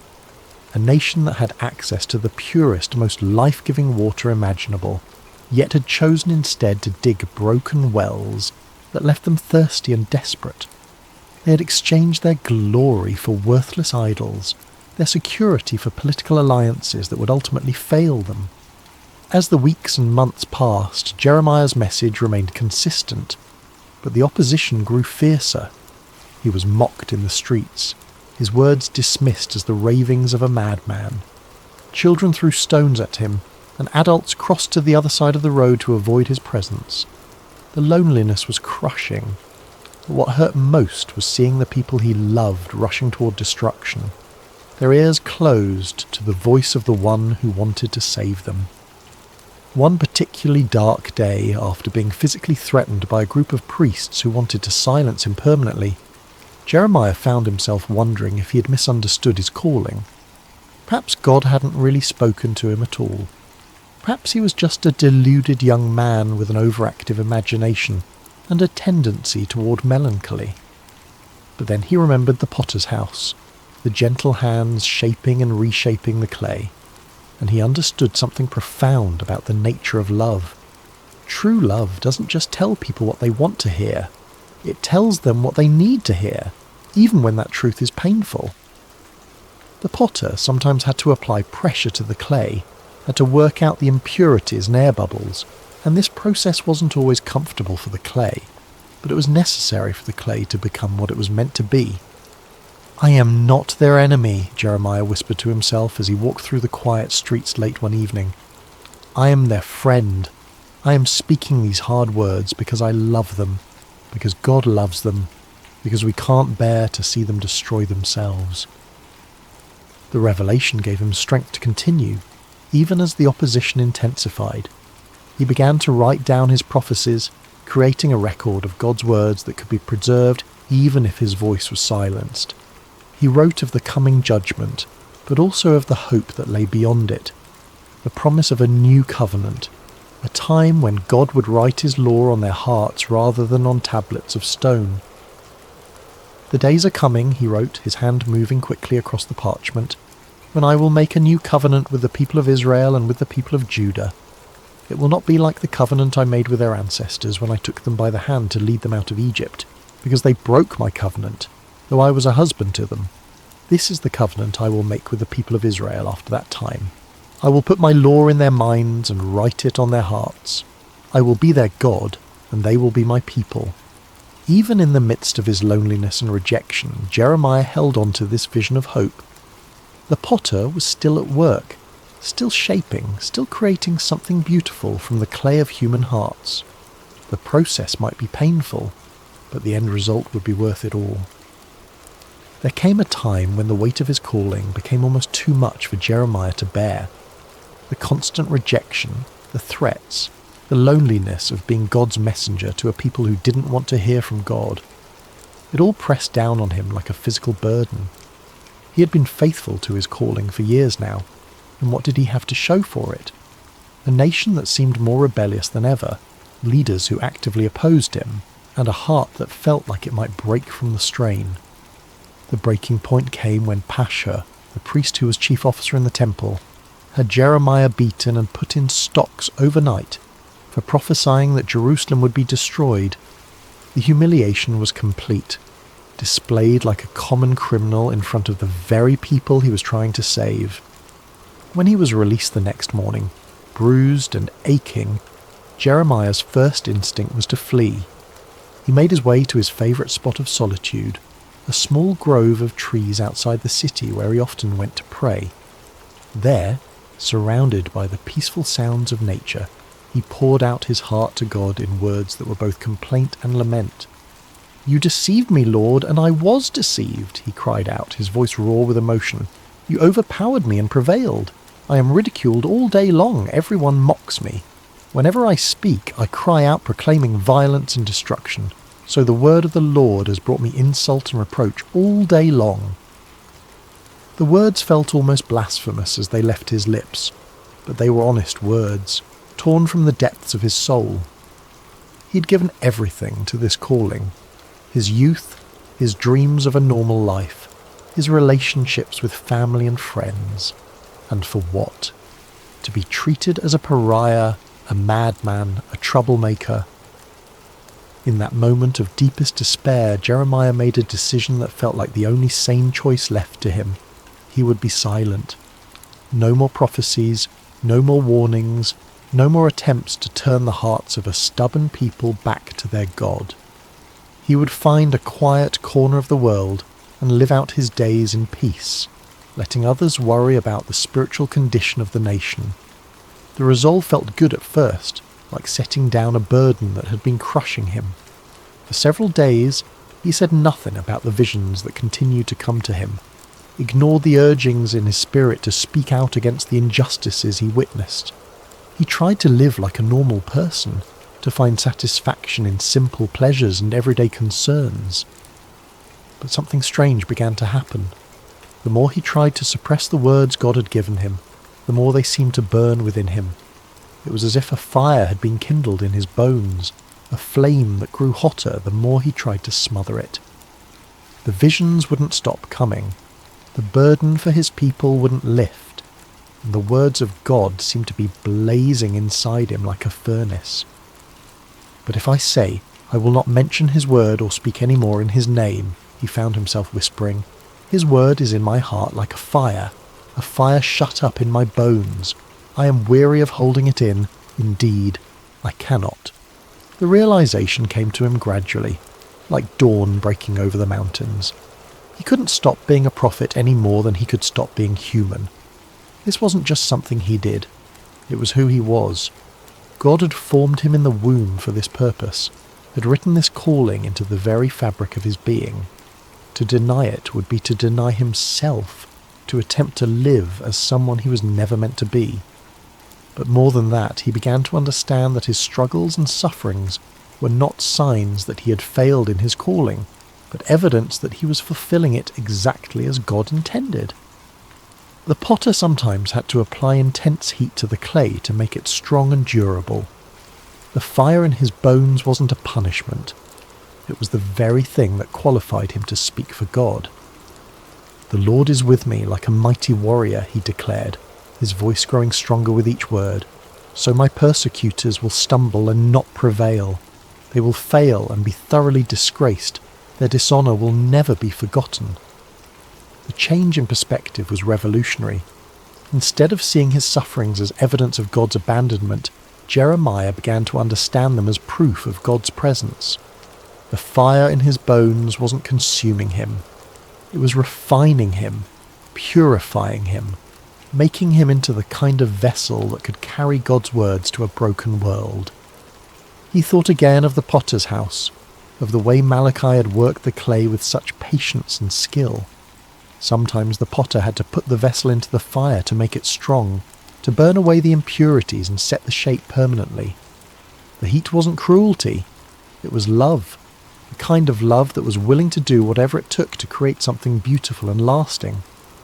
"I will speak," Jeremiah said aloud, his voice carrying across the quiet grove. "I will speak because I must, because the words are like fire in my bones, because God has made me a prophet to the nations. I will speak not because it's easy, but because it's necessary. I will speak not because people want to hear, but because they need to hear. I will speak because the potter is still at work and I am his instrument." The fire in his bones had become not a burden, but a gift, not a curse, but a blessing. It was the very thing that enabled him to continue when everything else told him to quit. The divine energy that sustained him through rejection and persecution.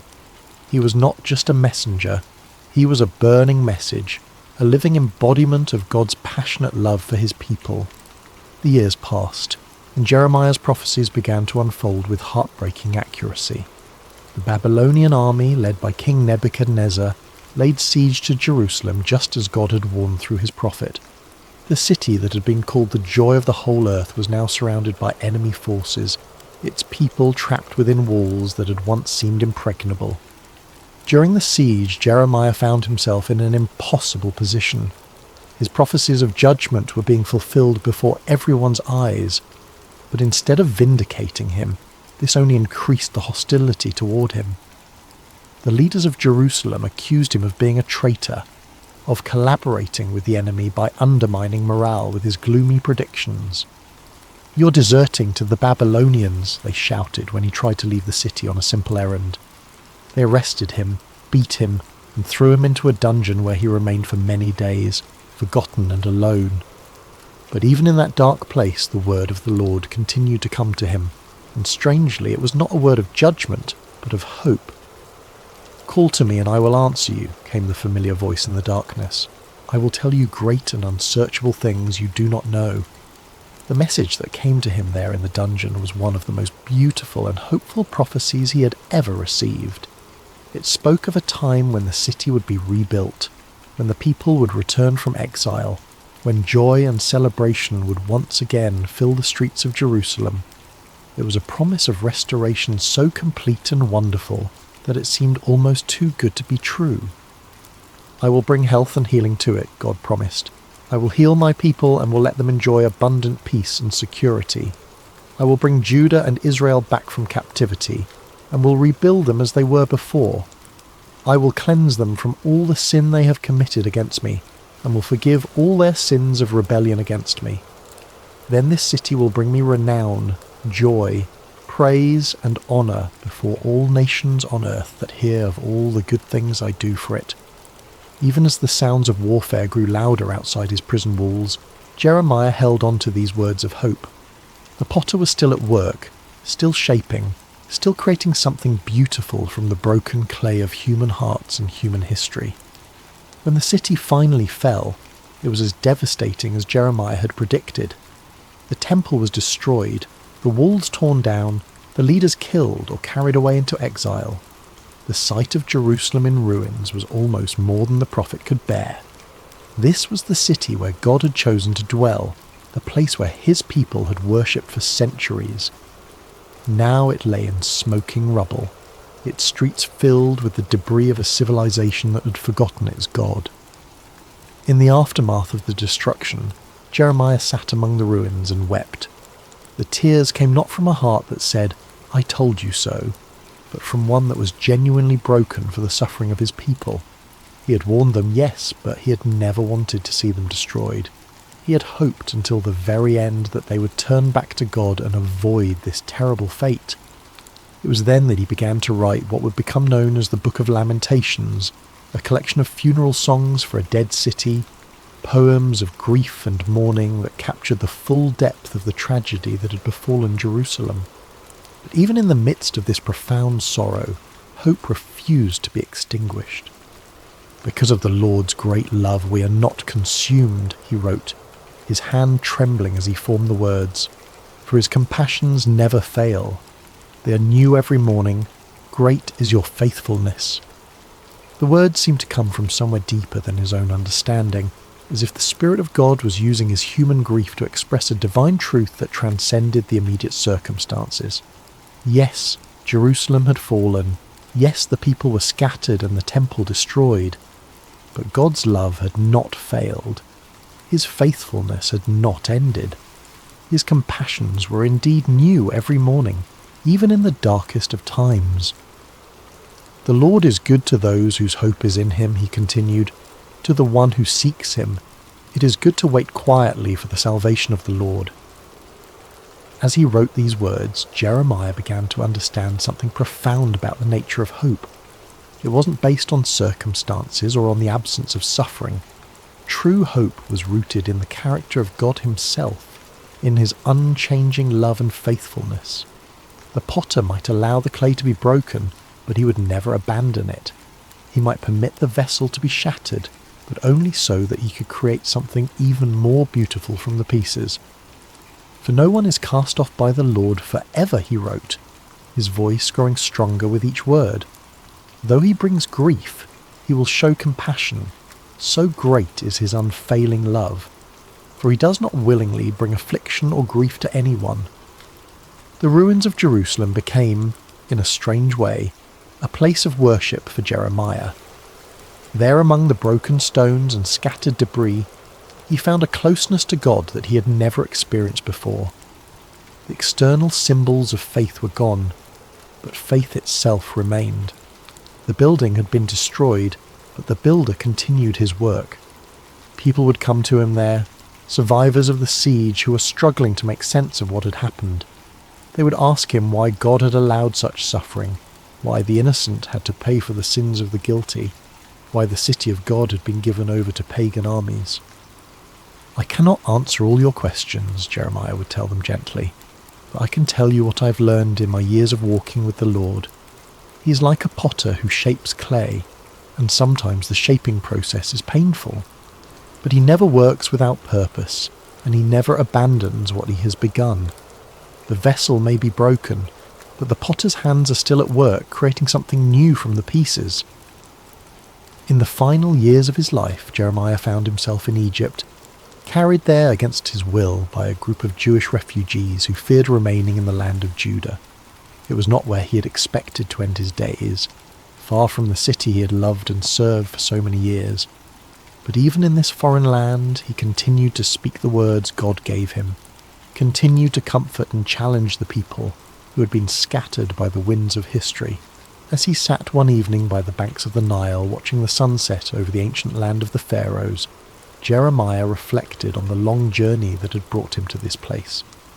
He was no longer the young man who had trembled beneath the olive tree at his first calling.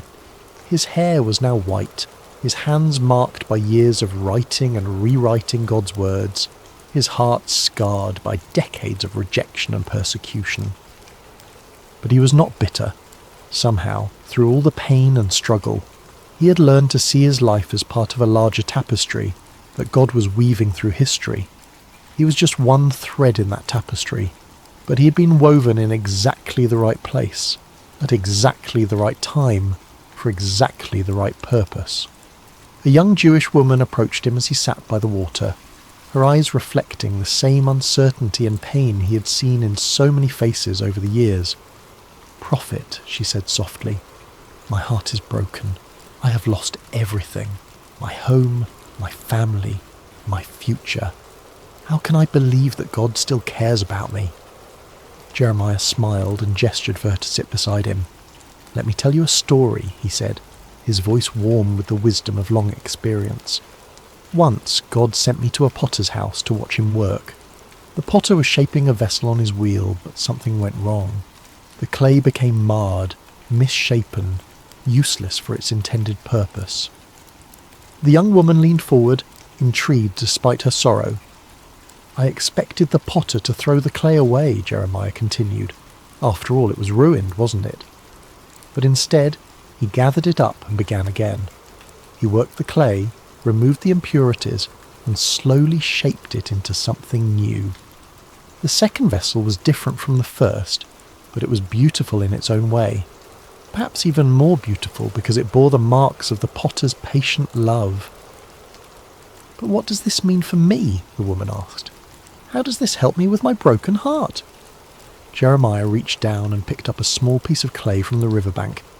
"This is what God showed me that day," he said, working the clay gently in his hands. "You are not ruined, you are not beyond hope. You are clay in the potter's hands, and he is still shaping you. The breaking you've experienced is not the end of your story. It's the beginning of a new chapter." As he spoke, the clay in his hands began to take shape, becoming a small but perfectly formed vessel. "God's love is like this potter's skill," he continued. "It can take the most broken, damaged clay and create something beautiful from it. Your pain is not wasted. Your tears are not meaningless. They are part of the process by which God is making you into the person he always intended you to be." The woman began to weep, but they were not tears of despair. They were tears of hope, of recognition, of a heart that was beginning to heal. "How do you know this?" she whispered. "How can you be so sure?" Jeremiah smiled, and in that smile was the peace of a man who had wrestled with God and found him faithful. "Because I have been clay in the potter's hands for 40 years, he said simply. "I have been broken and reshaped more times than I can count. I have questioned, doubted, even tried to run away from his calling. But through it all, I have learned one thing. The potter never gives up on his clay. He never throws it away. He keeps working, keeps shaping, keeps creating until the vessel is exactly what he envisioned it to be." As the stars began to appear in the darkening sky, Jeremiah continued to speak with the young woman and others who had gathered around them. He told them of the promises God had made, of a time when the exiles would return, when the city would be rebuilt, when God would make a new covenant with his people. He reminded them that their current suffering was not the end of the story, but part of a larger narrative of redemption and restoration. "The potter is still at work," he said as the evening drew to a close. "In your lives, in the life of our nation, in the great sweep of history itself, he's shaping something beautiful from the clay of human hearts and human history.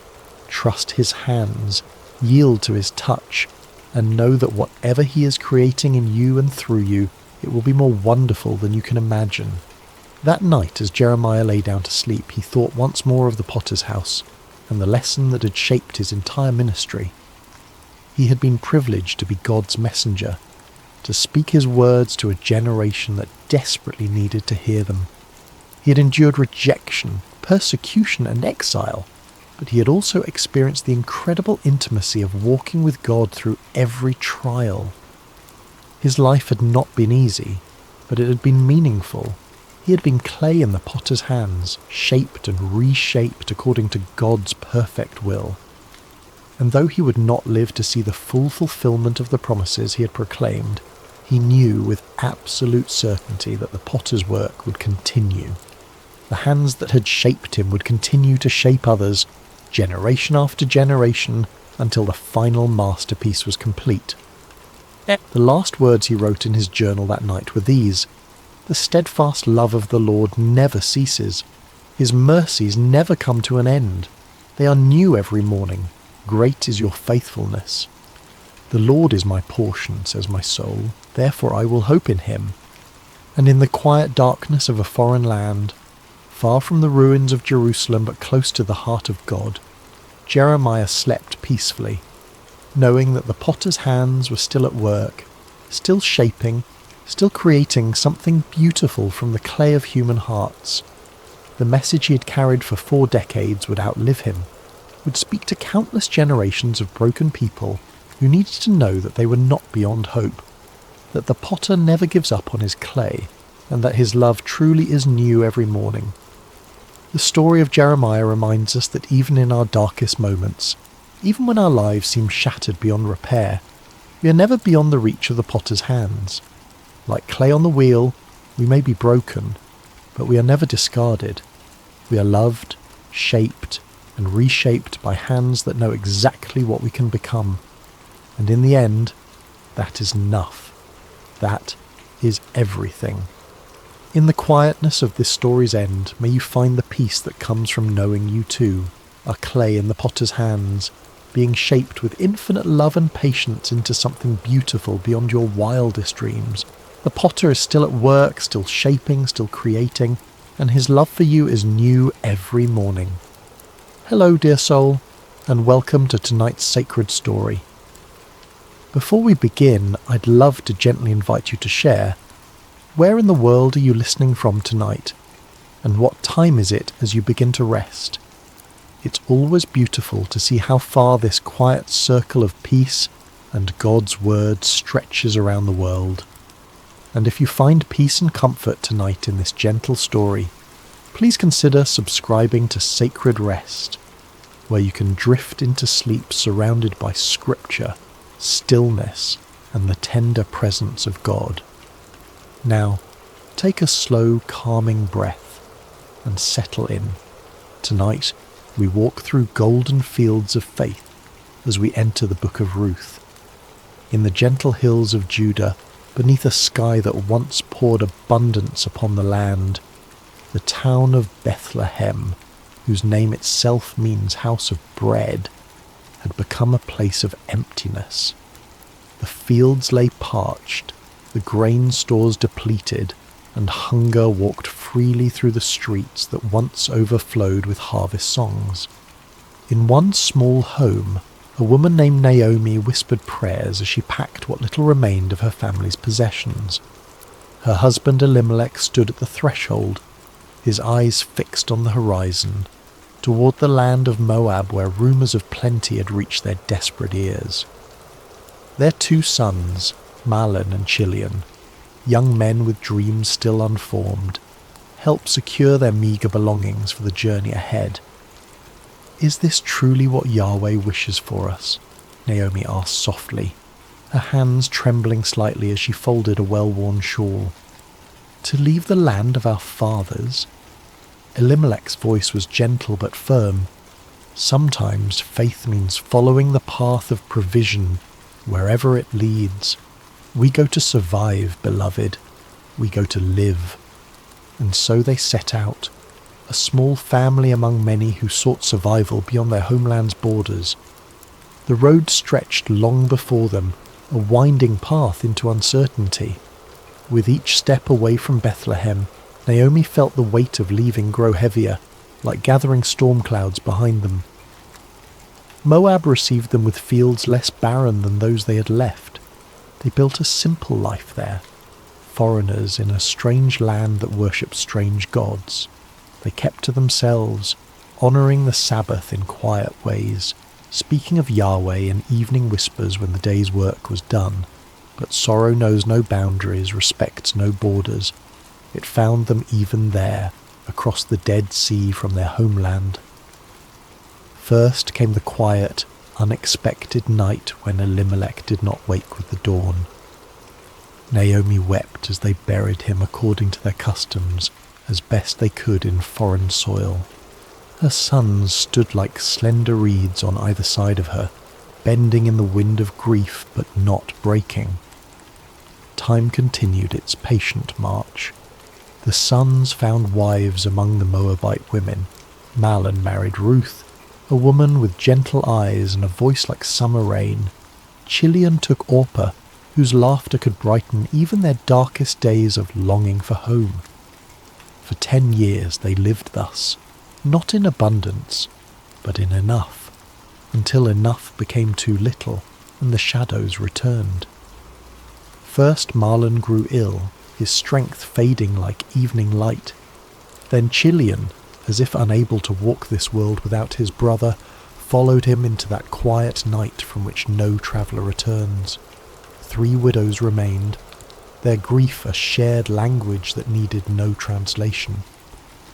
When news reached them that the famine had lifted in Judah, Naomi's heart turned homeward. What remained for her in this land of sorrows? Better to die in the place of her birth, among her own people, than to continue as a stranger in a land that had taken everything she loved. "Go back," she told her daughters-in-law, her voice thick with both love and sorrow. "Return to your mothers' homes. May Yahweh deal kindly with you, as you have dealt with the dead and with me." She kissed them farewell, and the 3 women wept together, their tears mingling like rivers converging.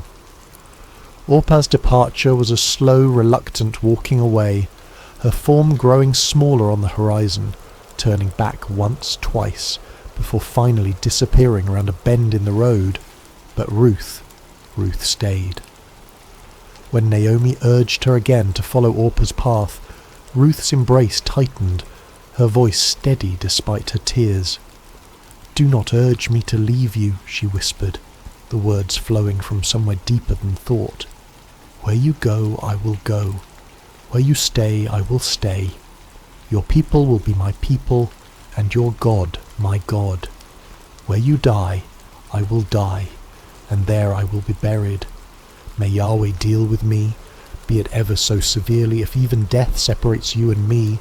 Naomi, who had thought herself empty of all feeling save grief, felt something stir within her breast, small as a mustard seed, fragile as a sparrow's first flight. Not quite hope, but perhaps its distant cousin.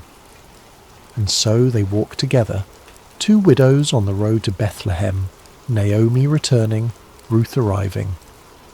The older woman's steps were heavy with memories, the younger's light with the strange freedom that comes from choosing one's path with complete clarity. They arrived as the barley harvest was beginning, the fields around Bethlehem rippling like a green sea in the gentle breeze. Women drawing water recognized Naomi despite the years and sorrows that had reshaped her face. "Can this be Naomi?" they asked, voices bright with surprise. "Do not call me Naomi," she replied, the name that meant pleasant now a bitter irony on her tongue. "Call me Mara, for the Almighty has made my life very bitter. I went away full, but Yahweh has brought me back empty." As the women of Bethlehem welcomed them with curious eyes and hesitant embraces, Ruth stood quietly by Naomi's side, her hand a steady presence on the older woman's arm. In this moment, on this threshold between past and future, neither could know what fields of possibility lay before them, what harvest Yahweh was already preparing, or how their names would one day be spoken with reverence across centuries yet unborn.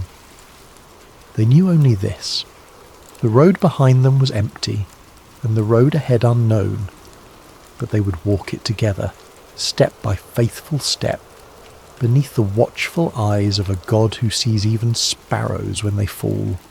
The sun had barely lifted itself above the eastern hills when Ruth rose from her mat, careful not to disturb Naomi's rare peaceful sleep. The small house they had secured, more a room than a home, was cool in the early morning light, shadows still clinging to the corners like reluctant dreams. Ruth wrapped herself in a shawl, the fabric thin but serviceable, and tied back her hair with practiced movements. She had been a daughter of comfort in Moab. Now she was a gleaner in a foreign land. The transition might have broken someone with less resilience, but Ruth had discovered a quiet strength within herself, not the kind that roars or demands attention, but the kind that simply continues, putting one foot before the other when all other options have vanished. "I will go to the fields today," she had told Naomi the night before. "Perhaps someone will allow me to glean behind their harvesters." Naomi had nodded, gratitude and sorrow mingling in her tired eyes. "Go, my daughter," she'd whispered. "May Yahweh guide your steps." Now, as Ruth stepped into the awakening streets of Bethlehem, she carried those words like a small flame against the uncertainty of the day ahead. The law of Moses provided for the poor, the widow, the foreigner. They were permitted to gather what the harvesters missed or deliberately left behind. It was not charity but dignity, a way of working for one's bread even when one owned no land. But Ruth was doubly vulnerable, both widow and foreigner. Which field would welcome her? Would the law's protection extend to a Moabite woman? These questions followed her like shadows as she made her way to the edges of town where the barley fields began their gentle roll toward the horizon. She paused at the boundary of the first field she encountered, watching as workers began to form lines, their sickles catching the morning light with brief flashes of brilliance. The field's owner was not present, but the foreman eyed her with suspicion. "Move along," he called, not unkindly but firmly. "We have enough local gleaners already." Ruth nodded and continued, her heart sinking slightly but her resolve undiminished. The second field brought similar results. By the time she reached the third, the sun had climbed higher, and her throat was dry with thirst and unspoken prayers. This field seemed different somehow. The workers moved with a relaxed efficiency, and there was conversation, even occasional laughter among them. Ruth hesitated, then approached the foreman, her eyes modestly lowered but her voice clear. "Please, sir," she said, "might I glean among the sheaves behind your harvesters? I will be careful not to disturb their work." The foreman studied her for a long moment, noting her foreign accent, the quality of her garments that spoke of better days now past. Something in her demeanour, a dignity that hardship had failed to diminish, made him nod slowly. "You may," he said. "Stay close to my servant girls, drink from our water jars when you thirst, and rest in the shade when the sun grows too fierce." Ruth's gratitude was a physical sensation, warm in her chest. "Thank you," she whispered. "You're most kind to a stranger." The work was harder than anything she'd done before, bending, searching, gathering the scattered stalks left behind. The sun climbed higher, its heat a heavy blanket across the fields. The other gleaners, mostly local widows and their children, kept their distance, though their curious glances sometimes found her. But Ruth worked steadily. Her determination measured in each stalk added to her growing bundle. By midday she'd gathered enough to make the effort worthwhile, though her back ached and her hands were rough with new blisters. She was resting briefly in the shadow of a large sycamore at the field's edge when a commotion among the workers drew her attention. A man had arrived, tall, broad-shouldered, with the bearing of someone accustomed to respect. The foreman hurried to greet him, and the workers called out blessings. "The Lord be with you," the man responded, his voice carrying across the field. "The Lord bless you," they answered in unison. This, then, was the owner of the field where Ruth had found favour. She watched as he moved among his people, speaking to each, asking after families, offering words that brought smiles to weary faces. There was something different about him, a kindness that seemed as natural as breathing. When his circuit of the field brought him near where Ruth rested, he paused, his gaze falling on her with quiet curiosity. "Who is this young woman?" he asked his foreman. "She is the Moabite who came back with Naomi," the man replied. "She asked permission to glean behind the harvesters. She has worked steadily since morning, with only this brief rest." The owner, Boaz was his name, Ruth heard someone nearby whisper, approached her then. Instinctively she rose and bowed slightly, uncertain of the proper protocol but determined to show respect. "Listen, my daughter," he said, his voice gentle but firm. "Do not go to glean in another field. Stay here with my servant girls. Watch where they harvest and follow them. I have told the men not to touch you, and when you are thirsty, drink from the jars the men have filled." Ruth's surprise made her bold.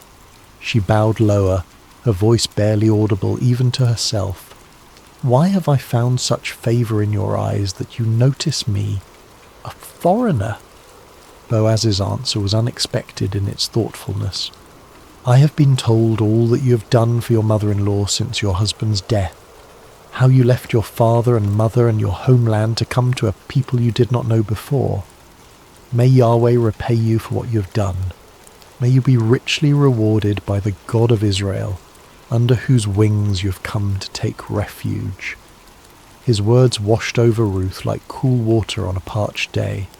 For so long she'd been defined by what she had lost: husband, homeland, security. Now, for the first time, someone saw what she'd chosen, what she had given, what she had become.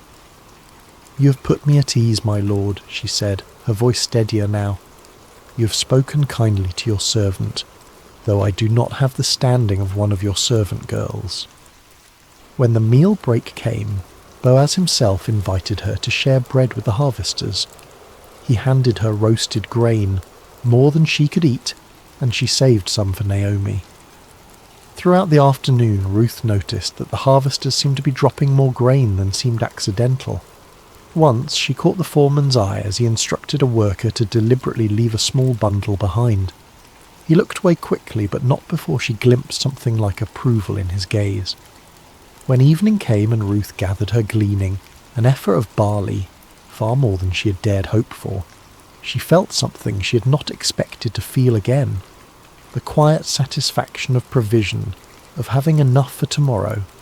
As she walked back toward Bethlehem, the setting sun painting the limestone buildings in shades of amber and rose, Ruth carried not just barley, but something weightier: the knowledge that in this strange new land, under the wings of a god she was still coming to know, she had been seen. Not as Naomi's burden, not as an unwelcome foreigner, but as someone worthy of kindness, and in the shadow of that kindness, small seeds of possibility had begun to stir in the soil of her heart. The soft glow of oil lamps pushed back the evening darkness as Ruth entered the small dwelling she shared with Naomi. Her mother-in-law sat in the dimness, her hands, once strong and capable, now resting idle in her lap, testament to a weariness that went beyond physical exhaustion. "Is that you, my daughter?" Naomi called, her voice brightening slightly. "It is," Ruth answered, setting down her bundle with a soft thud. The sound seemed to fill the small space with promise. Naomi leaned forward, her eyes widening as Ruth opened the cloth to reveal the day's gleaning, golden barley catching the lamplight like treasure. "Where did you glean today?" she asked, running her fingers through the grain with wonder. "Blessed be the one who took notice of you."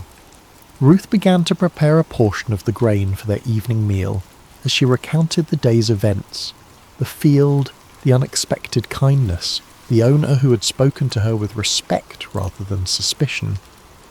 "The man's name was Boaz," she finished, watching as something flickered across Naomi's face. Recognition, then a sudden animation that had been absent for so long. "Boaz!" Naomi exclaimed, her voice stronger than Ruth had heard it in months. "That man is a relative of ours, one of our guardian redeemers." "Guardian redeemer?" Ruth echoed, unfamiliar with the term. Naomi's eyes held a spark now, like embers rekindling. "In our laws, in our customs, a guardian redeemer is a relative who has the responsibility to protect the interests of the needy members of the extended family, to redeem property that has been sold in times of hardship, to continue the family line." Her voice trailed off, her thoughts clearly racing ahead of her words. "The Lord has not stopped showing his kindness," Naomi whispered, almost to herself. "That man is one of our closest relatives." As they ate their simple meal of roasted grain and water, Ruth noticed that Naomi ate with more appetite than she had shown since their return to Bethlehem. Occasionally, the older woman would pause, her head tilted slightly as if listening to distant music only she could hear. The barley harvest continued, and Ruth returned to Boaz's fields each day. True to his word, she was protected, provided for, included in the shared meals. Some of the local women began to speak to her, their initial wariness giving way to cautious friendship. Ruth learned their names, heard stories of their children, shared in the communal rhythm of the harvest. When the barley harvest gave way to wheat, she remained in Boaz's fields, her presence now familiar, her diligence respected. Each evening she returned to Naomi with her gleanings. Each morning she rose before dawn to begin again. As the wheat harvest neared its end, Naomi called Ruth to sit beside her one evening. The older woman's face was thoughtful, her voice quiet but determined. "My daughter," she began, "should I not seek rest for you, that it may be well with you? Is not Boaz our relative, with whose young women you have been working? See, he's winnowing barley tonight at the threshing floor." Ruth listened carefully as Naomi outlined a plan, bold, unconventional, but rooted in custom and law. She was to bathe, anoint herself with fragrant oil, put on her best garment, and go to the threshing floor where Boaz would be sleeping to guard the harvest. After he had eaten and drunk and lain down, she was to uncover his feet and lie down there, a symbolic gesture, a quiet request for protection. "All that you say I will do," Ruth promised, though her heart fluttered with uncertainty. She trusted Naomi's wisdom, trusted that this was not a plan born of desperation but of genuine care and cultural understanding. That night, the stars seemed to hang lower in the sky as Ruth made her way to the threshing floor. The celebration of harvest's end was winding down. Men who had worked hard now rested deeply, their forms dark shapes against the pale circle of the threshing floor. She moved quietly, carefully, finding Boaz where he slept at the edge of a heap of grain.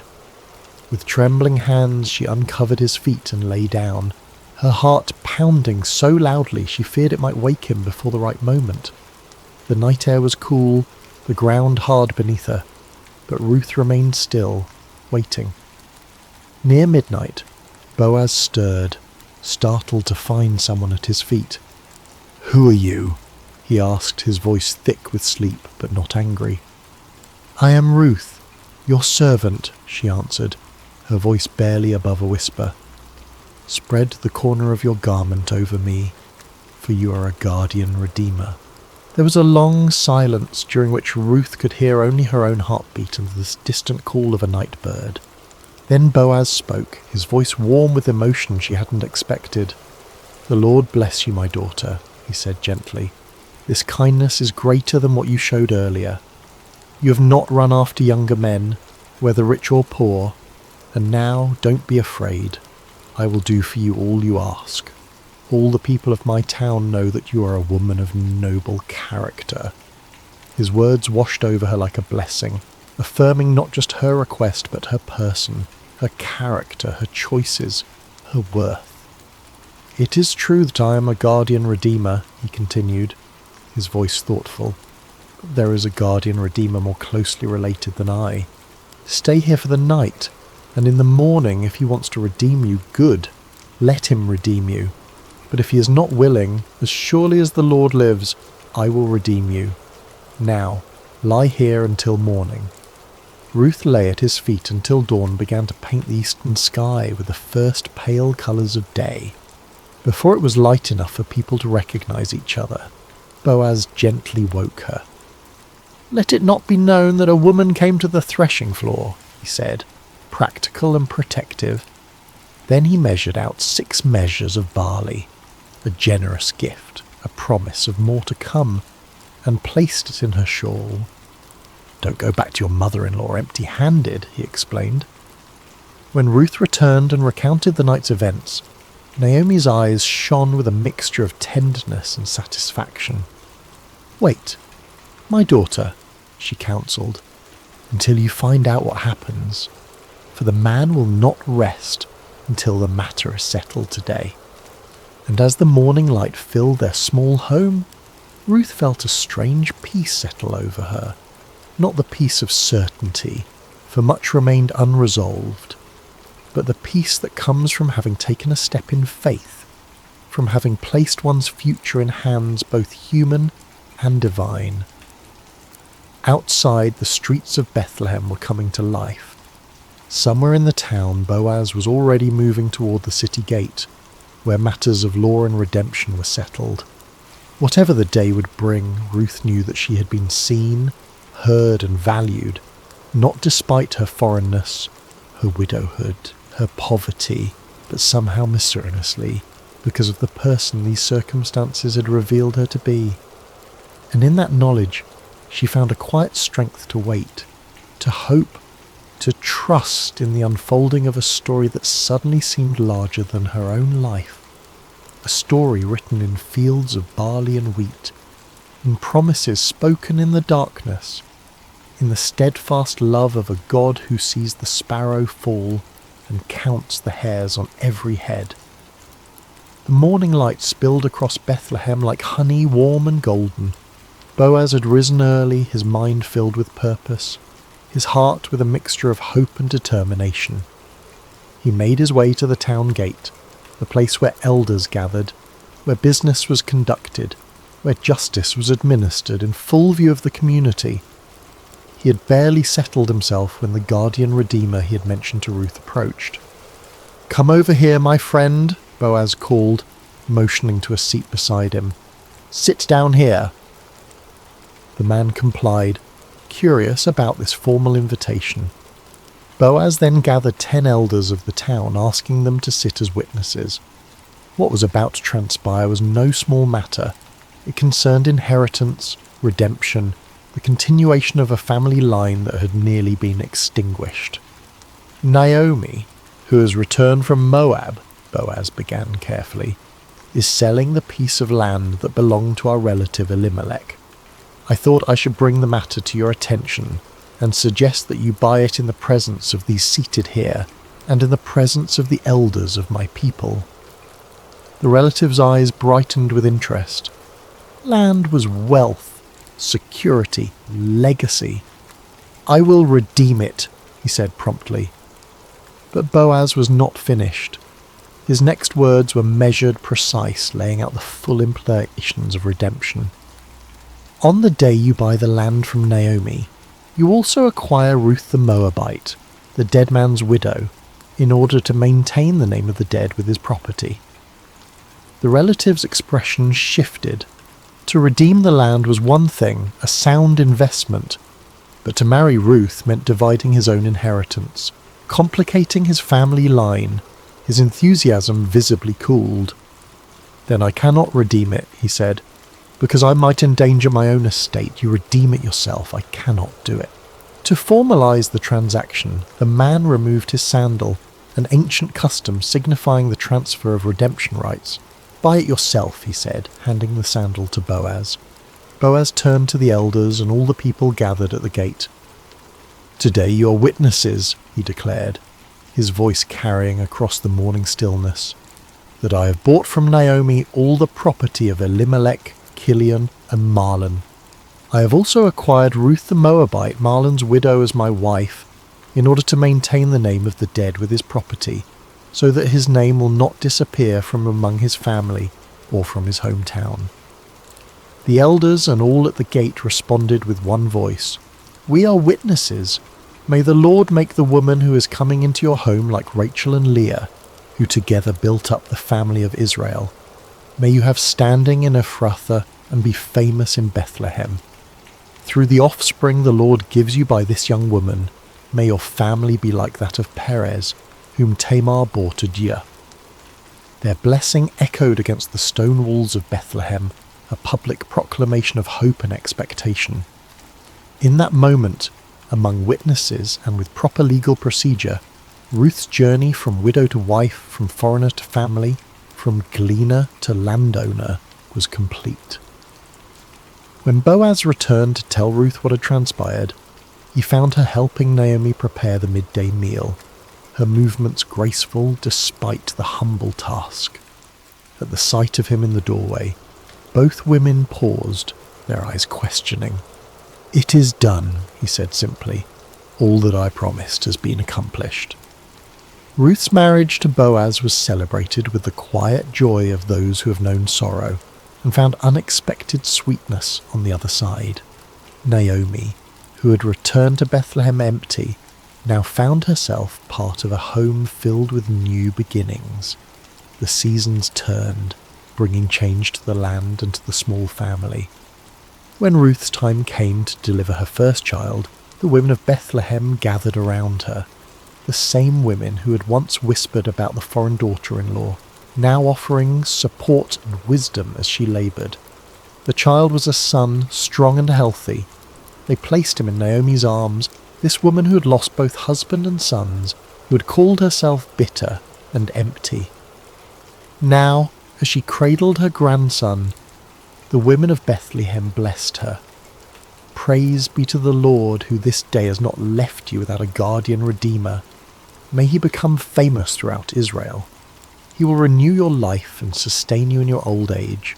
For your daughter-in-law, who loves you, and who is better to you than 7 sons, has given him birth."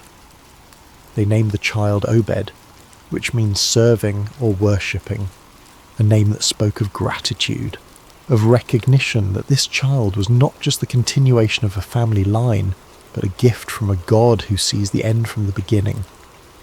What none of them could know, as they celebrated the birth with bread and wine and laughter, was that this child, Obed, would one day be the grandfather of David, the shepherd boy who would become Israel's greatest king. And from David's line, centuries later, would come the Messiah, the ultimate redeemer, whose story of love and sacrifice would echo Ruth's loyalty and Boaz's redemption on a cosmic scale. As Boaz watched Ruth with their son, he marvelled at the intricate weaving of their lives, how sorrow had led to joy, how loss had opened the door to finding, how endings had become beginnings. He thought of the day he had first noticed Ruth in his fields, her quiet dignity as she gleaned among the sheaves. How could he have known then what this foreign woman would come to mean not only to him, but to the future of his people? In the soft twilight of their home, with Naomi singing gentle lullabies to Obed and Ruth's hand warm in his own, Boaz understood that some harvests are gathered not in fields of grain, but in the human heart, in acts of kindness, songness, in choices of loyalty, in the courage to begin again when all seems lost. Outside their window, the hills of Bethlehem were turning purple with evening shadows. Somewhere in those hills, shepherds watched their flocks. Stars began their nightly vigil, and the world continued its ancient rhythms of planting and harvest, of birth and death, of loss and redemption. But within this one small home, within these few beating hearts, a miracle had occurred. The quiet, everyday miracle of restoration, of empty hands being filled again, of bitter lives turning sweet, of a future reclaimed from the ashes of the past. And as night fell over Bethlehem, as oil lamps were lit and evening prayers whispered, as the infant Obed drifted into sleep secure in the knowledge of being utterly loved, the story of Ruth and Boaz, of faithful love and kindness reciprocated, became another golden thread in the tapestry of faith that would one day welcome the world's Redeemer. The stars appeared one by one in the deepening blue of the evening sky, like silver seeds scattered across a celestial field. In homes throughout Bethlehem, oil lamps cast their gentle glow against limestone walls, and families gathered for evening meals, for prayers, for the sharing of the day's small victories and concerns. In one such home, the home of Boaz, Ruth, and Naomi, the day was drawing to its peaceful close. Little Obed, now a toddler with his father's strong build and his mother's gentle eyes, had been tucked into bed after a story from his grandmother Naomi. His breathing had deepened into the steady rhythm of childhood sleep, innocent and complete. Ruth sat in the courtyard, her fingers working methodically at a loom, creating fabric for their household. The rhythmic movement of the shuttle was soothing, meditative, a dance between yarn and skill that produced something both beautiful and necessary. Boaz watched her from the doorway, struck again by the quiet grace that had first drawn him to her in the fields. "Your hands create such beauty," he said softly, joining her in the cool evening air.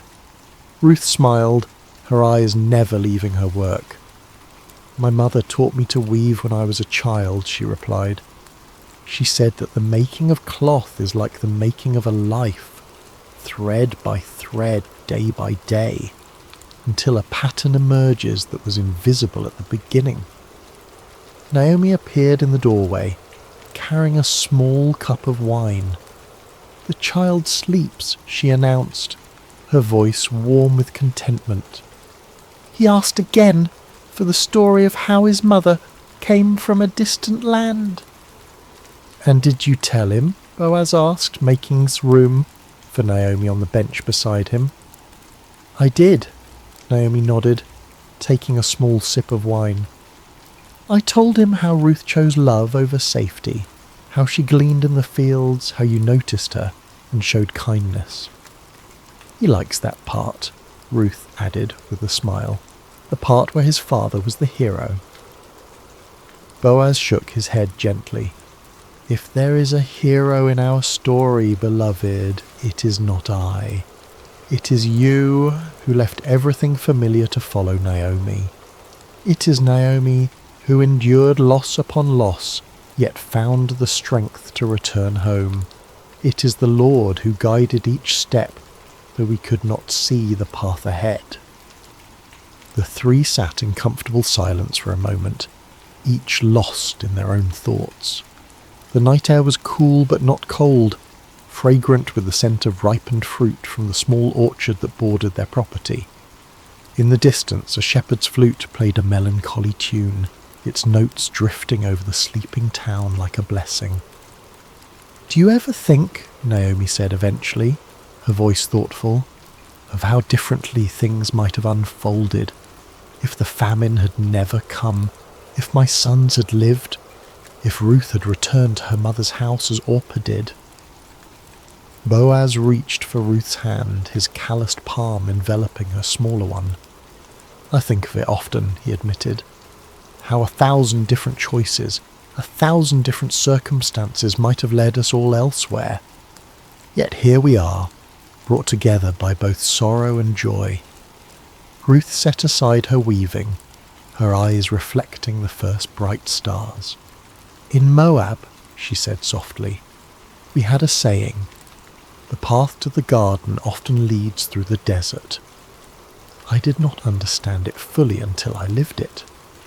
"And now?" Naomi asked. "Now I understand that sometimes the desert is necessary," Ruth answered.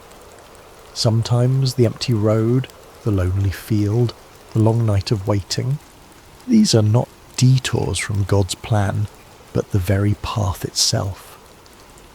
Boaz nodded, his face solemn in the gathering darkness.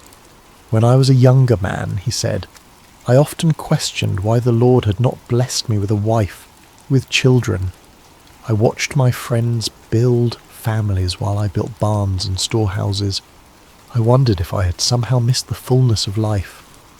He looked at Ruth, his eyes soft with wonder even after these years together. "Now I see that I was waiting for you, though I did not know it. That each harvest I oversaw, each field I planted, was preparation for the day when a Moabite widow would come to glean among my sheaves." Naomi's laugh was gentle, without bitterness. "And I, who accused the Lord of emptying my hands, look what he has filled them with." She gestured toward the house where Obed slept, toward the small but thriving household that had grown around her. Sometimes emptiness is just the space God is creating for something new. As they sat together in the deepening twilight, a sense of reverent gratitude settled over them. Not the loud exuberance of those who have never known loss, but the deeper, quieter joy of those who have walked through shadows and found light waiting on the other side. The tale of their lives, this unexpected family, formed from fragments of broken dreams, would be told and retold through generations. Not because it was extraordinary in its outward circumstances, but because it revealed an extraordinary truth, that in the hands of a loving God nothing is wasted. Not grief, not loyalty, not kindness, not love freely given with no expectation of return. In the quiet darkness of Bethlehem, as the household of Boaz and Ruth prepared for sleep, they could not know how their story would echo through time, how the great-grandson of their son would be anointed king of Israel, how from their lineage would come the promised Messiah. They knew only this, that the God who had led them through famine and loss, through foreign fields and threshing floors, through legal proceedings and new beginnings. Hello there, dear listeners. Before we begin tonight's tale, I hope your day has treated you kindly, wherever you may be in this vast world of ours. Perhaps it's evening where you are, or maybe the quiet hours of early morning have found you seeking rest. Whether you're listening from bustling cities or peaceful countryside, from mountain peaks or seaside shores, know that you're welcome here in this sacred space we've created together. If you find comfort in these stories, please consider subscribing to Sacred Slumber, where we gather each night to explore the timeless truths that have guided humanity through the ages. Tonight, we journey back through the mists of time to ancient Babylon, to a night when the very finger of the divine wrote upon palace walls, and an empire learned that no earthly power stands beyond the reach of heaven's justice. The year was 539, before the Common Era, and the great city of Babylon sprawled along the banks of the Euphrates River like a jewel cast upon the earth. Within its towering walls, the hanging gardens cascaded in verdant terraces. The Tower of Babel reached toward the heavens, and the palace of King Belshazzar gleamed with the accumulated wealth of conquered nations. On this particular evening, as the sun painted the western sky in shades of gold and crimson, the palace hummed with preparation for a feast unlike any other. Servants scurried through corridors lined with glazed brick murals depicting lions and dragons, carrying platters of delicacies from every corner of the known world. The finest wines from the hills of Judah, exotic spices from distant India, and fruits that glistened like precious stones filled the tables. King Belshazzar, grandson of the great Nebuchadnezzar, had spared no expense. The banquet hall stretched vast as a temple, its ceiling supported by columns carved from single blocks of marble, each one telling the story of Babylonian conquest and glory. Golden lamps suspended on silver chains cast dancing shadows across walls adorned with tapestries, depicting the gods of Babylon in all their imagined splendour. Yet beyond the palace walls, unseen by the revellers within, the armies of Cyrus the Persian stretched across the horizon like a dark sea. For months they had laid siege to the great city, but Babylon's walls had never been breached, her gates never forced. The Babylonians had grown complacent in their strength, confident that their city was impregnable, their empire eternal. As night fell and torches blazed to life throughout the city, 1,000 noble guests made their way through the palace gates. They came dressed in silk and purple, adorned with gold and precious stones, their laughter echoing through the corridors as they anticipated the evening's pleasures. The sound of lyres and flutes drifted through the warm air, mingling with the voices of singers whose melodies spoke of victory and endless prosperity. King Belshazzar himself appeared resplendent in robes of deepest blue, a golden crown upon his brow, rings flashing on his fingers as he gestured grandly to his guests. He was a man in the prime of life, his beard oiled and perfumed, his eyes bright with wine and confidence. This night, he had declared, would be remembered for generations as the greatest feast Babylon had ever witnessed. But even as the celebration reached its crescendo, even as the wine flowed like water and the music swelled to fill every corner of the vast hall, dark currents moved beneath the surface of the evening's joy. For this was not merely a feast, but an act of defiance against the very heavens themselves. As the evening wore on, and the wine loosened tongues and lowered inhibitions, King Belshazzar rose from his golden throne, swaying slightly as he surveyed the sea of faces before him. The hall fell gradually silent, 1,000 conversations dying away as all eyes turned toward their sovereign. In the flickering lamplight, his face bore an expression of cruel amusement, as if he harboured some secret that would shock and delight his guests. "My lords and ladies," he called out, his voice carrying easily across the vast space, "tonight we celebrate not merely the glory of Babylon, but the supremacy of our gods over all the earth. We have conquered nations, we have humbled kings, and we have taken the treasures of their temples as trophies of our victories." A murmur of approval rippled through the crowd. Many of the nobles present had been part of those conquests, had seen the wealth of distant lands flow into Babylon's coffers. They raised their goblets in salute, the wine within glinting like liquid rubies in the torchlight. But Belshazzar was not finished.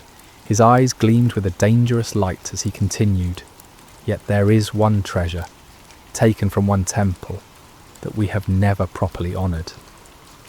Tonight that changes." He clapped his hands, and servants appeared as if from nowhere, carrying between them objects that made the assembled nobles gasp in recognition and wonder. These were vessels of pure gold and silver, wrought with such exquisite craftsmanship that they seemed to glow within a light. Cups and bowls, pitchers and goblets, each one a masterpiece of the metalworker's art.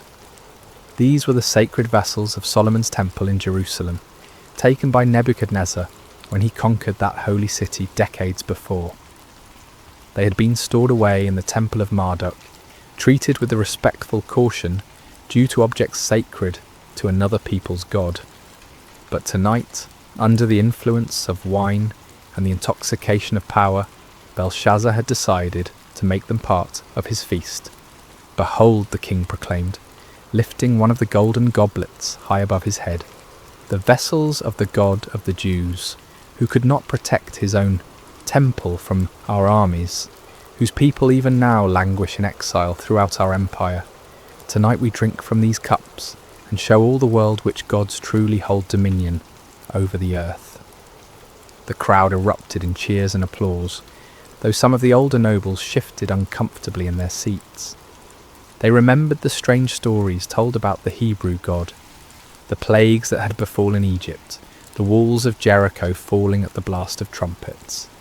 But wine and peer pressure overcame their caution, and soon they too were caught up in the moment's enthusiasm. Servants moved through the hall, distributing the sacred vessels among the guests. Belshazzar himself took the largest of the golden goblets, a magnificent piece that had once held wine, blessed by the priests of the Most High God. He filled it to the brim with the finest vintage from his royal cellars, the red wine dark as blood in the sacred cup. "To Marduk, chief of our gods," he cried, raising the goblet high, "who gives us victory over all our enemies." The assembled throng raised their own sacred vessels, taken from the very altar of the Lord. "To Marduk," they chorused, their voices echoing off the marble walls. But Belshazzar was not content with honouring just one deity. As the evening progressed and the wine continued to flow, he led toast after toast, each one more blasphemous than the last.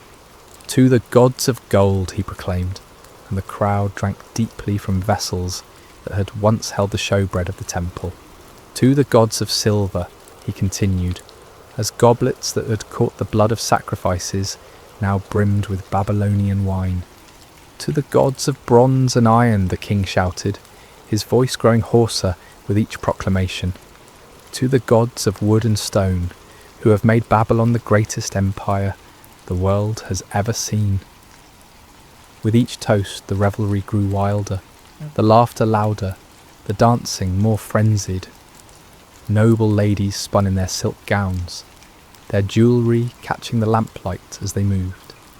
Men struck up drinking songs, their voices blending in harmony that spoke of triumph and excess.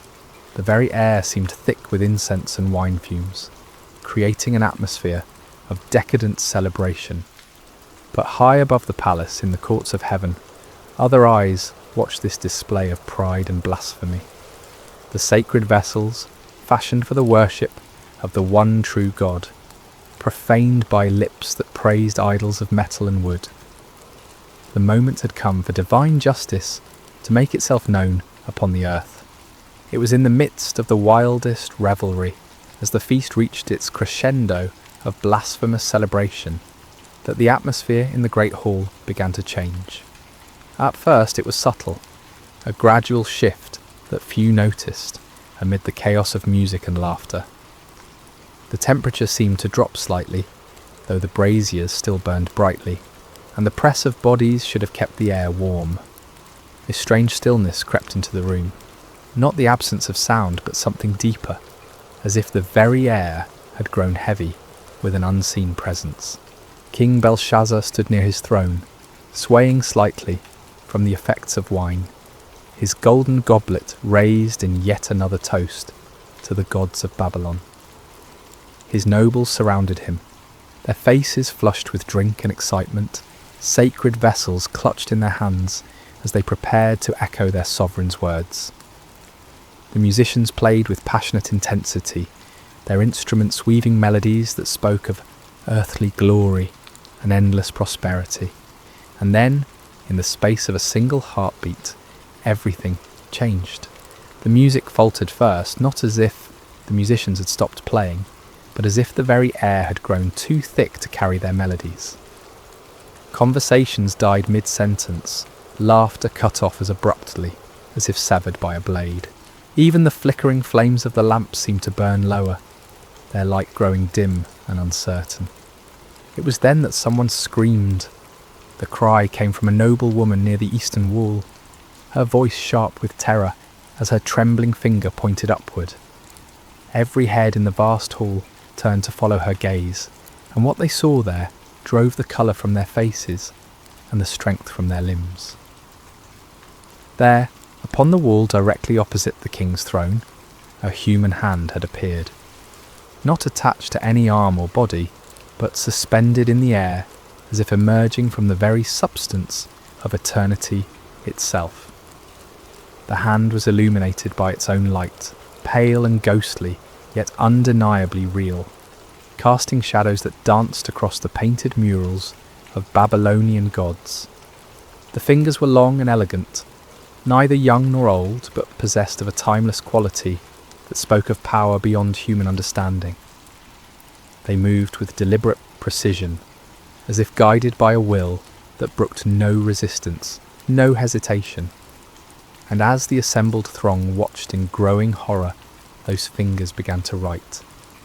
The writing appeared as lines of fire upon the polished marble, each character burning itself into the stone with the permanence of divine judgment.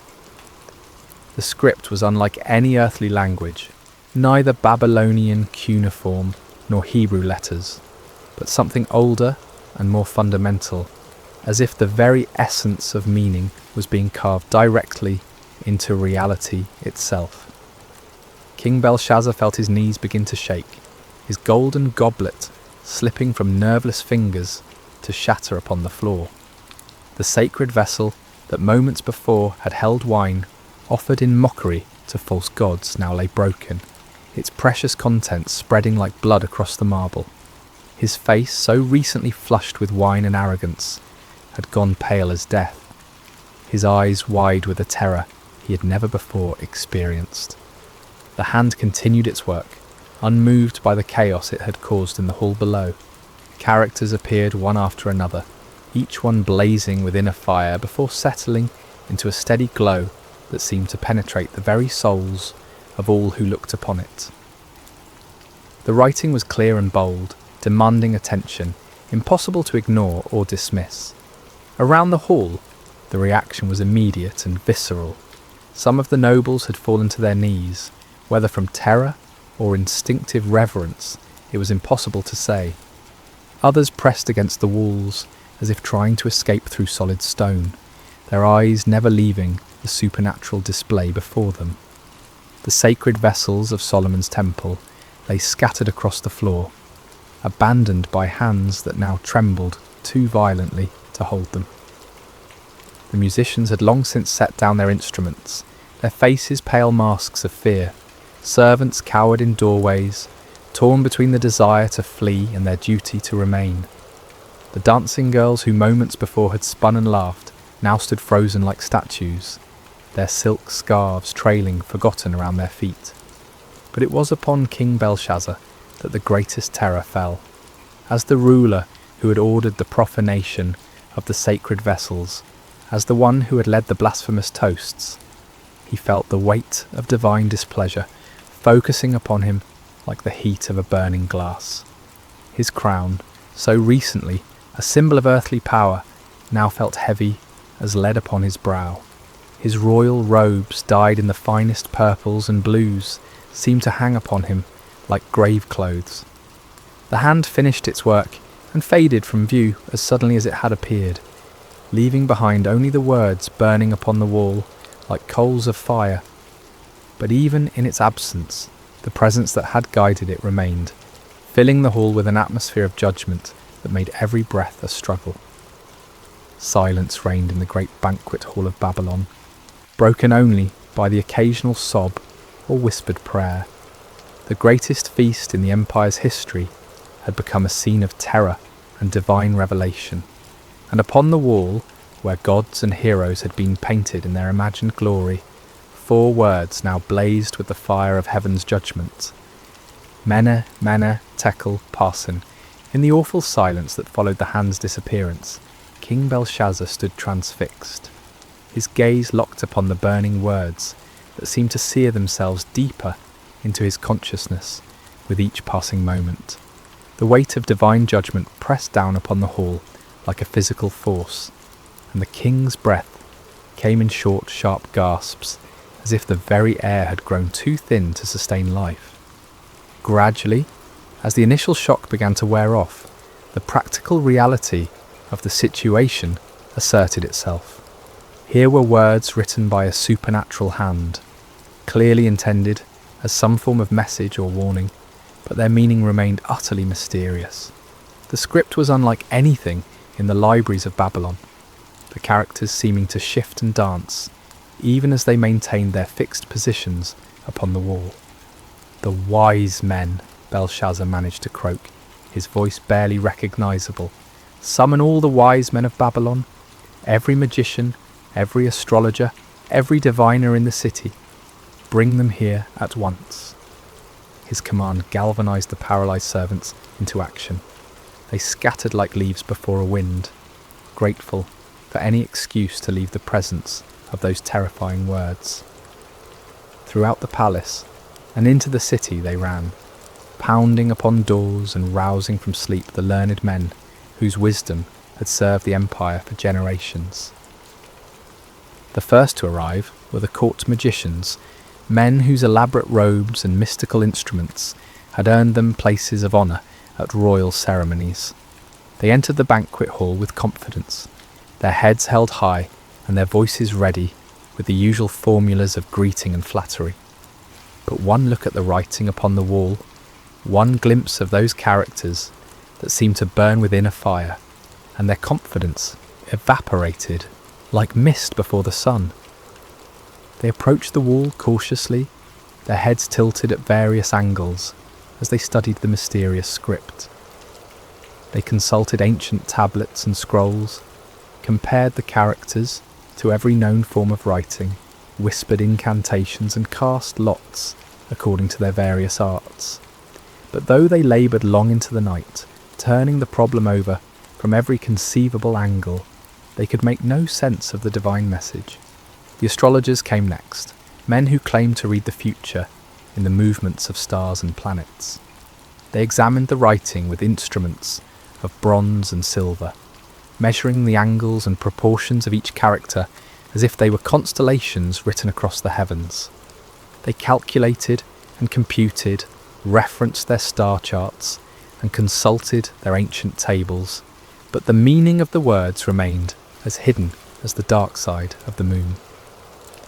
As the hours passed, more and more of Babylon's learned men arrived at the palace, priests of Marduk and Ishtar, scholars who had studied in the great libraries, men whose reputations for wisdom extended throughout the known world.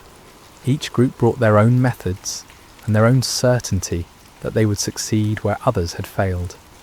Yet one by one, they too were forced to admit defeat before the mystery of the burning words.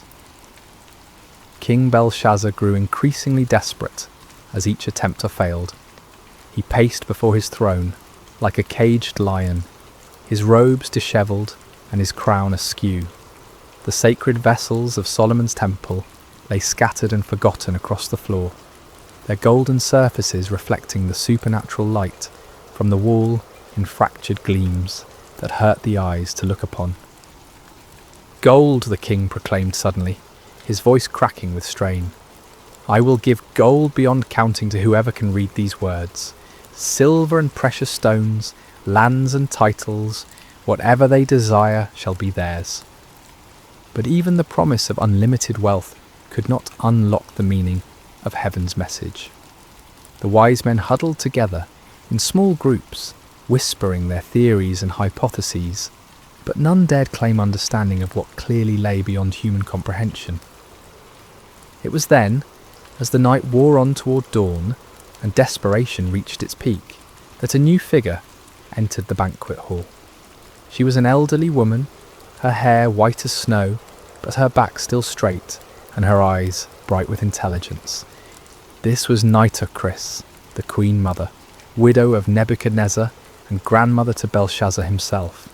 She had heard the commotion from her private quarters, had seen the servants running through the corridors, and felt the strange oppression that seemed to hang over the entire palace.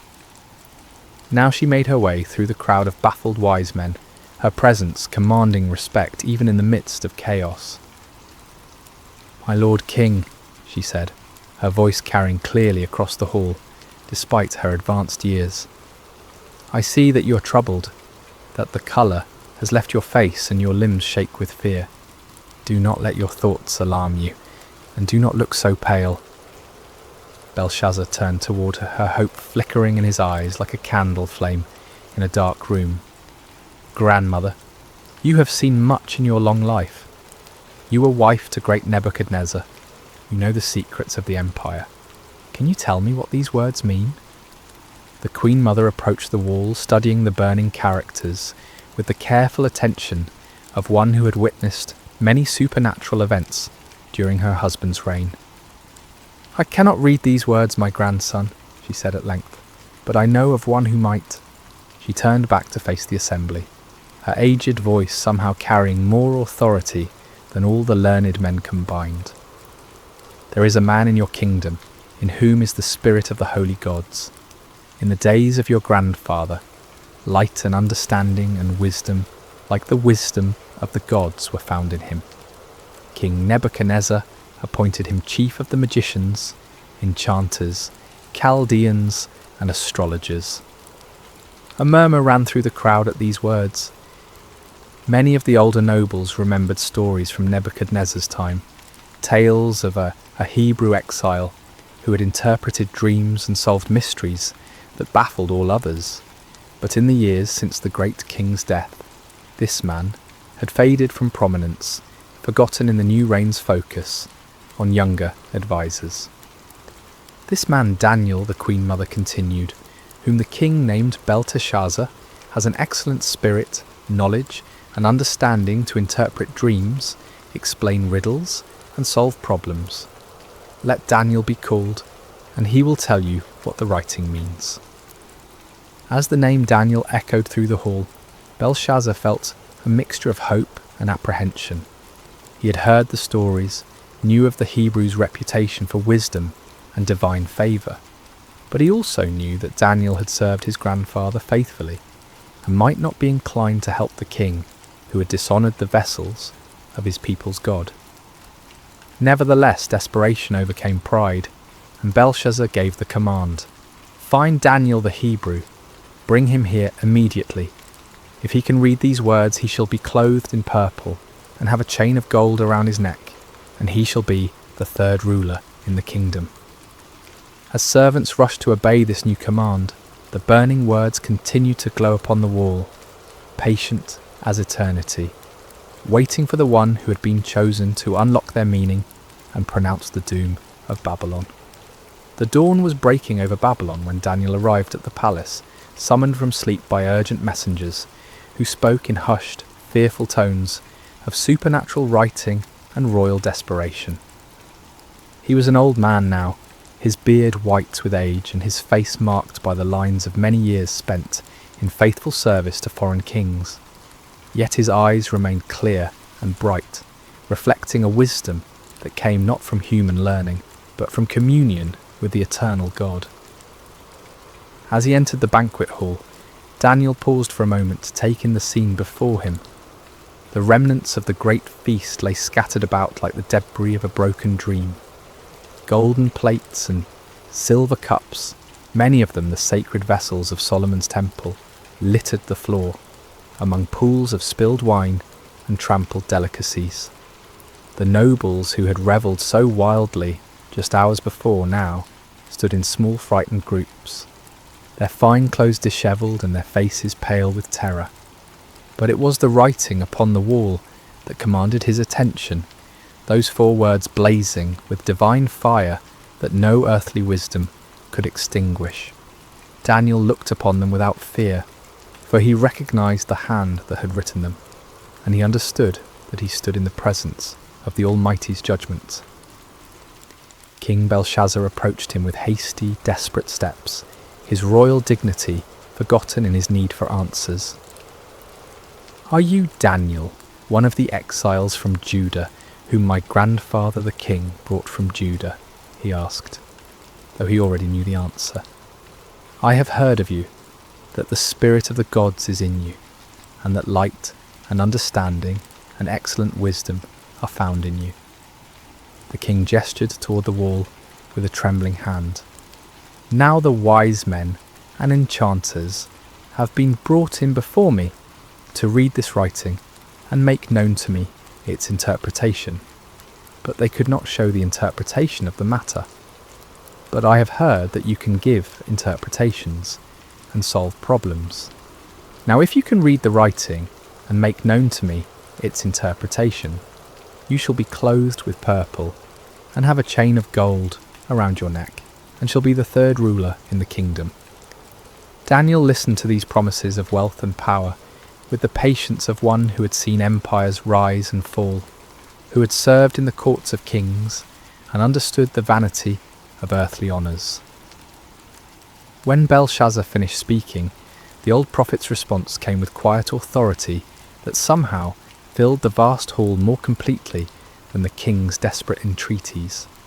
"Let your gifts be for yourself, and give your rewards to another," Daniel said, his voice calm and steady in the face of royal panic. "Nevertheless, I will read the writing to the king and make known to him the interpretation." But before he would interpret the supernatural message, Daniel had words of his own to speak, words that cut to the heart of the night's blasphemous revelry, and laid bare the spiritual rebellion that had brought divine judgment upon Babylon. "O king," he began, his voice growing stronger as he spoke, "the Most High God gave Nebuchadnezzar, your grandfather, kingship, and greatness, and glory, and majesty. And because of the greatness that he gave him, all peoples, nations, and languages trembled and feared before him. Whom he would, he killed, and whom he would, he kept alive. Whom he would, he raised up, and whom he would, he humbled." The assembled nobles listened in growing discomfort as Daniel recounted the story they all knew but preferred to forget. Nebuchadnezzar's pride, his claim to have built Babylon by his own power and for his own glory, and the terrible judgment that followed. How the great king had been driven from among men to live like a beast in the wilderness, eating grass like an ox, and letting his hair grow long as eagle's feathers and his nails like birds' claws. But when his heart was lifted up, and his spirit was hardened so that he dealt proudly, Daniel continued, his eyes never leaving Belshazzar's face, he was brought down from his kingly throne, and his glory was taken from him.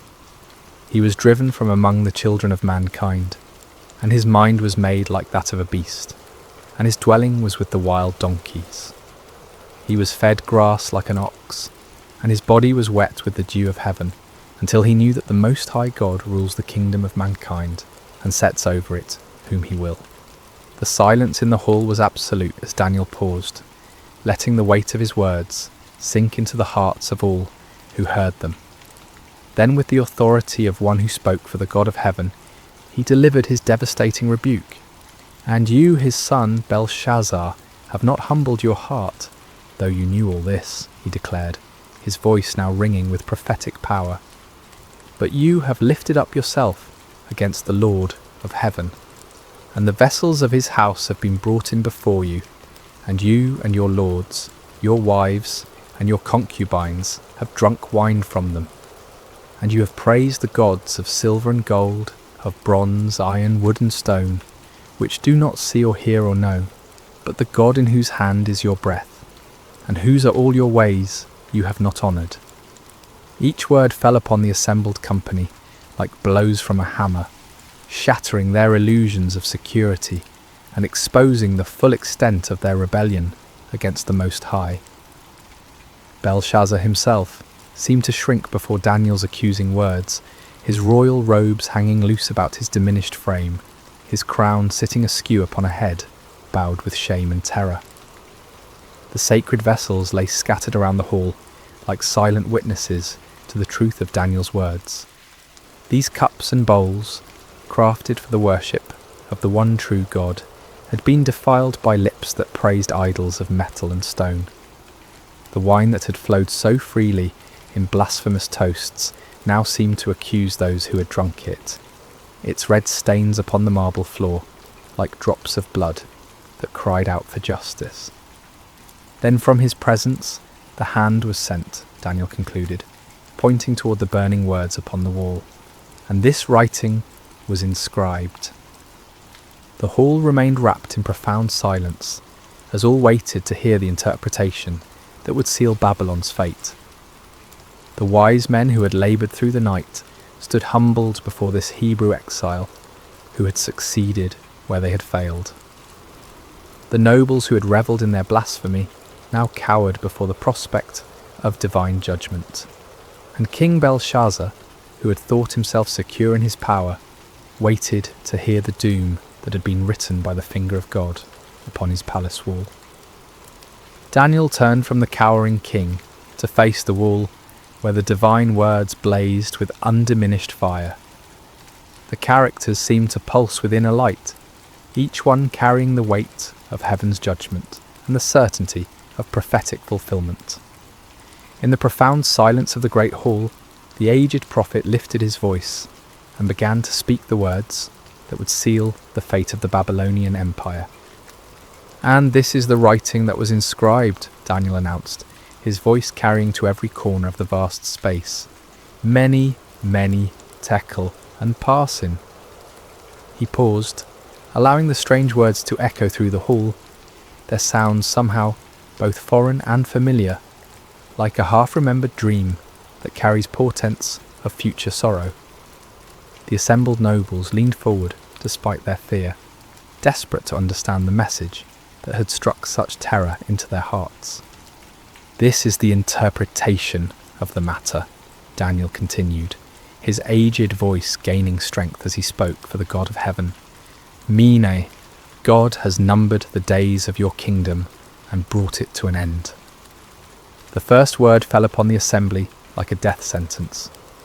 Here was the divine accountant taking inventory of Belshazzar's reign, counting each day of blasphemy and rebellion, each moment of pride and defiance against the Most High.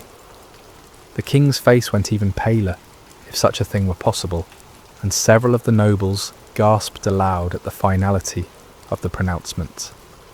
But Daniel was not finished. The second judgment followed hard upon the first, each word a hammer blow against the foundations of Babylonian pride. "Tekel, you have been weighed on the scales and found wanting." Here was the divine judge placing Belshazzar's reign, his character, his very soul, upon the perfect scales of heaven's justice. And the verdict was damning beyond appeal. Found wanting, found lacking, found insufficient when measured against the standards of righteousness and truth. The king, who had thought himself great in his own eyes, was revealed to be nothing more than a feather in the balance when weighed against divine holiness. Belshazzar's knees gave way completely at these words, and he would have fallen had not two of his guards stepped forward to support him. The golden crown tumbled from his head to ring against the marble floor, the sound echoing through the hall like a funeral bell. His royal robes, so recently symbols of power and majesty, now seemed to hang upon him like burial shrouds. "Perez," Daniel proclaimed, using the singular form of the final word, "your kingdom is divided and given to the Medes and Persians." The last judgment was perhaps the most terrible of all, for it spoke not merely of the king's personal doom, but of the end of the empire itself. Babylon, the golden head of Nebuchadnezzar's dream, the city that had ruled the world with rod of iron, was to be divided like a carcass among its enemies. The Medes and Persians, even now camped outside the city walls, would soon walk through its gates as conquerors and claim its treasures as their own. A wail of despair went up from some of the assembled nobles as the full weight of the prophecy struck home. They had thought themselves secure behind Babylon's mighty walls, protected by their gods and their armies from any earthly threat. But now they understood that their true enemy was not the Persian host outside their gates, but the God of heaven himself, against whom no wall could stand and no army could prevail. Daniel stood unmoved amid the chaos of fear and lamentation, his weathered face reflecting the sorrow of one who took no pleasure in the pronouncement of judgment, yet understood its necessity. He had served this empire faithfully for decades, had helped to interpret its dreams and solve its mysteries, but he had also watched its gradual descent into pride and blasphemy, its increasing defiance of the God who held its breath in his hands.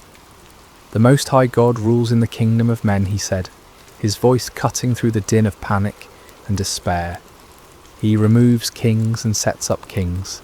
He gives wisdom to the wise and knowledge to those who have understanding. He reveals deep and hidden things. He knows what is in the darkness, and the light dwells with him. These words, drawn from his own experience of divine revelation, served as both comfort and warning to all who heard them.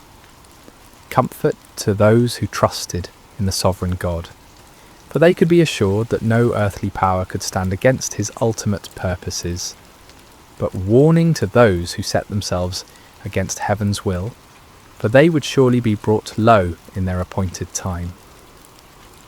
King Belshazzar, supported now by his guards and struggling to maintain even a semblance of royal dignity, looked up at Daniel with eyes haunted by the certainty of doom. Yet even in his extremity, he sought to honour his promise to the man who had solved the mystery that had baffled all his wise men. "Clothe Daniel with purple," he commanded, in a voice barely above a whisper, "and put a chain of gold around his neck, and proclaim that he shall be the third ruler in the kingdom." It was a pathetic gesture, the dying king attempting to bestow honours, even as his kingdom crumbled around him. The purple robe was brought, the golden chain placed around Daniel's neck, but these earthly symbols of power seemed hollow and meaningless in the face of the divine judgment that had been pronounced. Daniel accepted the honours not for their own sake, but as a testimony to the truth of his words. When the people saw that the king himself acknowledged the accuracy of the Hebrew prophet's interpretation, they would know that the doom of Babylon was certain and that the God of Israel was indeed sovereign over all earthly kingdoms. As the purple robes settled around Daniel's aged shoulders and the golden chain caught the light of the supernatural writing on the wall, the contrast could not have been more stark. Here stood a man clothed with earthly honours, yet serving a heavenly king, while around him an empire clothed in pride and blasphemy faced its final hour of judgment. The words on the wall continued to burn with undiminished intensity, their message now fully revealed but their power unabated. They served as a permanent reminder that the kingdoms of this world are temporary, subject to the sovereign will of the God who numbers their days and weighs their deeds in the balance of perfect justice. Even as Daniel spoke his interpretation and received the hollow honours of a doomed king, the wheels of divine judgment were already turning beyond the palace walls. For months, the Persian army under Cyrus had maintained their siege of the great city, but the Babylonians had felt secure behind walls that had never been breached by any earthly foe.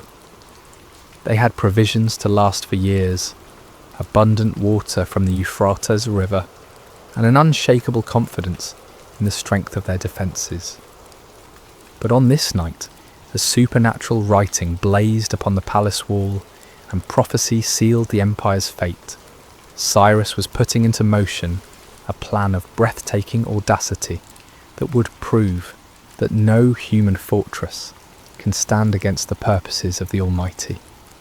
The Euphrates River, which flowed through the heart of Babylon and provided both water and transportation for the great city, was also its greatest vulnerability. The river entered the city through massive gates that could be lowered into the water, and it flowed beneath the walls through channels that were thought to be too narrow and well defended for any army to use as an entrance. But Cyrus had spent months studying these defences, and his engineers had been working tirelessly upstream from the city. digging channels and building dams that would allow them to divert the mighty river from its course. The work had been done quietly, secretly, hidden from Babylonian scouts by the darkness of night and the cleverness of Persian engineering. As the banquet hall erupted in chaos at Daniel's interpretation, as nobles fled in terror and servants cowered in corners, the Persian engineers upstream were opening their carefully constructed channels. The waters of the Euphrates, which had flowed through Babylon for centuries, began to turn aside into the new channels that Cyrus had prepared. At first the change was barely noticeable. The river level dropped slowly, gradually, as if affected by nothing more than seasonal variations. But as more water was diverted, as the new channels carried away the river's flow, the level within the city began to drop significantly. By midnight, Persian soldiers were wading through knee-deep water where once the river had flowed deep and strong. They moved silently through the darkness, following the riverbed beneath the great walls of Babylon, their weapons wrapped in cloth to prevent any sound that might alert the guards above. The Babylonian sentries, focused on watching for attacks against the massive gates and towering walls, never thought to look down at the river that had always been their protection. They were drunk on wine from the royal feast, their attention scattered by the strange reports of supernatural writing in the palace, their confidence unshaken by any thought that their impregnable city could fall in a single night.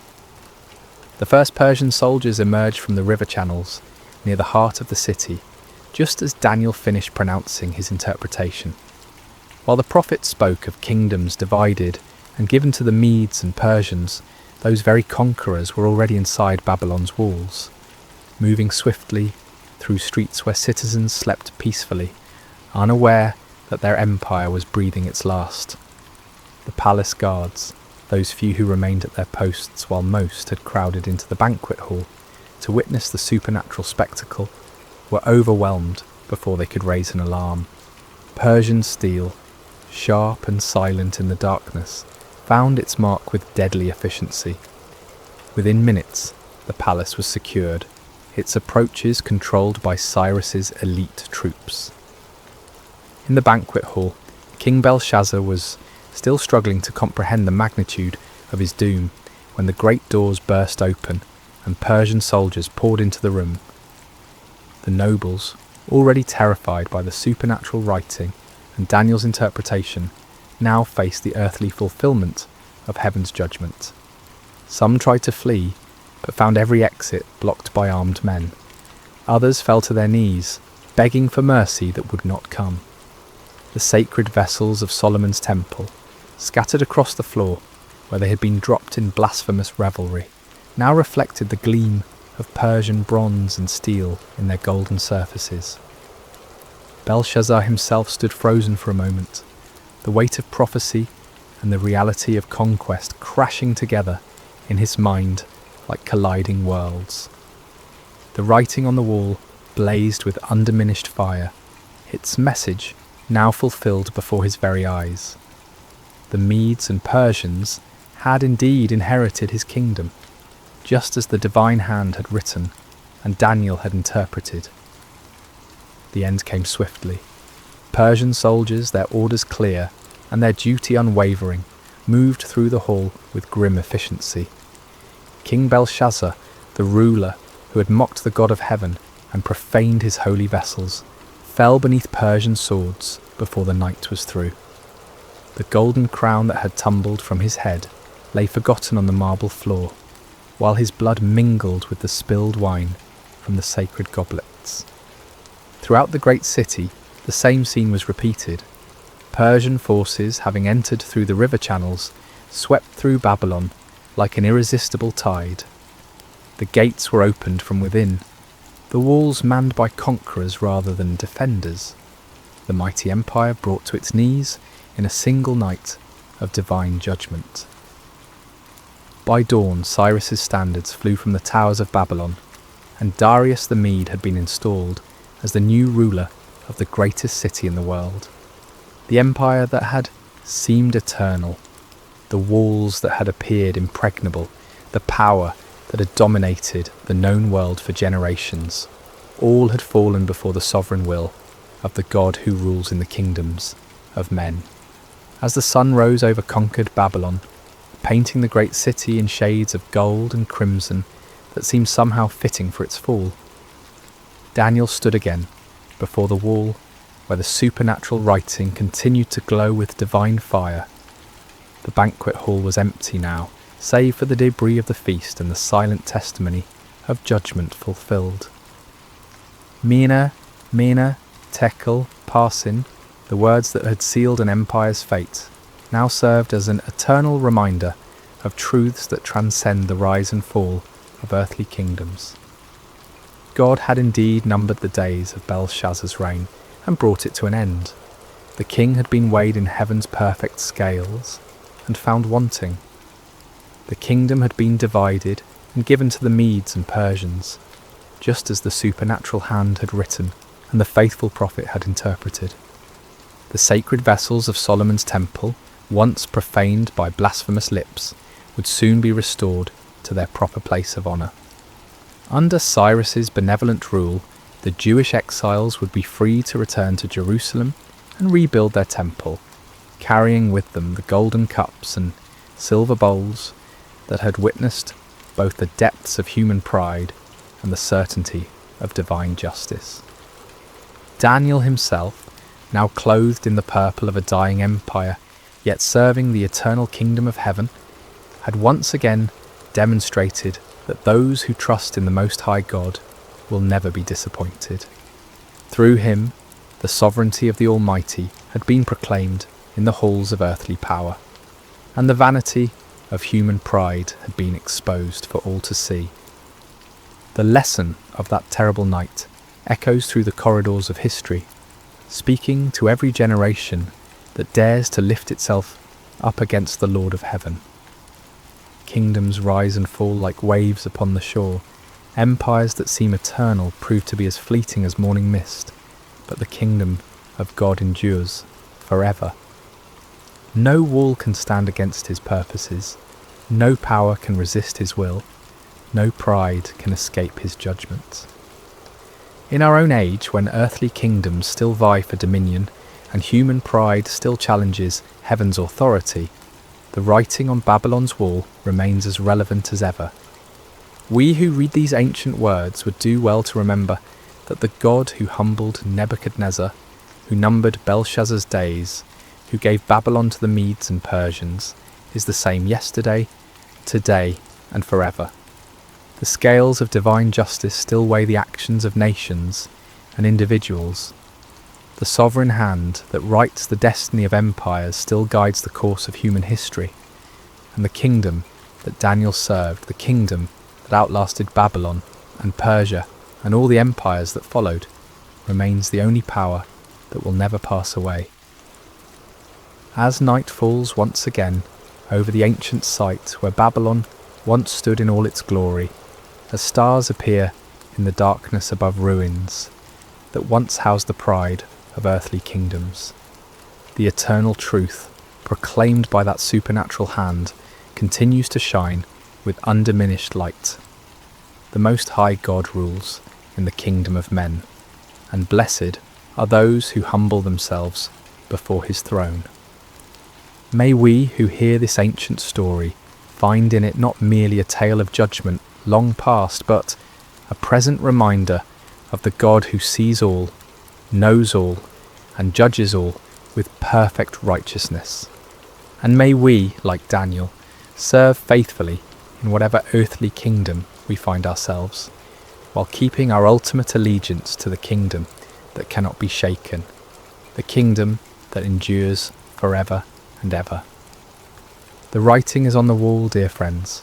The question that remains is whether we will read it in time to humble ourselves before the King of Kings, or whether we will follow Belshazzar's path to destruction. The choice, as always, is ours to make, is ours to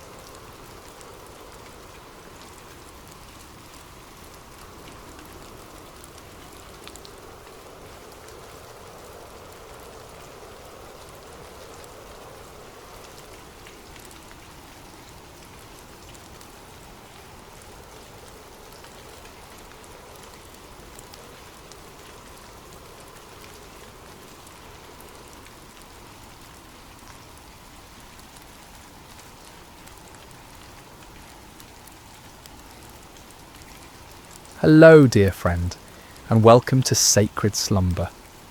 Before we begin tonight's story, I'd love to know, how has your day been?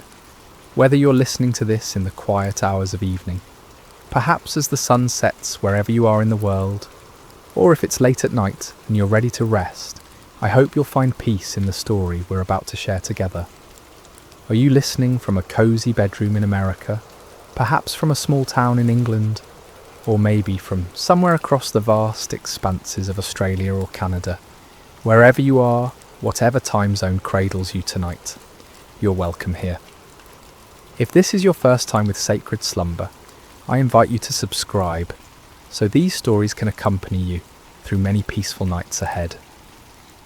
Now, let's settle in together and journey back to an ancient time, to a small town called Zarephath, where a miracle unfolded that would echo through the ages. The sun blazed mercilessly over the land of Israel, its rays beating down upon cracked earth and withered fields. For 3 long years, not a single drop of rain had fallen from the brass-coloured sky. The rivers had dwindled to dusty beds, lined with sun-bleached stones, and the wells that once bubbled with fresh water now echoed hollow when a stone was dropped into their depths. This terrible drought was no accident of nature. It was the judgment of the Almighty God upon a nation that had turned away from him. King Ahab, weak and easily swayed, had married the pagan princess Jezebel, and together they had led Israel into the worship of false gods, Baal, the supposed god of rain and fertility, and Asherah, the goddess of the sea. Golden calves and wooden idols dotted the landscape, where altars to the true God once stood. Into this spiritual darkness had stepped a man unlike any other, Elijah the Tishbite, a prophet wrapped in rough camel's hair, his eyes blazing with the fire of divine purpose. He had confronted King Ahab with words that still rang in the air. As the Lord God of Israel lives, before whom I stand, there shall not be dew nor rain these years, except at my word. For months after delivering this pronouncement, Elijah had hidden by the brook Cherith, east of the Jordan River. There in that secret place, ravens, those dark messengers of the wilderness, brought him bread and meat each morning and evening, while he drank from the brook's clear waters. It was a time of solitude and communion with God, but even this sanctuary could not last forever. Day by day, Elijah watched the brook grow shallower. The musical babbling that had once lulled him to sleep grew quieter until it was barely a whisper. Soon only scattered puddles remained, then mere dampness in the sand, and finally nothing but a dry bed where life-giving water had once flowed. It was then, when human resources failed and earthly security vanished, that the word of the Lord came to Elijah again. Arise, go to Zarephath, which belongs to Sidon, and dwell there. See, I have commanded a widow there to provide for you. Zarephath. The name meant a place of refining, and how fitting it would prove to be. This small Phoenician town, nestled along the Mediterranean coast north of Israel, was under Gentile rule, beyond the borders of the chosen people, in a land where Baal and Asherah were worshipped openly. Yet it was here, in this unlikely place, that God would work one of his most tender miracles. So Elijah gathered his simple possessions, his mantle, his staff, and the unwavering faith that had sustained him through these years of drought and hiding. The sun was high as he began his journey northward, his feet raising small clouds of dust from the parched earth. Behind him lay the dried brook and the memories of miraculous provision. Ahead lay uncertainty, but also the promise of God's continued care. As he walked, Elijah might have pondered the strangeness of God's ways. Here was a Hebrew prophet, a man who had proclaimed judgment upon Israel for their worship of foreign gods, now being sent to a foreign land where those very gods were revered. Yet if the years had taught him anything, it was that the Lord's thoughts were higher than his thoughts. and the Lord's ways past finding out. The journey from the Jordan Valley to the coastal region of Zarephath would take several days. Elijah travelled through landscapes scarred by drought, abandoned villages where the wells had run dry, fields where the stubble of failed crops crunched beneath his sandals, and hillsides where olive trees stretched their gnarled branches skyward in silent supplication for rain that would not come. At night he slept under stars that seemed to burn with unusual intensity in the clear, dry air.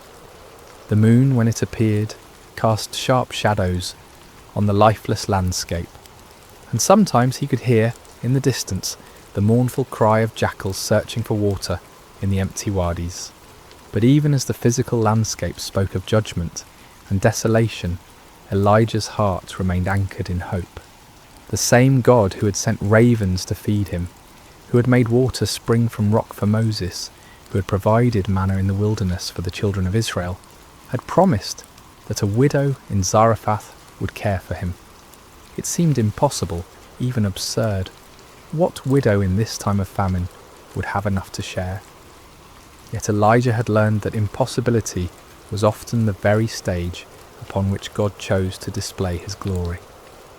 On the third day of his journey, the scent of the sea began to reach his nostrils, carried on breezes that offered little relief from the heat, but spoke of his approaching destination. The landscape gradually changed from the brown hills of inland Palestine to the terraced slopes that descended toward the Mediterranean coast. In the distance, he could see the blue expanse of the Great Sea, its surface shimmering like hammered metal under the relentless sun. As he crested the final hill before Zarephath, Elijah paused to survey the town spread below him. It was modest in size, its flat-roofed houses clustered around a small marketplace, with narrow streets winding between them like tributaries of a dry river. The town's walls, though not as grand as those of the great cities, spoke of a community that had weathered many storms. Fishing boats lay pulled up on the beach, their nets spread out to dry, though in these days of little rain, even the sea seemed less generous with its bounty.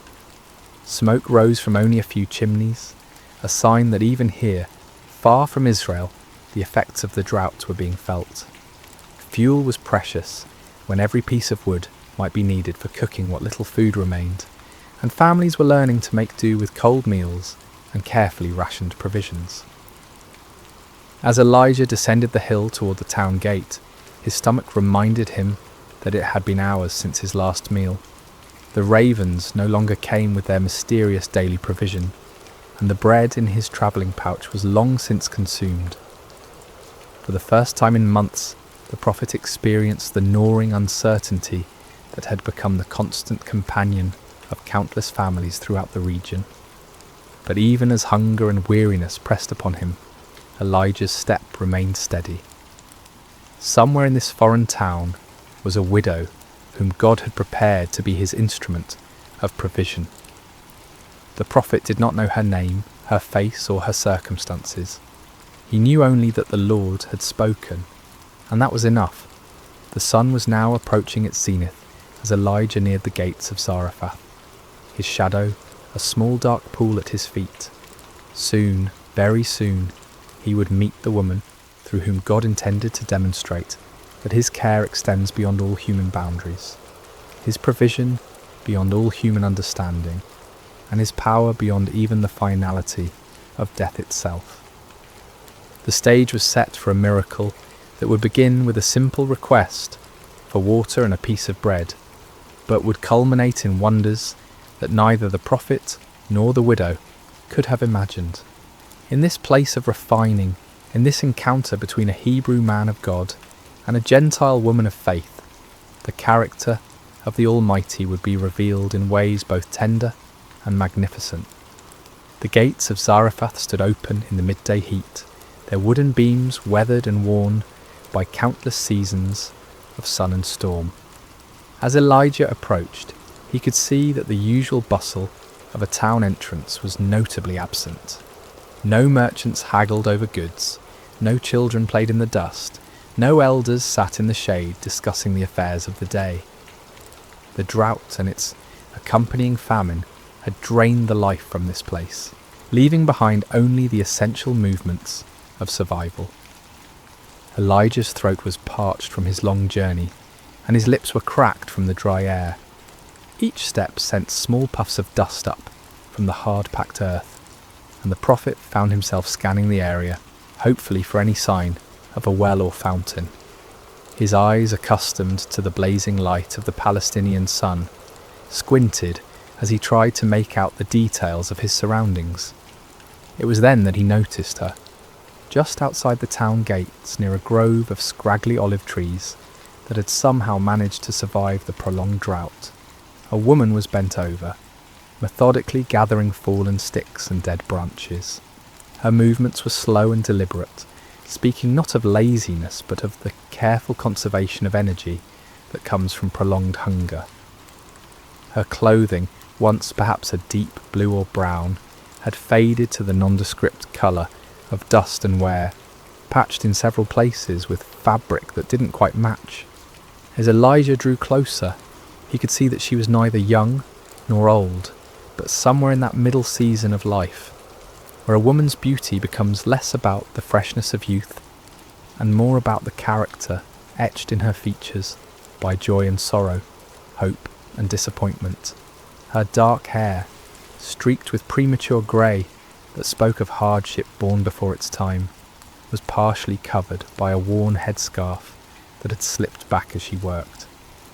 There was something in her posture, a weariness that seemed to go beyond physical exhaustion, that made Elijah's heart stir with compassion. This was a woman who had carried burdens, who had made hard choices, who had watched her resources dwindle day by day until she was reduced to gathering sticks in the heat of the day. The prophet paused for a moment, studying her face as she worked. In her features, he could read the story of the drought's impact on ordinary people.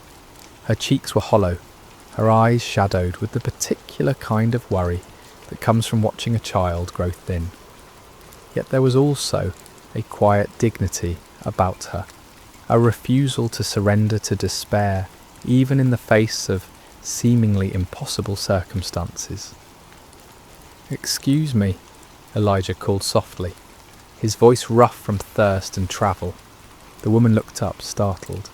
Her eyes widened slightly as she took in the appearance of this stranger. His rough clothing, his weathered features, the staff in his hand that marked him as a traveller from far away. In her gaze, Elijah could see the wariness that had become second nature to people in these hard times. Strangers might bring news, trade or help, but they might also bring additional mouths to feed when food was already desperately scarce. "Please," Elijah continued, his manner gentle and respectful, "could you bring me a little water in a cup, that I may drink?" The request hung in the air between them. Water, in this time of drought, was precious beyond measure. Every drop had to be carried from wells that were increasingly distant and depleted. Yet something in the prophet's manner, perhaps the genuine need in his voice, or the courtesy with which he had made his request, caused the woman to hesitate rather than refuse outright. She studied his face for a long moment, as if trying to read his character in his features. What she saw there must have reassured her, for she slowly straightened, her bundle of sticks still clutched in her arms. "I will bring you water," she said simply, her voice carrying the accent of this coastal region, but also a warmth that suggested a heart not yet hardened by suffering. As she turned toward the town, Elijah felt a stirring of gratitude. Here, in this foreign place, this Gentile woman was willing to share her precious water with a Hebrew stranger. It was a small act of kindness, but in a world grown harsh with want, small kindnesses took on the weight of great acts of mercy. But the Lord had sent him here for more than water, and Elijah knew that his true test and hers was yet to come. "Wait," he called gently, as she began to walk away, "and please bring me a morsel of bread in your hand." The woman stopped as if struck. She turned back to him, and now her face bore an expression of such profound sadness that Elijah felt his heart constrict.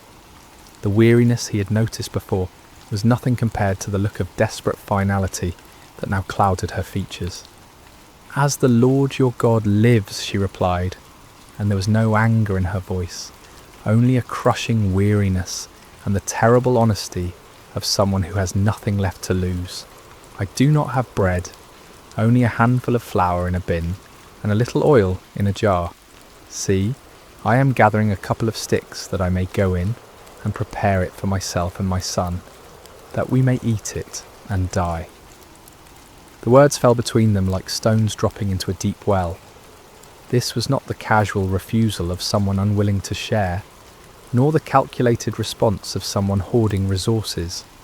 This was the stark reality of a mother who had come to the end of all earthly hope, who had measured her remaining provisions with the careful precision of someone planning a final meal. Elijah felt the weight of her despair, but he also felt the stirring of something else, the peculiar lifting of spirit that came when he sensed the Lord was about to move in power. How often had he seen this pattern? The moment when human resources failed completely was precisely the moment when divine intervention began. "Do not fear," he said, and his voice carried a new authority, a confidence that seemed to come from somewhere beyond his own understanding. The words were not merely a comfort, but a command, spoken with the certainty of someone who had learned to recognize the voice of the Almighty. The woman's eyes widened at the change in his tone. Something had shifted in this stranger's demeanour, as if he had suddenly remembered who he was and whom he served.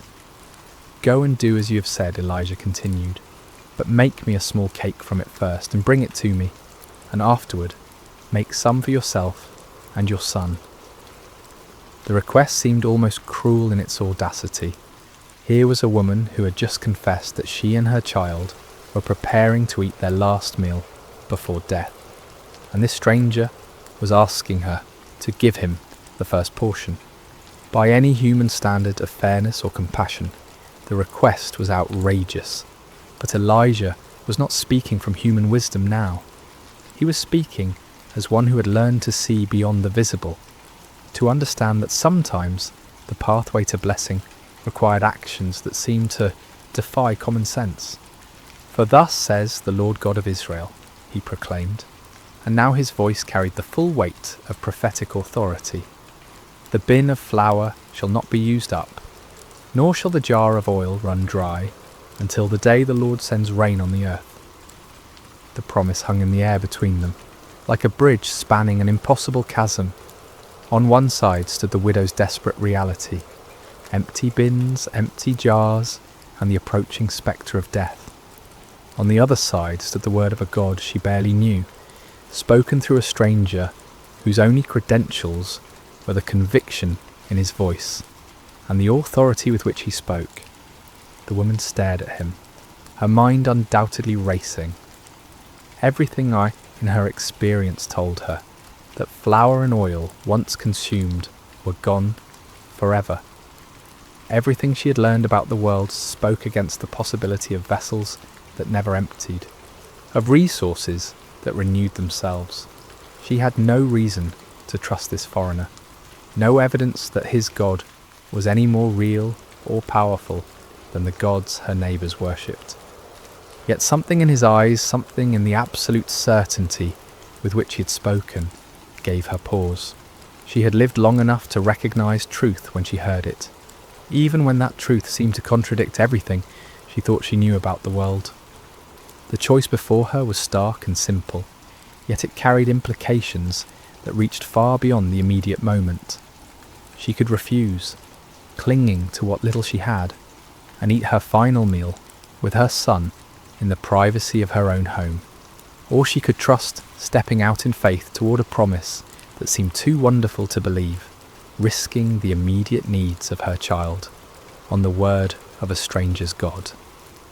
As she stood there in the dusty street of Zarephath, with her bundle of sticks still clutched in her arms, and the prophet's words echoing in her mind, the widow found herself at one of those crossroads that define a life. Her next decision would determine not only whether she and her son lived or died, but whether they would become part of a story that would be told for generations to come. A story of faith rewarded, of divine provision, and of the God who sees beyond the boundaries that divide nations and peoples. The sun beat down upon them both as she weighed her choice, but in that moment of decision, neither the heat nor the hunger nor the desperate circumstances seemed to matter. All that mattered was whether she would choose to believe that the impossible might, just possibly, be true. The widow stood motionless for what seemed like an eternity, though in reality it was perhaps only the span of a few heartbeats. In that suspended moment, the entire universe seemed to be waiting for her decision. The very air around them felt charged with possibility, as if creation itself was holding its breath to see whether faith would triumph over fear, whether hope would overcome the stark mathematics of survival. Elijah watched her face carefully, seeing the battle that raged within her soul. He had delivered the word of the Lord as he had been commanded, but now the choice was hers alone to make. The prophet knew from long experience that God's miracles often hinged not on human understanding, but on human obedience, not on the ability to see how a promise might be fulfilled, but on the willingness to act as if it already had been.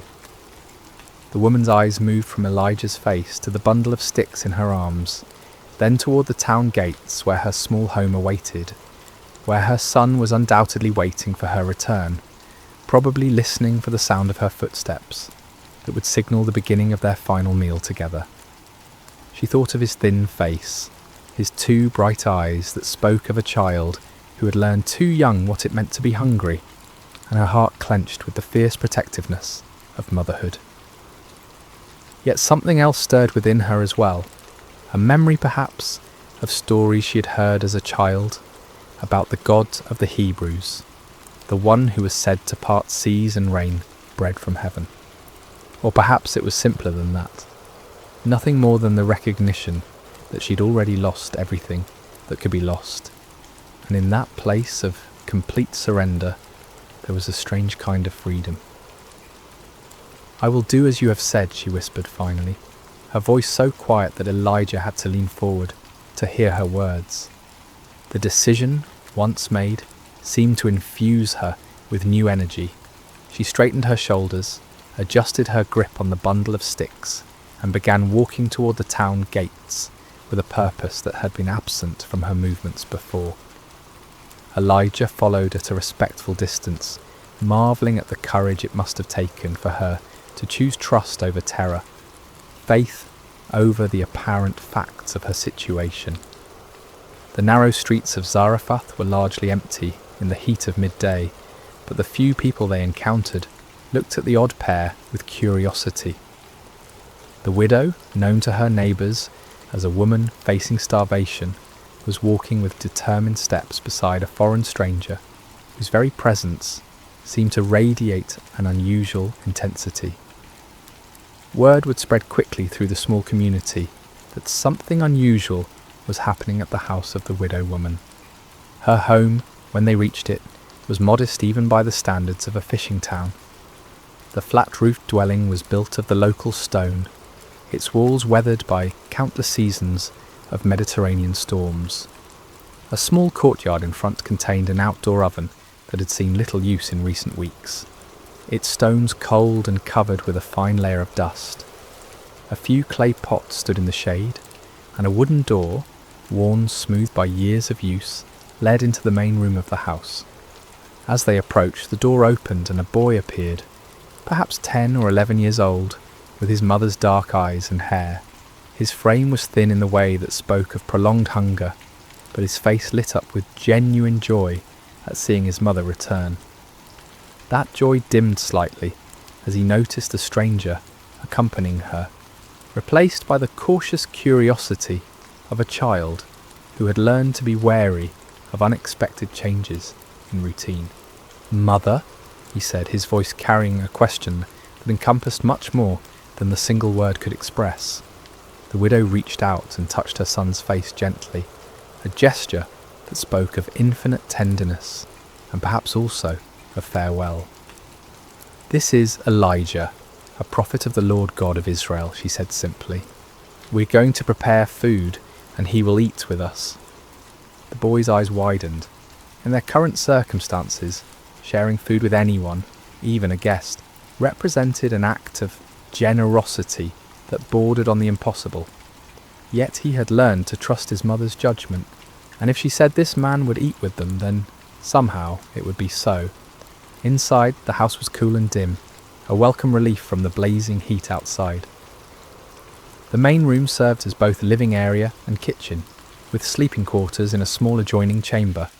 Clay storage jars lined one wall, most of them standing empty like silent witnesses to the family's dwindling resources. Only 2 containers held anything of value. A small bin that contained the handful of flour the widow had mentioned, and an equally small jar that held the last precious drops of oil. The widow set down her bundle of sticks and began the familiar ritual of preparing a fire. She arranged the wood carefully in the outdoor oven, knowing that every stick must count, every flame must serve its purpose. As she worked, Elijah and the boy watched in respectful silence, each lost in his own thoughts about what was about to unfold. When the fire was burning steadily, the widow went to retrieve her flour and oil. She opened the bin and looked inside, seeing the meagre handful of grain that represented all that stood between her family and starvation. For a moment her resolve wavered. The practical voice of experience whispered that she was being foolish, that she was about to sacrifice her child's last meal on the word of a stranger.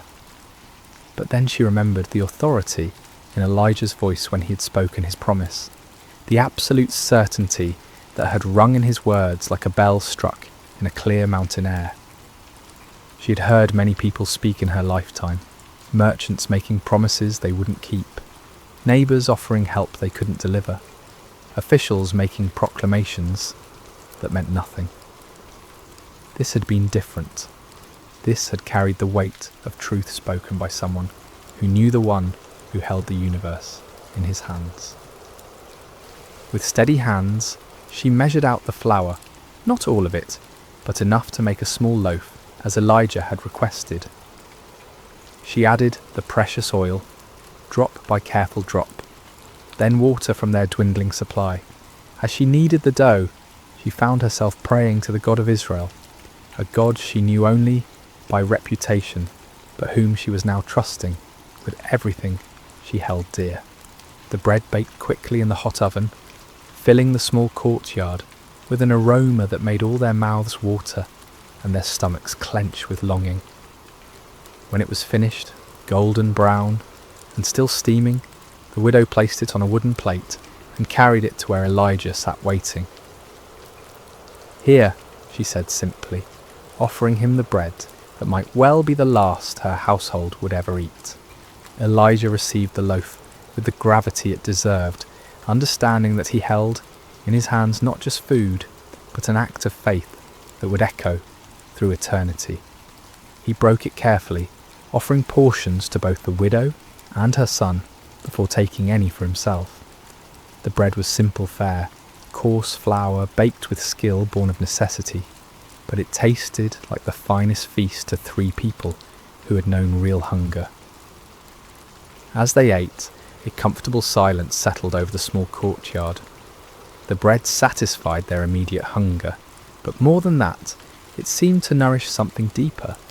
Hope, perhaps, or the peculiar peace that comes from taking a step of faith and finding solid ground beneath one's feet. When the meal was finished, the inevitable moment arrived. The widow rose to check her storage containers, knowing that according to every law of nature and economy, they should now be empty. The flour bin should contain nothing but dust and remnants, the oil jar nothing but the stained clay at its bottom. She opened the flour bin first, and her breath caught in her throat. Where she'd expected to find emptiness, there was flour, not the handful that had remained before, but the same amount that had been there that morning. Her hands trembled as she reached into the jar, running the grain through her fingers to assure herself that she was not dreaming. Next came the oil jar. She lifted it carefully, feeling its weight, hearing the liquid slosh against the sides. It was full as it had been when she had first measured out the precious oil for their bread. "Mother," her son whispered, seeing the wonder and disbelief that played across her features. "The word of the Lord is true," she breathed, her voice filled with awe. "The flour and oil have not diminished. They are just as they were before." From that day forward, the miracle continued. Each morning, the widow would wake expecting to find her containers empty, only to discover them filled with the same amounts they had held the day before. She would measure out flour for the day's bread, pour oil for cooking, and use what was needed to sustain her household and their guest. But each time she checked, morning, noon, and evening, the levels remained constant, as if invisible hands were replenishing what had been taken. Word of the miracle spread slowly through Zarephath. Neighbours who had expected to attend a funeral instead saw smoke rising daily from the widow's oven. They saw the boy playing in the courtyard with more energy than he had shown in months. They saw the foreign prophet living in their midst, his presence somehow bringing blessing rather than burden to the household that sheltered him. Some whispered that it was sorcery, others that the gods were showing favour to the widow for her kindness to strangers. But the widow herself knew better. She had witnessed firsthand the power of the God of Israel, the one who could multiply resources that seemed exhausted, who could bring abundance from scarcity, who could sustain life when death seemed certain. As weeks turned into months, the relationship between the widow, her son, and Elijah deepened into something like family. The prophet helped with daily tasks, told stories of his journeys and the wonders he had witnessed, and taught them both about the nature and character of the God he served. The boy, who had never known a father's presence, began to look up to Elijah with the mixture of respect and affection that a son shows to a beloved elder. For his part, Elijah found in this simple household something he had rarely experienced in his years of prophetic ministry, the warmth of ordinary human fellowship. Here, far from the palaces and temples where he usually delivered his messages, he discovered the profound joy of seeing God's love expressed through daily provision, through the laughter of a child who was no longer hungry, through the grateful smile of a woman who had learned to trust in the impossible. The jar and jug that never emptied became more than just a miracle of physical provision. They became symbols of a deeper truth, that the God of Israel was not limited by human boundaries, that his love extended beyond the chosen people to encompass all who would trust in him, that his power was sufficient to meet every need of those who placed their faith in his promises. In the small house in Zarephath, as the drought continued to devastate the surrounding lands, a different kind of abundance flourished. It was an abundance measured not just in flour and oil, but in faith rewarded, hope restored, and the quiet joy of lives sustained by the inexhaustible love of the Almighty. The seasons had begun to change, in the way they do even during the harshest droughts, with subtle shifts in the angle of sunlight and the patterns of wind that speak to those who know how to listen. Elijah had now been living in the widow's household for many months, and what had begun as a desperate act of faith had settled into a rhythm of daily miracle. Each morning brought the same wonder, jars that should have been empty filled with provision, hope renewed with the rising of the sun. The boy had grown stronger during this time, his cheeks regaining some of their childhood roundness, his eyes bright with the vitality that comes from adequate nourishment. He had become Elijah's shadow, an eager student, hanging on every word the prophet spoke about the wonders of God, helping with small tasks around the house, and bringing a lightness to their days that reminded all of them what joy looked like. His laughter had become one of the most precious sounds in that small courtyard, pure and musical, the kind of laughter that makes adults remember what it felt like to see the world as a place of infinite possibility. When he played with the wooden toys he had carved under Elijah's guidance, when he helped his mother tend their small herb garden, when he sat listening to stories of lions' dens and burning bushes, the boy radiated the particular happiness of a child who knows he is loved and secure.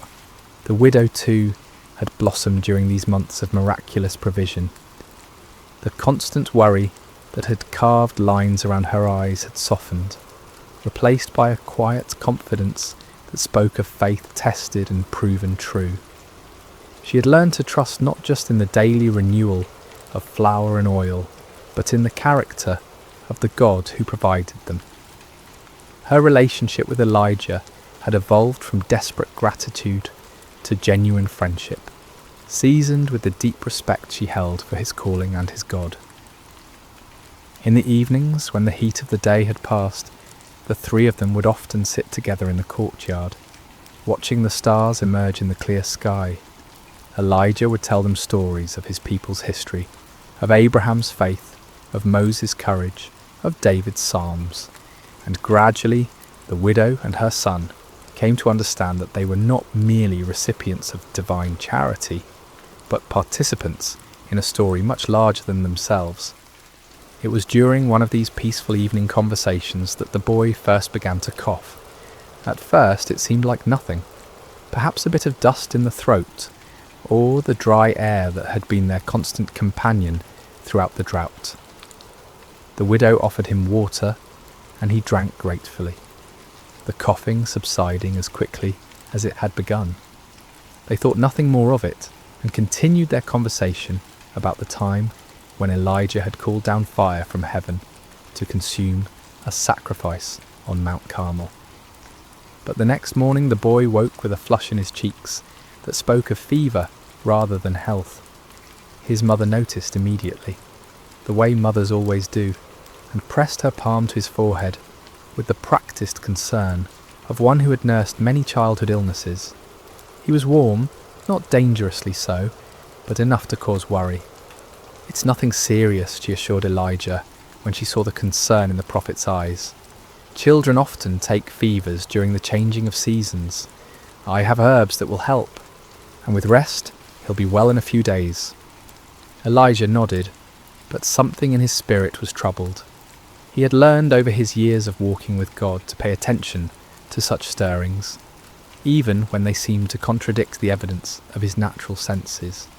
Still, he kept his concerns to himself, and joined the widow in tending to the boy with all the skill and care they could muster. For 2 days the illness seemed manageable. The boy remained in bed, accepting the herbal teas his mother prepared, sleeping more than usual, but still able to sit up and take some nourishment. His fever rose and fell in the typical pattern of childhood ailments, and there were moments when he seemed almost his normal self, asking Elijah to tell him again about the ravens that had brought bread and meat to the brook Cherith. But on the third morning, something changed. The boy's breathing became laboured, and his fever spiked higher than before. His eyes, when he managed to open them, seemed to look through rather than at the people who bent over him with growing concern. The flush in his cheeks deepened to an alarming red, and his small body trembled with chills that no amount of blankets could warm. The widow worked with desperate efficiency, trying every remedy she knew. She brewed stronger teas from the herbs that had always worked before, applied cool cloths to bring down the fever, and held her son close when the chills made him shake uncontrollably. But despite all her efforts, his condition continued to deteriorate. Elijah found himself in a terrible position.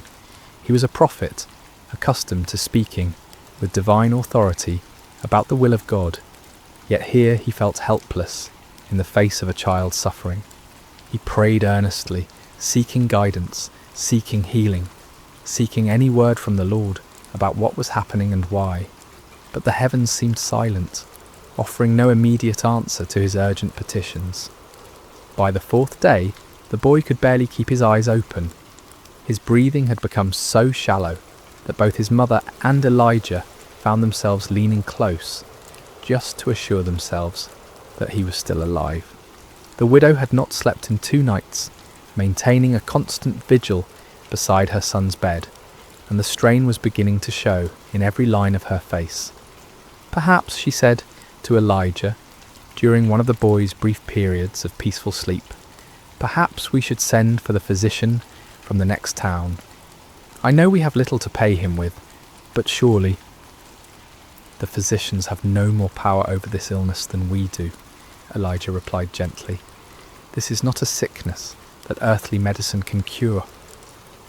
The words hung between them, carrying implications that neither wanted to fully acknowledge. If earthly medicine could not help, if the herbs and treatments that had always worked before were proving useless, then they were facing something beyond the normal course of illness and recovery. They were facing the possibility that God might be calling this beloved child home. On the 5th morning, as the sun rose with its customary indifference to human suffering, the inevitable happened. The widow, who had dozed fitfully in her chair beside the bed, was awakened by a silence that was somehow more alarming than any sound could have been. She looked at her son and knew immediately that something fundamental had changed. His face, which had been flushed with fever, was now pale and still. His chest no longer rose and fell with the rhythm of breathing. The boy was gone. The widow's scream of anguish pierced the morning air, a sound so raw and primal that it seemed to tear through the very fabric of hope itself. She gathered her son's lifeless body into her arms, rocking back and forth as tears streamed down her face. "What have you done to me, O man of God?" she cried, turning to Elijah with eyes blazing with grief and accusation. "Have you come to bring my sin to remembrance and to kill my son?"